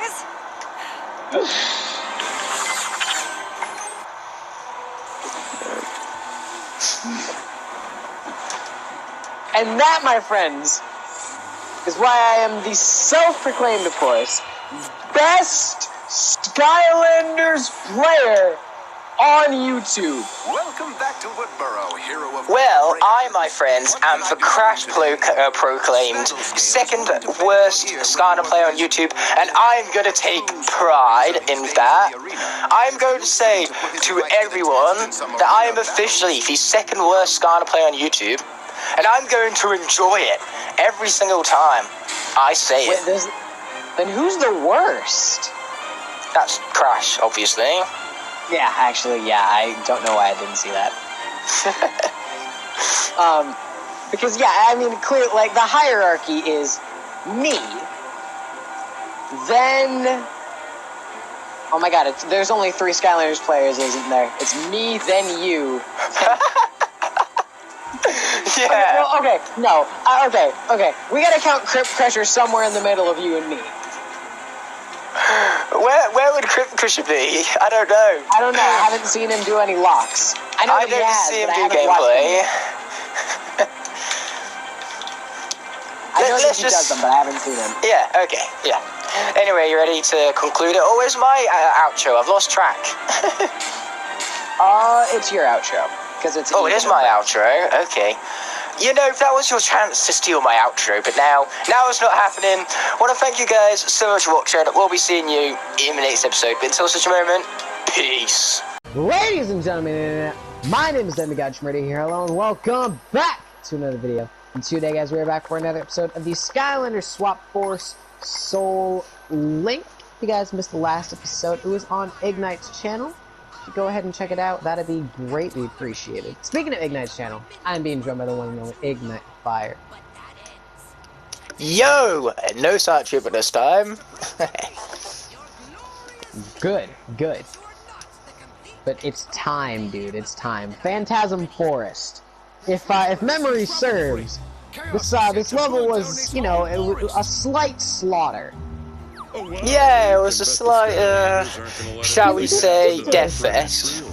But hey, that's fine. We will get our revenge, and we will do just fine this time around with said revenge. And you know, if you want to know what we were talking about, what we're talking about this level being a bit of a, just a tiny death fest, go watch episode 8, which was also on Igknight's channel.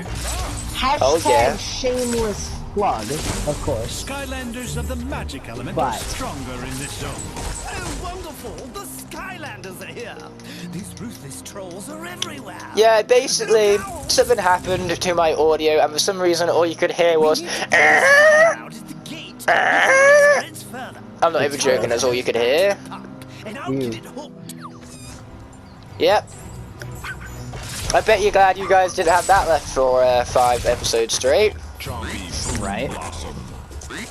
Oh, dude, you're right. This is the 4th episode we've recorded out of 5. Next episode's the fucking finale.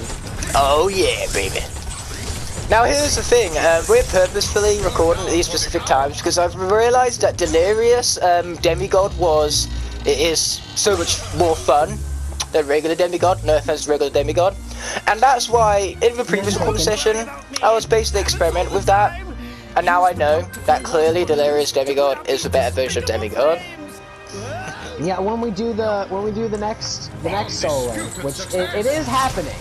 Oh yeah, we've already planned it out and everything. I cannot say a game, I cannot say a character, I cannot say a date, all I can say is it's happening. Oh, I can totally say all of it, so...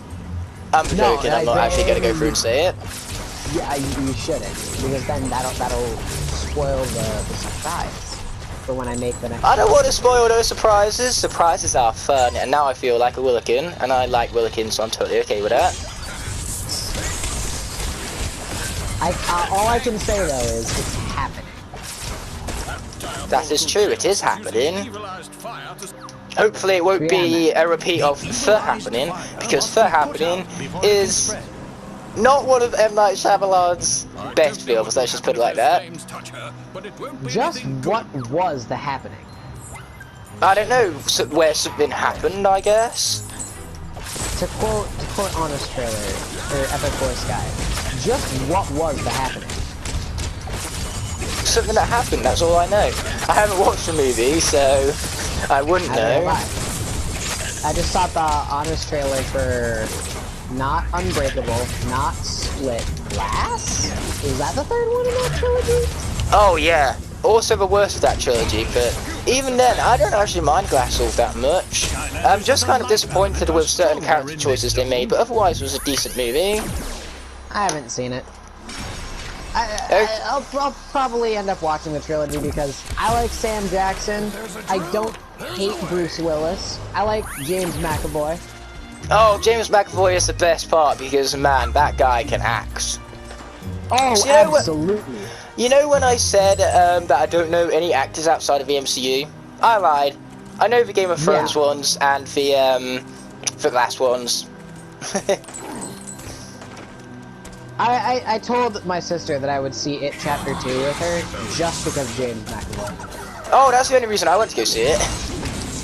I haven't seen it yet. I'm waiting for, not Redbox, but for her to get it on DVD because, yeah, she's getting it on DVD. Oh, cool. Because of course she is. I'm not gonna get it on DVD. I'm gonna wait for it to come out on Now TV. She loves the kid from Stranger Things. Oh, it's life. I can't switch. She does know that the kid from Stranger Things isn't even in the second one.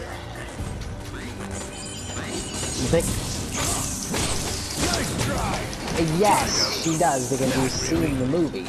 Oh, good. But I didn't know that. The thing is that his character's in the movie. Of course, he's played by the older version of himself. I don't know the name of the actor. I am sorry, that guy. You're a good actor, just so you know.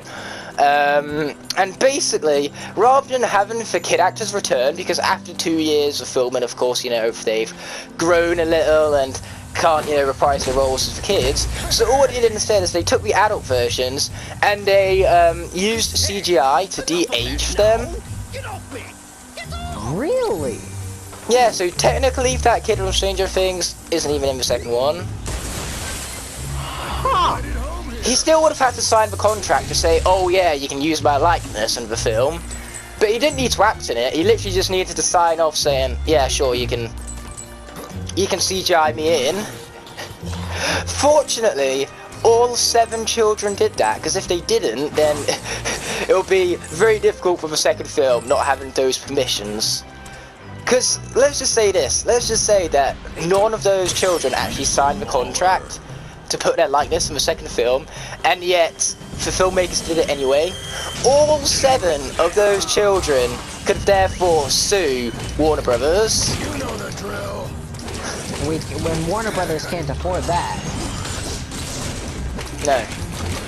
Wouldn't it be ironic though if Disney bought Warner Brothers, because then Disney would own both Marvel and DC? I don't think Disney's touching that for a while. Because Nah, then they Disney- gotta make more TV shows that don't suck ass. Yeah, gotta Disney are too prioritised at things that they actually want to buy at the moment. Which 'Cause reminds they me, Oh no, go ahead. it reminds me of another Warner Brothers property, Scooby-Doo, and about the new animated Scooby-Doo movie they're making called Scoob. It doesn't actually look half bad. The voice acting looks pretty decent, the animation looks good, it looks like they've absolutely nailed the characters, so who knows, it might actually be good. I don't have high hopes for it, but it could surprise me. We'll see. Oh, this is the part where Hoot Hoot died. So don't kill him again. I kind of want my night shift. Kind of. Yeah, I feel bad about killing Night Shift last time, man. I'm sorry, man. well, it's fine so long as it don't happen again. Dun. Don't worry, I will make sure that it doesn't happen. Good. Okay, I'm on that first firefight section. Oh, you're going much faster than me.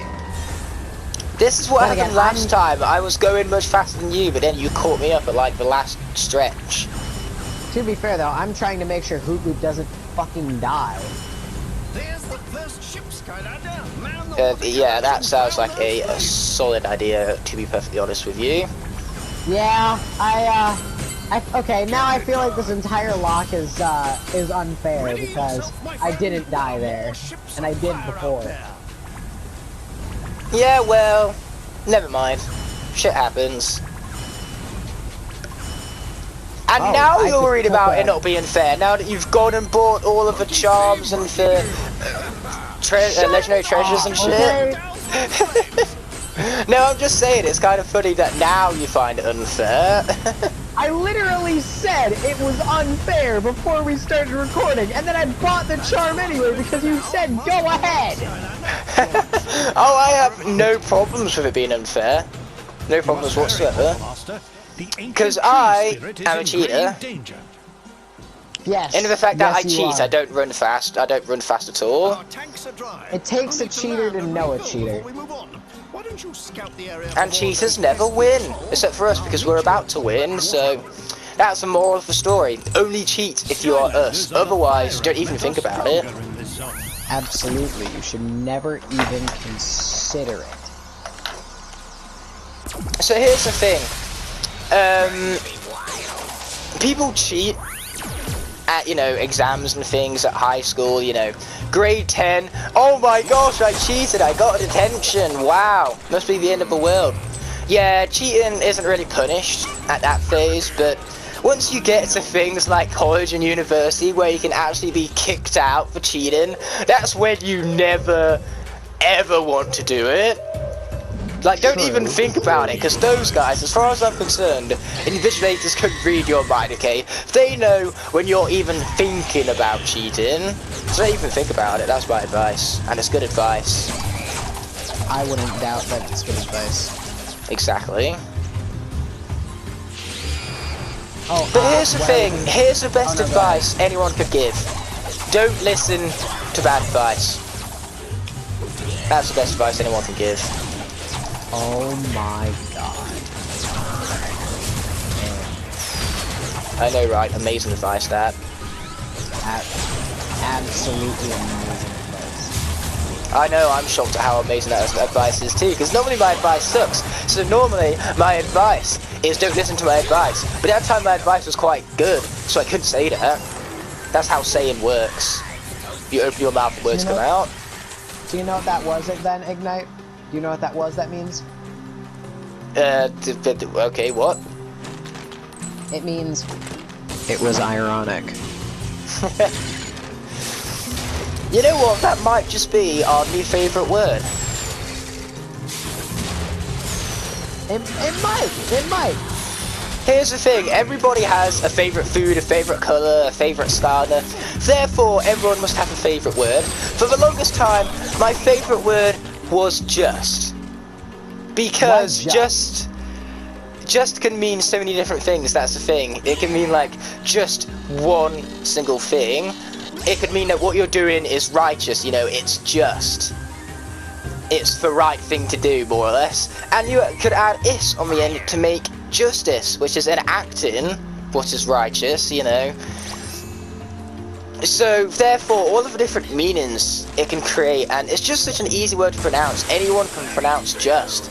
So, because it's just such a fun word to pronounce, an easy word to say, with so many meanings, it just makes it such an amazing word. But now, irony has came along, and it's quite possibly my new favourite word. Well, hey man, I'm glad to have introduced you to one of two, possibly your new favorite words. Oh, forgot to swap out for Doomstone right here. Dude, you're so much farther ahead of me. I just got to like Glass Zone segment 3 now. Well, like I say, I'm not going to assume that this lead will last for long, because it won't. That's exactly what not lasting for long means. Doomstone again. No, you don't need that at all. Why would you want that? Actually, I don't. I would not like that, because I just realized that's Free Ranger. Exactly, and Free Ranger is good. Like we said before, nobody talks about him, which is unfortunate, because he is one of the best swappers by miles. Exactly! He's like A tier, man. He's a freaking good character. I still prefer Boom Jet. But that's purely because of like personal bias and stuff like that. Bit like how I prefer How to Train Your Dragon 3 over Toy Story 4. It's mostly personal. Guess I need to play a little more of Boom Jet. He's fun. I like him a lot. I also really like his design. You'd think I'd have a lot of personal bias towards Trap Shadow as well, considering he's the last ever swapper I got, but I don't. I mean, seeing how you killed him. I killed him mercilessly. It was all intentional. Because here's the thing, I can't even remember if I said this or not. Fire Viper battle. Yeah. Because I don't even know whether I said this or not.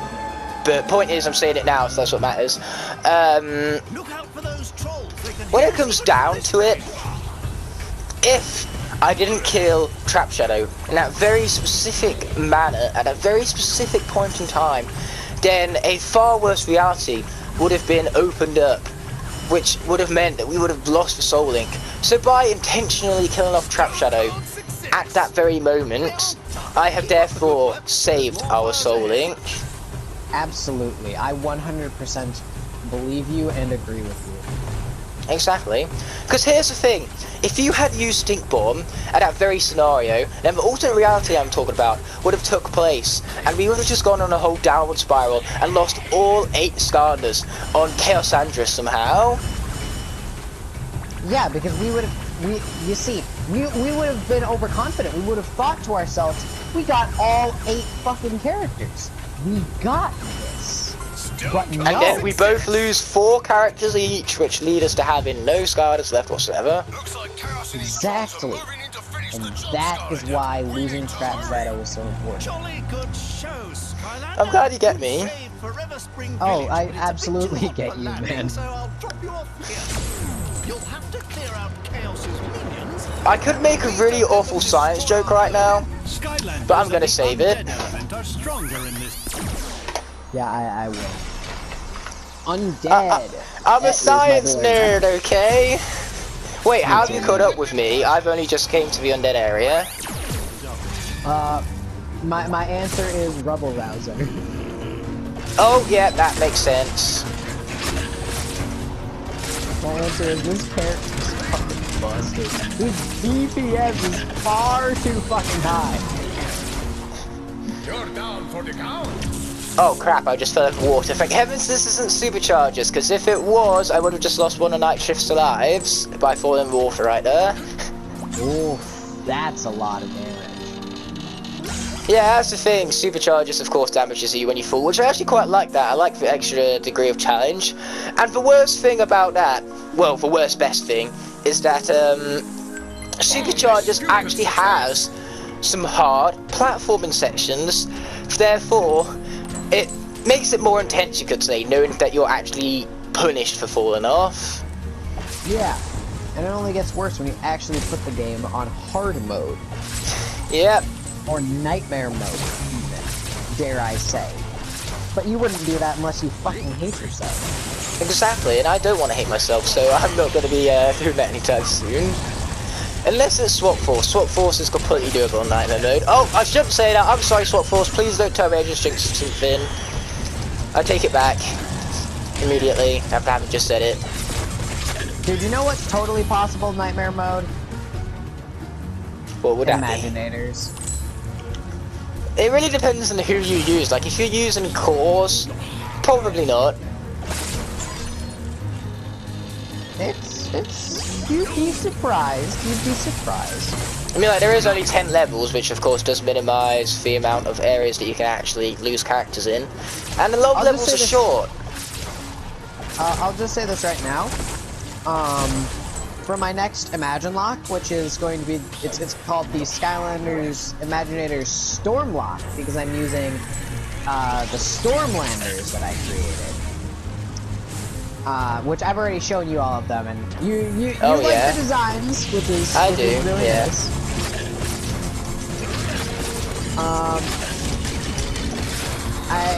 They're going, like, all of them are going to be what, level 25 going into nightmare mode? Except for Rebel. Rebel's already at like level 35, so I figured, you know, Rebel, he's Demon King Demigod Schmurda's enforcer anyway, so he deserves to be at a higher degree than the other Stormlanders. Yeah. But here's the thing though, when you think about it, getting later into the game for Imaginators, here's what makes it so doable in nightmare mode. Level 7 is going to be piss easy because there's barely any combat in the Golden Arcade. And Chaos's Lair is such a damn short level that you don't need to worry about losing any characters going into that. So really your only worries of those goddamn sheep in the frickin' Dragon's Temple. I hate the sheep so much. Well, and the quick shot battle. Yeah, well, Hugo warned us all of these years about those evil sheep, and we didn't listen. It only took us 6 games, man. It only took us 6 games. It really came back to bite us not listening to Hugo like that. If only we trusted him. If only. I could make a joke, but then I realised before actually saying a joke that the joke was incredibly dark, so I'm not even going to say it. Like, even for not for kids standards, it's too dark. Even for not for kids standards, so... Fair enough. Plus, now that I think about it, the joke pisses me off, so why would I say a joke which I myself was pissed off by? Ooh, don't lose Freeze Blade. Remember, this is almost where I lost Freeze Blade before. Same with me and Washbuckler. Here's the thing, the War from the Text Card is the 2 things we don't want to lose, because I don't want to lose Magna Charge, and you definitely don't want to lose Spyrise.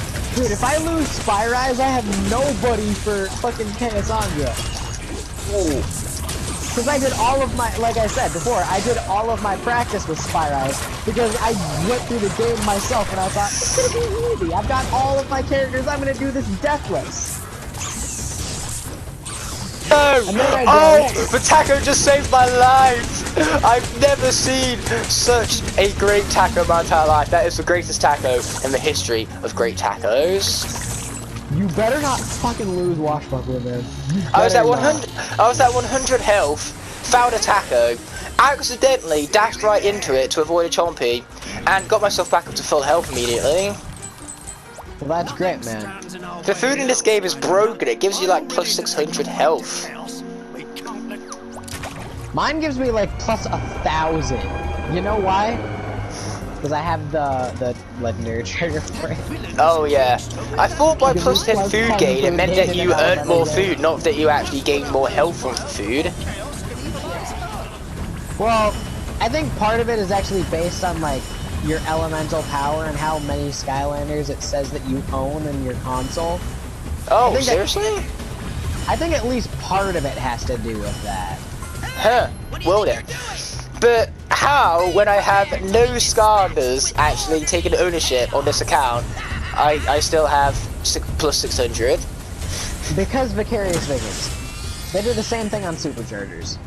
Great job, Skylanders. Yeah, but in Supercharged, it feels like the food is actually much rarer than what it is in this game. In this game, food is in abundance, which I have no problems with because I love me some food. In fact, I don't think we've even talked about how great food is on this Soul Link yet. We've got to just go out of our way to appreciate food. Oh, man, you're right, man. You're right.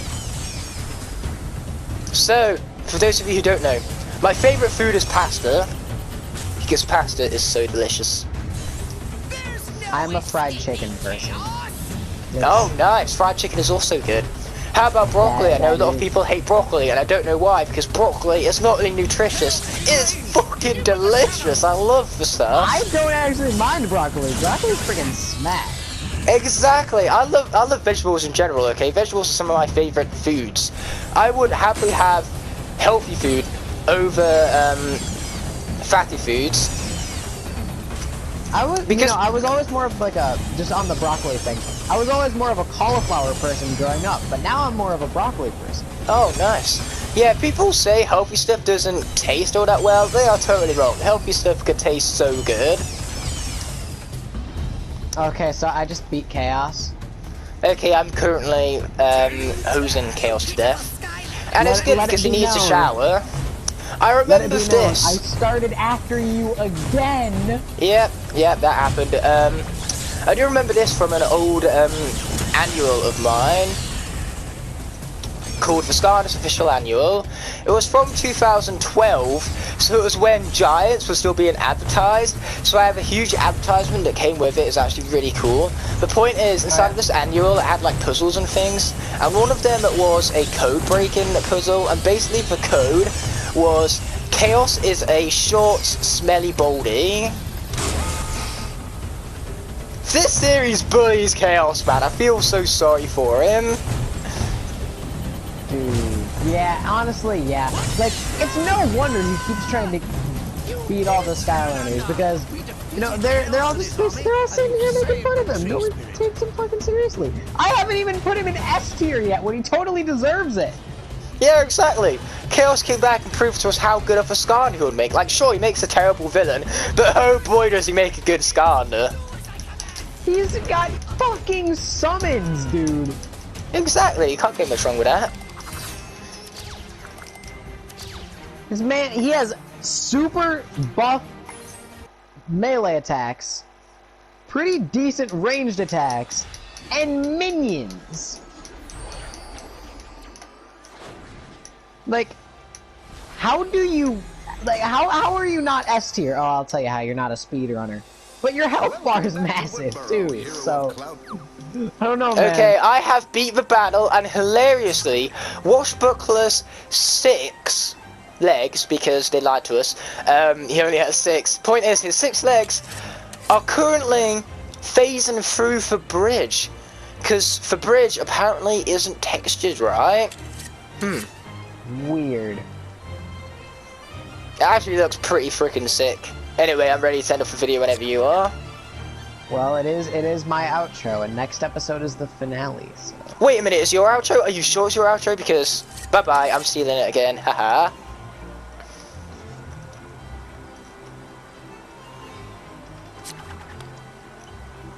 Did I actually successfully steal it, or are you actually going to do your outro? No, I stopped recording because I thought you did! No, I'm still recording. I guess there's just going to be no screen for my half of the video then. But anyways, guys, that is it for this episode. If you enjoyed it, please be sure to leave a like and a comment. That'd be greatly appreciated. Also, be sure to click that subscribe button if you haven't already so that you can join us as soon as freaking possible. And while I'm plugging everything else, be sure to click the bell so that you get notified whenever we upload one of these crappy videos. And apart from that, I'll see you guys in the next one. Peace out, guys. Demigod Shmurda.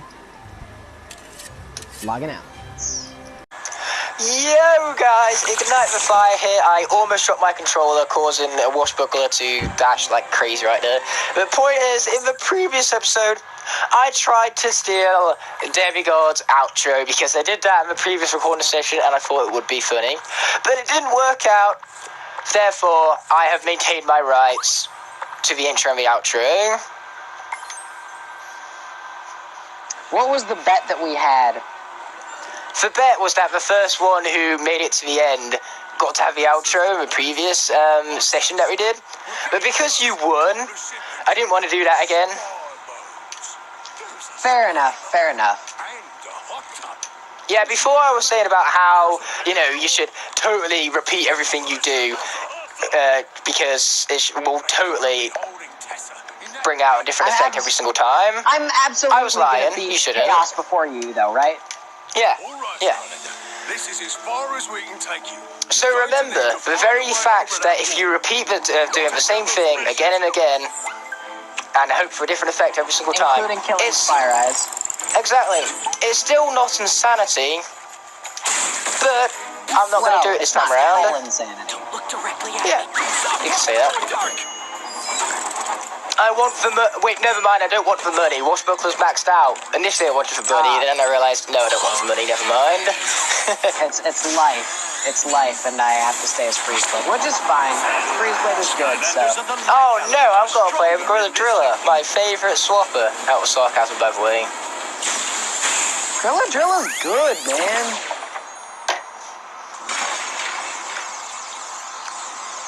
He's not my favourite. He's not my favourite. Let's just put it like that. There's a way. Fair. Doesn't have to be anyone's favorite just because he's good. It's just like, with me at least, it like characters that I think are like better than other characters tend to like place much higher, at least in my opinion. Yeah. Which is why like my tier list is based on like how good the character is, and not like how like what I think about them, even though like what I think about them tends to be because of whether or not they're a good character. You know what I only just realised? What did you only just realize? I should have way more bias towards Gorilla Driller, because I only just remembered that he was my first awakening in Ring of Heroes. He was my first awakening in the Ring of Heroes demo. Yeah.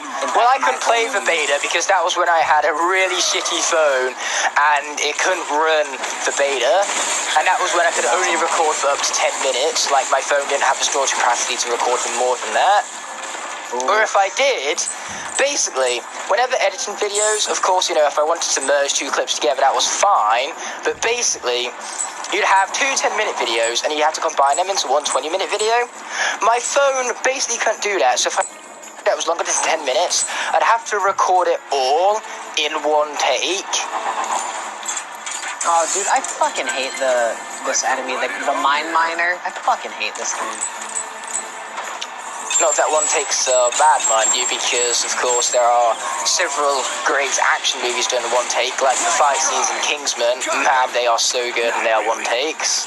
Oh, dude, I love Kingsman! Exactly!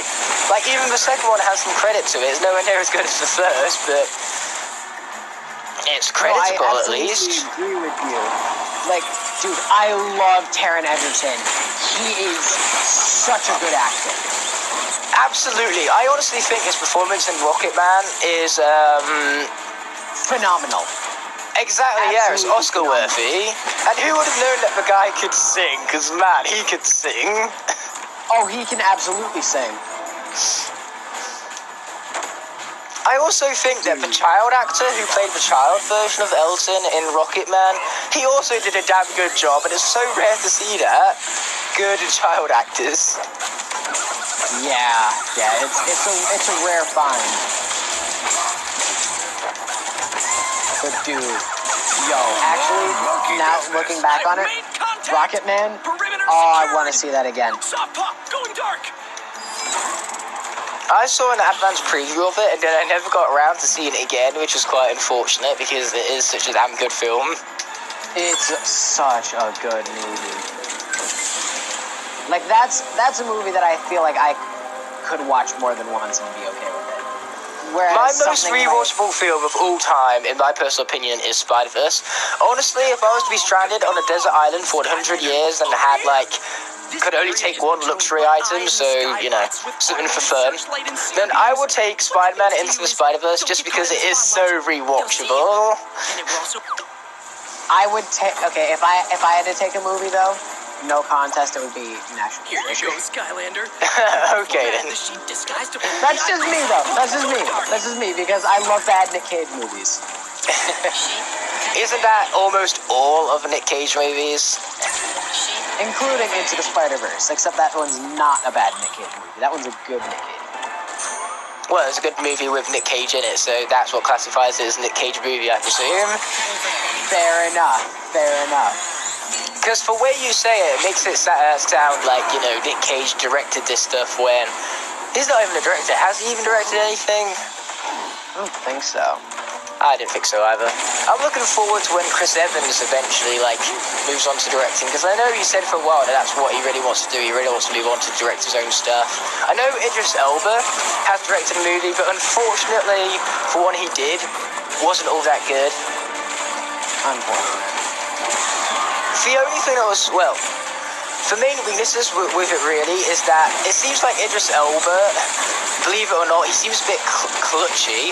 Like, there is so much in that film that should have been cut, but I don't feel like he cut any of it. Like, honestly, I don't think there are any deleted scenes in that film. It's 3 hours long, and you feel it. It drags so much. Ooh. So yeah, there was obviously scenes which Idris Elba was like, oh, I should totally cut this, but I don't want to cut it. It's like my movie. I want to have this in there because it's my movie. It's mine. Okay, come on, Villager. Let's clutch this out here. Oh, I'm on the air segment now. Of course, you're that far ahead already. Oh, wow! I'll take it back. Villager is good. I take it all back. Did I hear that right? Skylander! No, you're hearing things. I said nothing about Gorilla Driller being good. If you heard that, then your ears must be playing up. Yo, you know what? You need to make an objectively based Skylanders tier list one of these days. For me, objectively based is Igknight is the best no matter what. Which isn't really objective much, isn't it? No, it is not. Exactly. That's why I don't do objective things, okay? Because I much prefer bias. If I was to do, objectively, the best made movie this year, it wouldn't be How to Train Your Dragon 3. But that's my favourite movie of this year, so I couldn't care less. What is objectively the best movie of this year? Oh, I couldn't quite put my hand on it. You know, because, of course, objectively, I mean for craft, whereas for favourite, I mean, of course, the entertainment value. But when it comes to the craft, I honestly couldn't put a name to a film just yet. I'd have to rewatch a few of my favourites when it comes to the craft. I almost accidentally put on Free Ranger for the air segment, almost. That's my character. Exactly, that's why I didn't. Almost doesn't count, so there. Almost does not count, you are correct. Will I stop landing in the goo? The aim is to not do that, and yet I keep doing it. You see, here's what's going to happen. One of these days, you know those jokes people make to where, you know, oh, I'd have £1 for every single time this happens? One of these days, that's going to be a reality. So if I get £1 for every single time I stupidly walked into that goo, I'll be a millionaire by now. And that's why I'm purposefully doing it. Everything in life has purpose. Ooh. Dude, yes, absolutely. Whether that purpose is good or bad, everything in life has purpose. Ow, ow. Igknight out here giving motivational speeches. I know, right? Who would have known that Tired Igknight would be so good at, well, not even Tired Igknight, just barely woke up Igknight would have been so good at these speeches. Half passed out Igknight. Ouch. It's fine. We're fine. We've got 500 still. Never mind, we've got 300. Can I just say an unpopular opinion that's not really an unpopular opinion? No, how dare you even think about saying such a thing? How dare you? How dare you even have opinions, period? I was just gonna say, this chaos level is kind of underwhelming. Yeah, exactly. Even that is a universal fact. That isn't even an opinion. Yeah, this one's not the best chaos level. We all know that the best chaos anything is Trap Team. If in doubt, the best version is Trap Team. That battle's so good. exactly. I mean, I fucking hate it because it's so goddamn repetitive and so difficult. But it's such a good battle, man. You're not wrong. That's actually what like all of the Chaos battles should have been like. It should have just been something like Skylanders that. of the tech element are stronger in Like this a zone. 3-phase battle. Oh. Like, I know it's cliche to have video game bosses as 3 phases. As far as Adventures did a similar thing, wherein for Wii version he healed himself up, which I absolutely hated when I first played that game, by the way. Mostly because when I first had Skylanders, of course, they were really hard to find in the Spyro's Adventure era when the game first came out. So naturally, I only had 5 Skylanders for the longest time, and I couldn't beat Chaos for the life of me on the Wii version with just these 5 characters, because whenever I got anywhere close, he would heal himself up. And so it wasn't until about Maytime when I finally got new Skylanders in the form of Bash, Chop Chop, and Eruptive, that triple pack, to where I was finally able to beat Chaos. And what's ironic is that when I went into the Chaos boss fight, now that I had those 3 Skylanders, I was able to then beat the battle with just 5 Skylanders.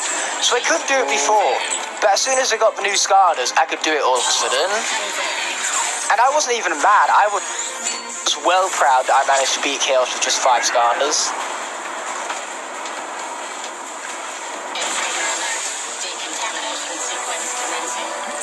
I think, what was it? I want to say I solo ran him with Eruptor when I did my birthday chosen lock, but Igknighter absolutely died before that because I said, don't pick Eruptor. And then everyone fucking picked Eruptor, and then I was like, no, I refuse to play as Eruptor. And then guess what? Igknighter died, so you know what I did? How do you lose Igknighter? The only way you lose Igknighter is if you are not who you say you are. How can the self-proclaimed best Skylander player possibly lose the best Skylander of all time? I don't understand it. I choose to ignore that lock as, you know, it was just something I did just for fun, just for shits and giggles.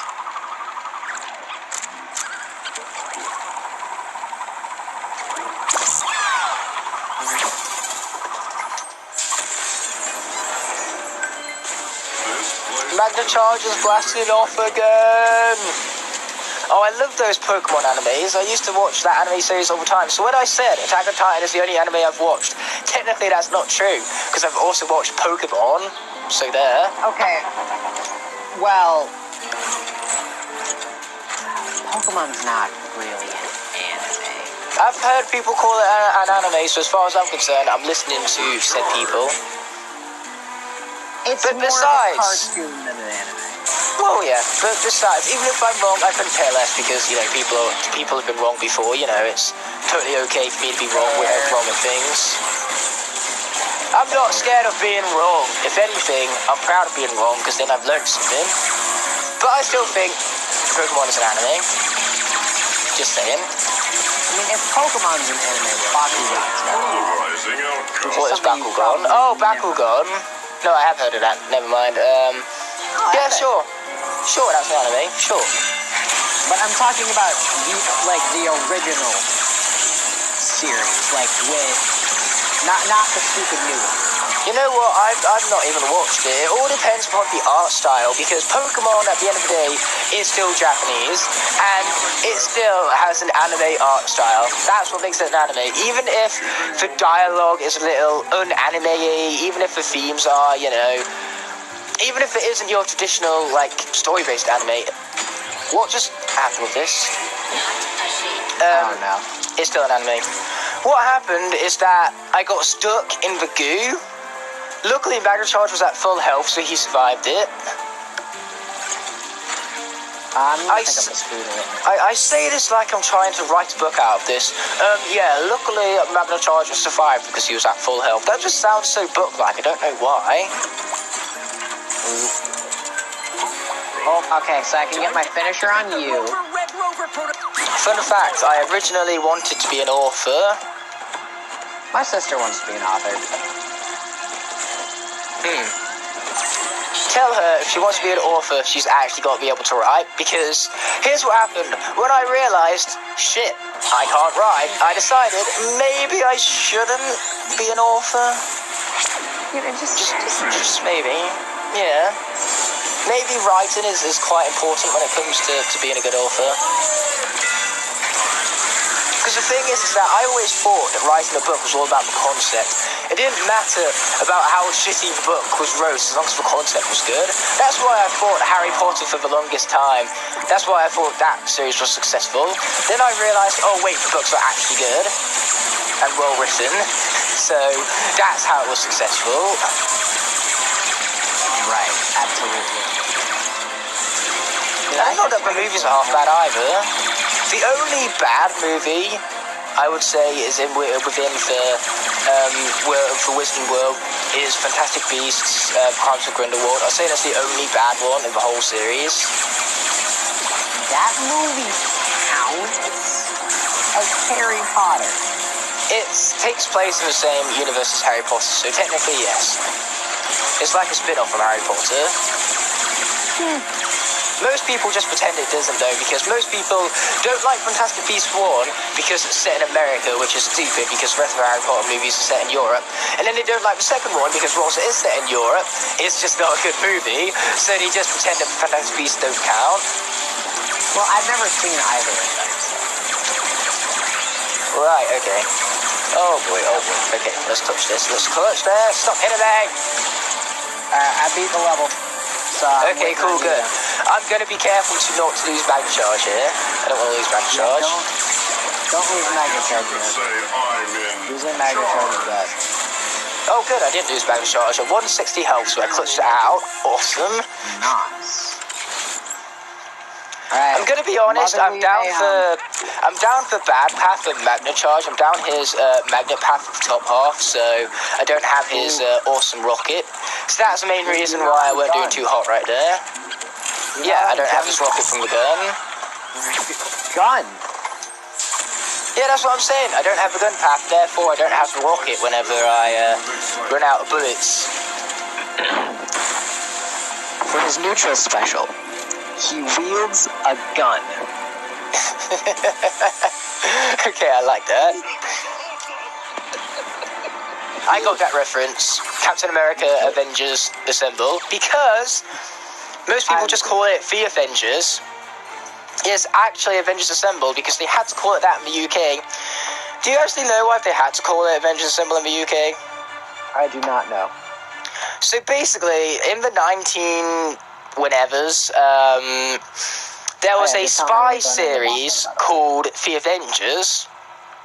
Oh. And because this was UK-based, Disney, or whoever owned Marvel at that point, could not call The Avengers in the UK The Avengers, so they added Assemble on the end, because at the time, there was a TV show called Avengers Assemble, which was doing really well in the UK, so they thought adding that part to the title might actually help the show, or the film even, sell better in the UK. Anyway, you ready to head on to Chaos? Because I sure am. You mean Cassandra? Yeah, Cassandra, that's what I meant. Obviously. Yeah. Okay, let's go. I've just clicked into it. I'm walking down the hallway right now. Nice, I am trying to skip. Just hurry up and skip, dang it. Cool, now I've skipped it, which is great. I can't skip for another few seconds still. Now we shall see how much you have learned from Eon. Raise the cages and So I sure hope you guys are enjoying this podcast. Let's be real. This really is the Demigod and Igknight podcast. You know what? I'm sure nobody has any problems with that whatsoever. Oh, shit. Okay, well, I'm not getting no damage taken for this one. I'll tell you that right now. I just took a fat elbow dog hard. How about you stop taking those? That seems like a wise idea. Yeah, it is a pretty wise idea. I know, right? Of course it is. It's one of mine. Here's the thing. anyone who is right-handed is automatically right because their right side of the body is more powerful than their left. So because I am right-handed, that therefore always makes me right. I have underestimated you. That's actually like fairly sound logic. Unlike the time travel logic of here's No, it's totally logical. which, by the way, it's not like I need you to explain it or anything like that. I understand. You sure you don't want me to explain it so I can make it even more confusing for all of you? No, I understand it. But I was just like, we were talking about movies that we could watch multiple times earlier. And Avengers Endgame is a movie that I really only need to see once. Yeah, I mean, like, I've rewatched the film a ton, but upon rewatching, I'm going to admit, it's kind of like, it's got worse every single time, is what I'm saying, but I still absolutely adore it. You think you've won? This is No, like, it's a good movie. Oh, it's a very good movie. But it's not a movie that you have to see multiple Find me in times. here. It's not Yeah. possible. Oh no, I took my character off the portal too early. Damn it. Dang, bit too hasty there. Hasty. That reminds me of a card game I love called Magic the Gathering. There's actually a move in it called Haste, which basically, normally when you summon a creature in Magic, you have to wait a turn in order to actually use them in attack. However, with Haste, you can use them immediately after they've been summoned. Nice. You could actually, like, give me any kind of buff for Magic the Gathering, and I would know exactly what each one means. Flying means you can only be blocked by another card with flying in it. Trample means that even if your card is blocked by another card, the damage still goes through to your opponent that isn't blocked by the blocking cards. You know, stuff like that. I get it all, and it's great. Because there's actually a lot of terminology in Magic, a lot of stuff to understand, so it's honestly a shock after having not played the game for over 2 years at this point that I still remember all of this stuff. You can't be doing this. You're no It's what we in America would call a damn miracle. Okay. Not just a miracle, a damn miracle, huge difference. Damn miracle. It will be a damn miracle if Star Wars Episode 9 is actually, like, beloved by everyone and not, like, beloved by a short few people and everyone else absolutely despises it. That would be a miracle.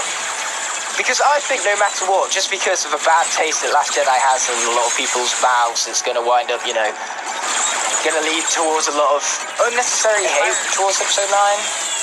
If I remember correctly, we talked about Star Wars strategic in retreat. the previous attempt. We talked about Last Jedi, and I think we unanimously agreed that it's a fine movie. So here's one thing I find funny. At college the other day, we was talking about how movies can be personal towards some people, and of course, if you have a more personal connection with a movie, then you're going to defend it more. You know, you're not going to necessarily see the flaws which someone who doesn't have as much of a connection to the film franchise wouldn't necessarily see. And my college tutor used the example of Star Wars, and he said, "Oh, an absolute Star Wars nerd who loves the Star Wars franchise and Star Wars 9 might say that movie was flawless, but someone else who's not so much of a nerd and doesn't like the franchise as much might critique it and say, oh, maybe the special effect here wasn't so good." And then I'm just there thinking in my head, I'm pretty sure that would be literally the complete opposite way around. Oof.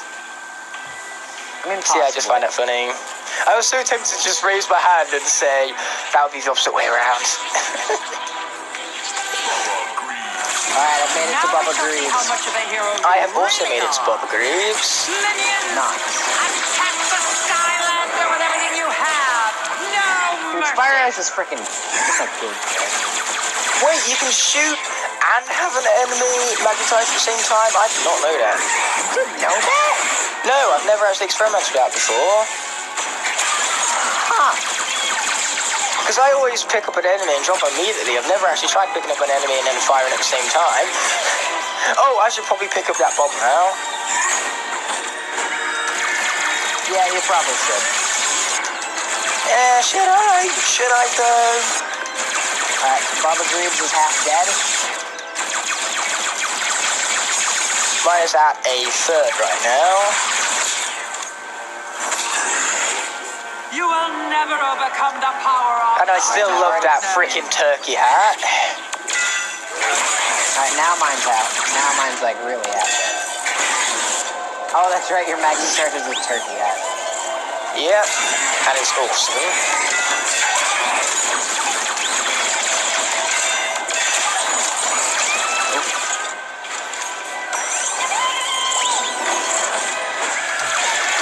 There's so many spinny dudes! Why are there so many spinny dudes? Finisher? Thank you! You used a finisher on Booba Greaves? No, That's pretty cool. defeat me Oh. in my own castle. No, I haven't finished it in yet, but I will. Oh my gosh, one of the spinny guys got stuck up a wall. What an easy kill. Haha. I just need to finish some of these enemies. Oh no! This is... Oh my gosh, if you see how much I'm actually dodging... Never mind. Never mind. That just happened. Wait, Magnet Charge is dead? Yep. I was doing so well. And then I wasn't. Wait, that's Freeze Blade, man! Yeah. Yeah. I'm sad! I'm sad too. I just lost Magnet Charge. It sucks. Wait, okay, so pick your next character wisely. Boomjet. He's my only projectile character left. Bombs away. Because, yeah, whoever you pick, you gotta go into chaos with. That's why I picked Boomjet.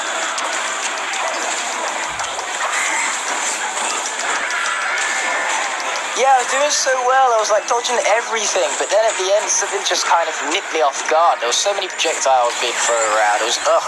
But hey, I got Booba Greaves. How are you doing So that's this? nice. I am the most Alright, man. powerful.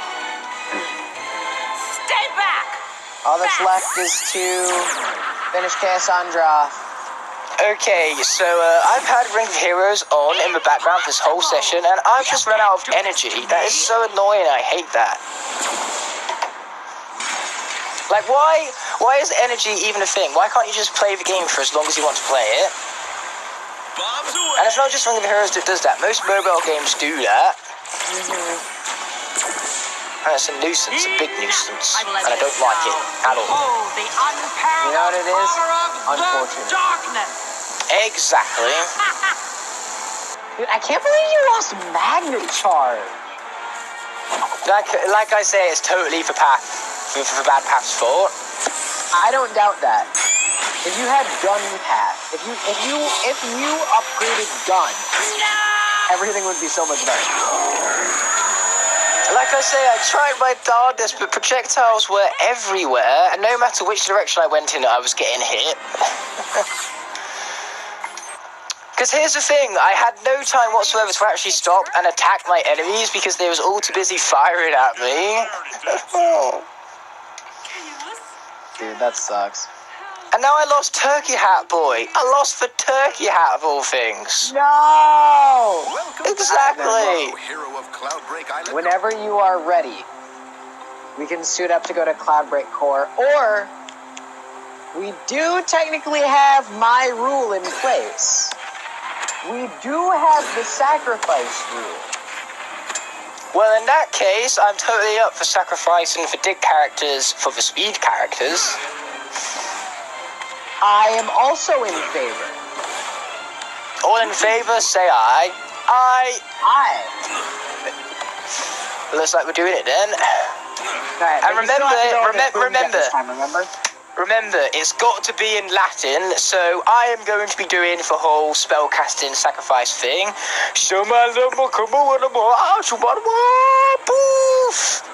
There you go, it's done. Alright, I'm going to the Cloudbreak Core. Yeah, let's go, after my excellent pronunciation of Latin. Honestly, if I had an expert in Latin right now, he would praise me for that profound pronunciation skill right there. Absolutely. Hurry, Flynn. The volcano could erupt at any moment. You know, usually I like Dude, we got this. a giant volcanic eruption. Oh yeah, we got this. We got a whole ass 6 characters, man. We got this. Witness your crushing deed. Oh, yes, I did. And as it would turn out, Boomjet is... Oh my gosh! Boomjet is so good for this boss fight. You know Chaos's toes? I just got rid of all of them at a single, like, phase. Airstrike? Oh, yes, I did. No, Boomjet's charging ability. I told you already, it does 150 damage per hit. And now I'm in his mouth already. Boomjet was made for this. Boomjet was made for this. Not this round. You didn't. It's okay. I just need to wait for you to kill yourself. As Boomjet, how you have been, man? It's Boomjet. Well, we didn't think it was going to happen with Magma Charge. That is true, yes. And then guess what happened? You died at the same time as me. In the previous round, anyway. Not this round. You didn't die this round yet. You Skylanders are a real pain in my mouth. Alright. I'm on the second stage. Cool. Don't worry. I brought some friends to keep you company. Get away from my teeth, you pitiful sky losers. I need more iron in my diet. It's the Gear Golems you've got to look out for. The Gear Golems are absolute bastards in this. Bastards, I say. Bastards. You're not wrong. It's mostly because there's such little space available in there, which makes them a bloody pain to dodge. Not just a pain, a bloody pain. You know what, Igknight? What? I may not be able to get... I may not be able to do this as fast as you, but you know what?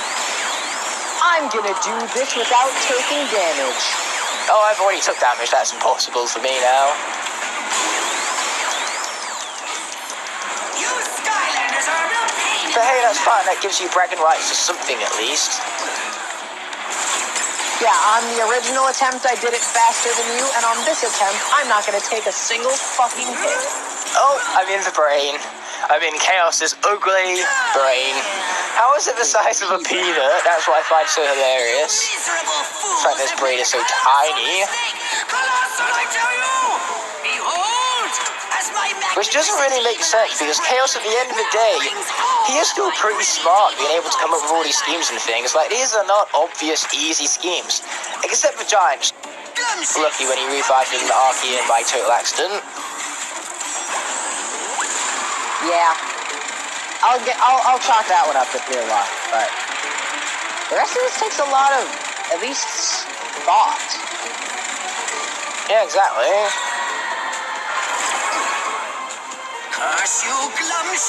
Well, I can't hit his tooth on the far left for some reason, so... Uh-oh. Time to go for these two.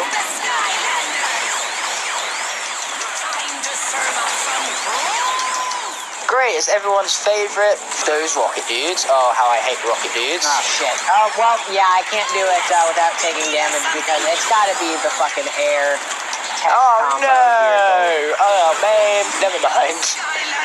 I was going to do it, though, if not for these fucking air tech gear golem combos.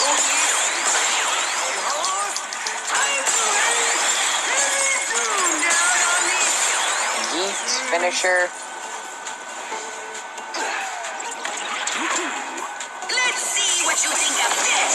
Oh boy. Oh cool, those guys ran into each other like idiots. Good job, fellas. Not really, that was a lie. Alright, just gotta take out that last molar of his. And can I actually please do it? That would be very greatly appreciated. Game, could I please hit the thing that I'm trying to hit? Can you though? Can you really do that? Oh yeah, you can. Awesome. Alright, I'm on stage 3. Nice, I'm almost done with the third phase of stage 3. Spider scanner. Okay, one small thing I really love about details in this game is the fact that Boomjet's little headset actually glows after you call it an airstrike. It's pretty cool. no! Not the sheep! Anything but the sheep! Why'd it have to be the sheep, man? Just why? I'm truly... I'm done for, Demigod. I'm done for. I stand no chance against the sheep. Whew. Barely survived the sheep. Thank heavens, that was a close one. The sheep, man, terrifying me. You're terrifying, man. Oh, shoot. I am so shocked that you managed to restrain yourself right there. Oh, yeah. Okay, here we go. We gotta abide by the made-for-kids guidelines here on YouTube, right? What fucking made-for-kids guidelines? It's a good question, man. It's a good question. Yeah, I'm on the final phase now where Chaos has got to try and use his zapper things to get me, and he's gonna fail. Let it be known, I did it faster the first time. Well, it's known because you literally opened your mouth and said words, and the words you said involved you doing it quicker. Therefore, people know now, as long as they listened.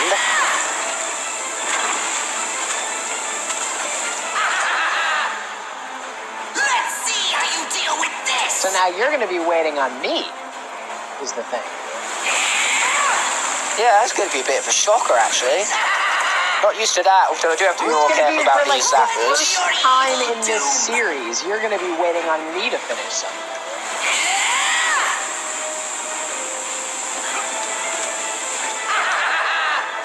I hate how fast Chaos' zapper is. It's actually difficult to avoid in this difficulty for whatever reason.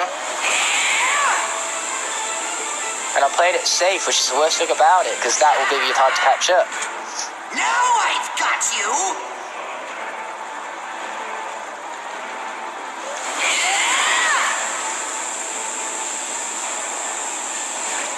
Oh, dude, I keep forgetting that I have my whole X move with Spylight. Yeah, you should probably use that. Where I can just do super fast damage. Hey, can I... Can you what? Obviously not, you cannot do that. How dare you even think that you can do that when you cannot do that clearly.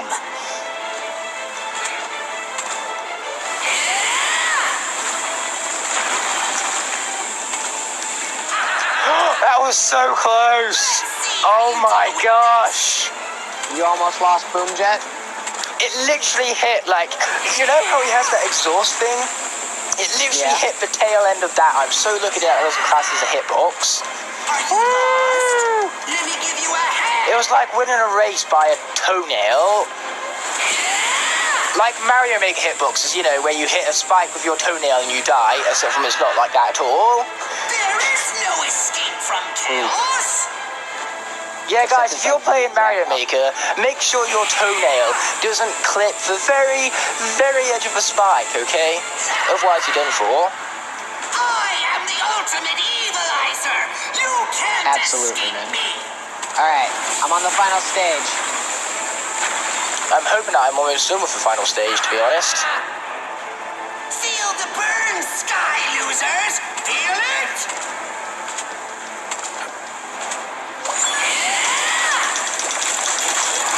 Yeah, there you go. There's the button mashing. I finished him! No losses this time. I'm so proud of that. I didn't lose anyone this time. Oh, dude, I just took a big, fat chunk of 300 damage. Yeah, you should probably stop taking those. There we go. Sweet. I Okay. hated him that time. MVP. My MVP is absolutely Boom Jet. He has been so OP throughout his entire Soul Link. I don't think it's even came close to dying, except from that close call at the end of the boss fight right there. Dude, let's be real. Like, my MVP, I gotta give it to Spire Eyes, man. Ooh, unless he dies right here. Ooh. Da-da-da. And I'll just be casually waiting for you then. Oh This my is good. God. I'm Ignite. Oh my What? God. Ignite. What? Oh my God. Ignite. Oh my God. Ignite. Oh my God. Ignite. Oh What my have God. you done? Ignite. What Oh my have God. you done? Ignite. Oh my god, Ignite!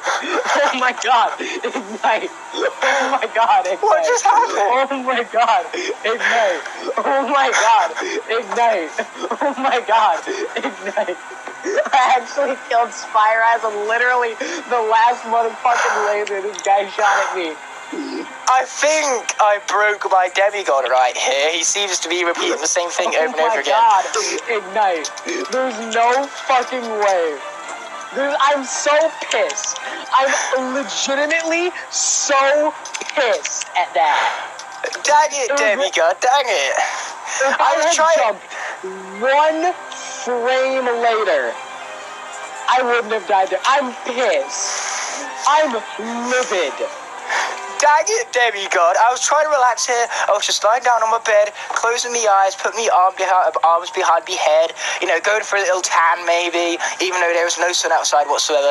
And you just had to come out, break yourself, so that now you were repeating the same thing over and over again, and you just couldn't let me relax, could you? And also, you just lost Swashbuckler. How dare you?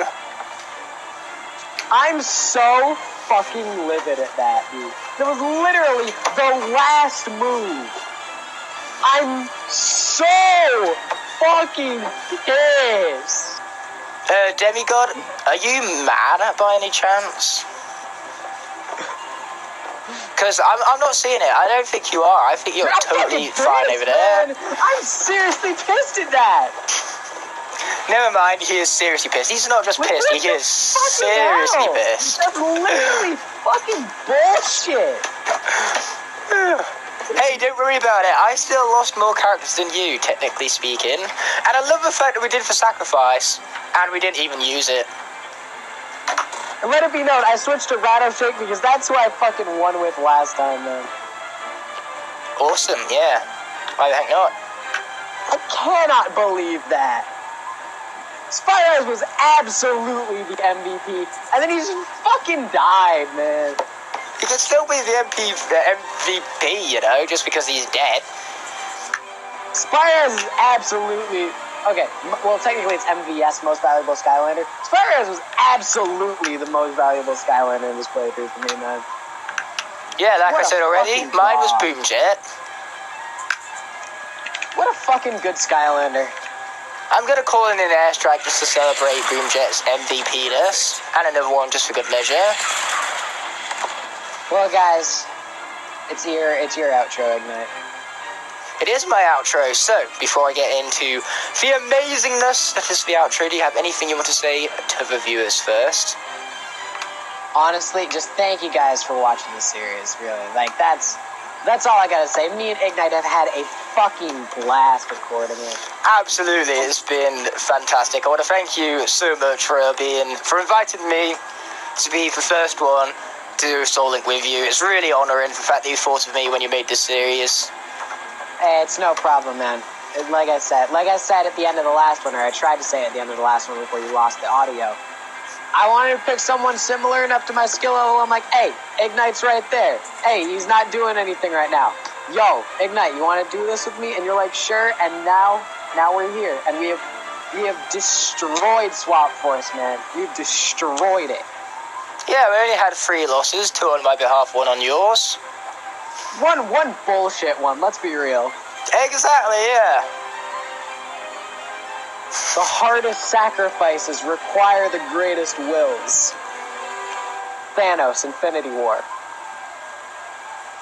I was kind of hoping for a better quote right there, but reality is often disappointing. Also Thanos, Infinity War. That's a fun one, I love that one. Reality it's a bit like exactly. It's a bit like when we lost the audio files there. That was pretty disappointing. Yeah. And that was the reality of the situation. But it's important to remember, guys, we are proud of what we just recorded in the past 3.5 hours. We are not so concerned about what we lost. We are more so proud of what we have. It's been 3.5 hours? Around that, yeah. What the fuck? I know, right? Time goes fast when you're having this amount of fun.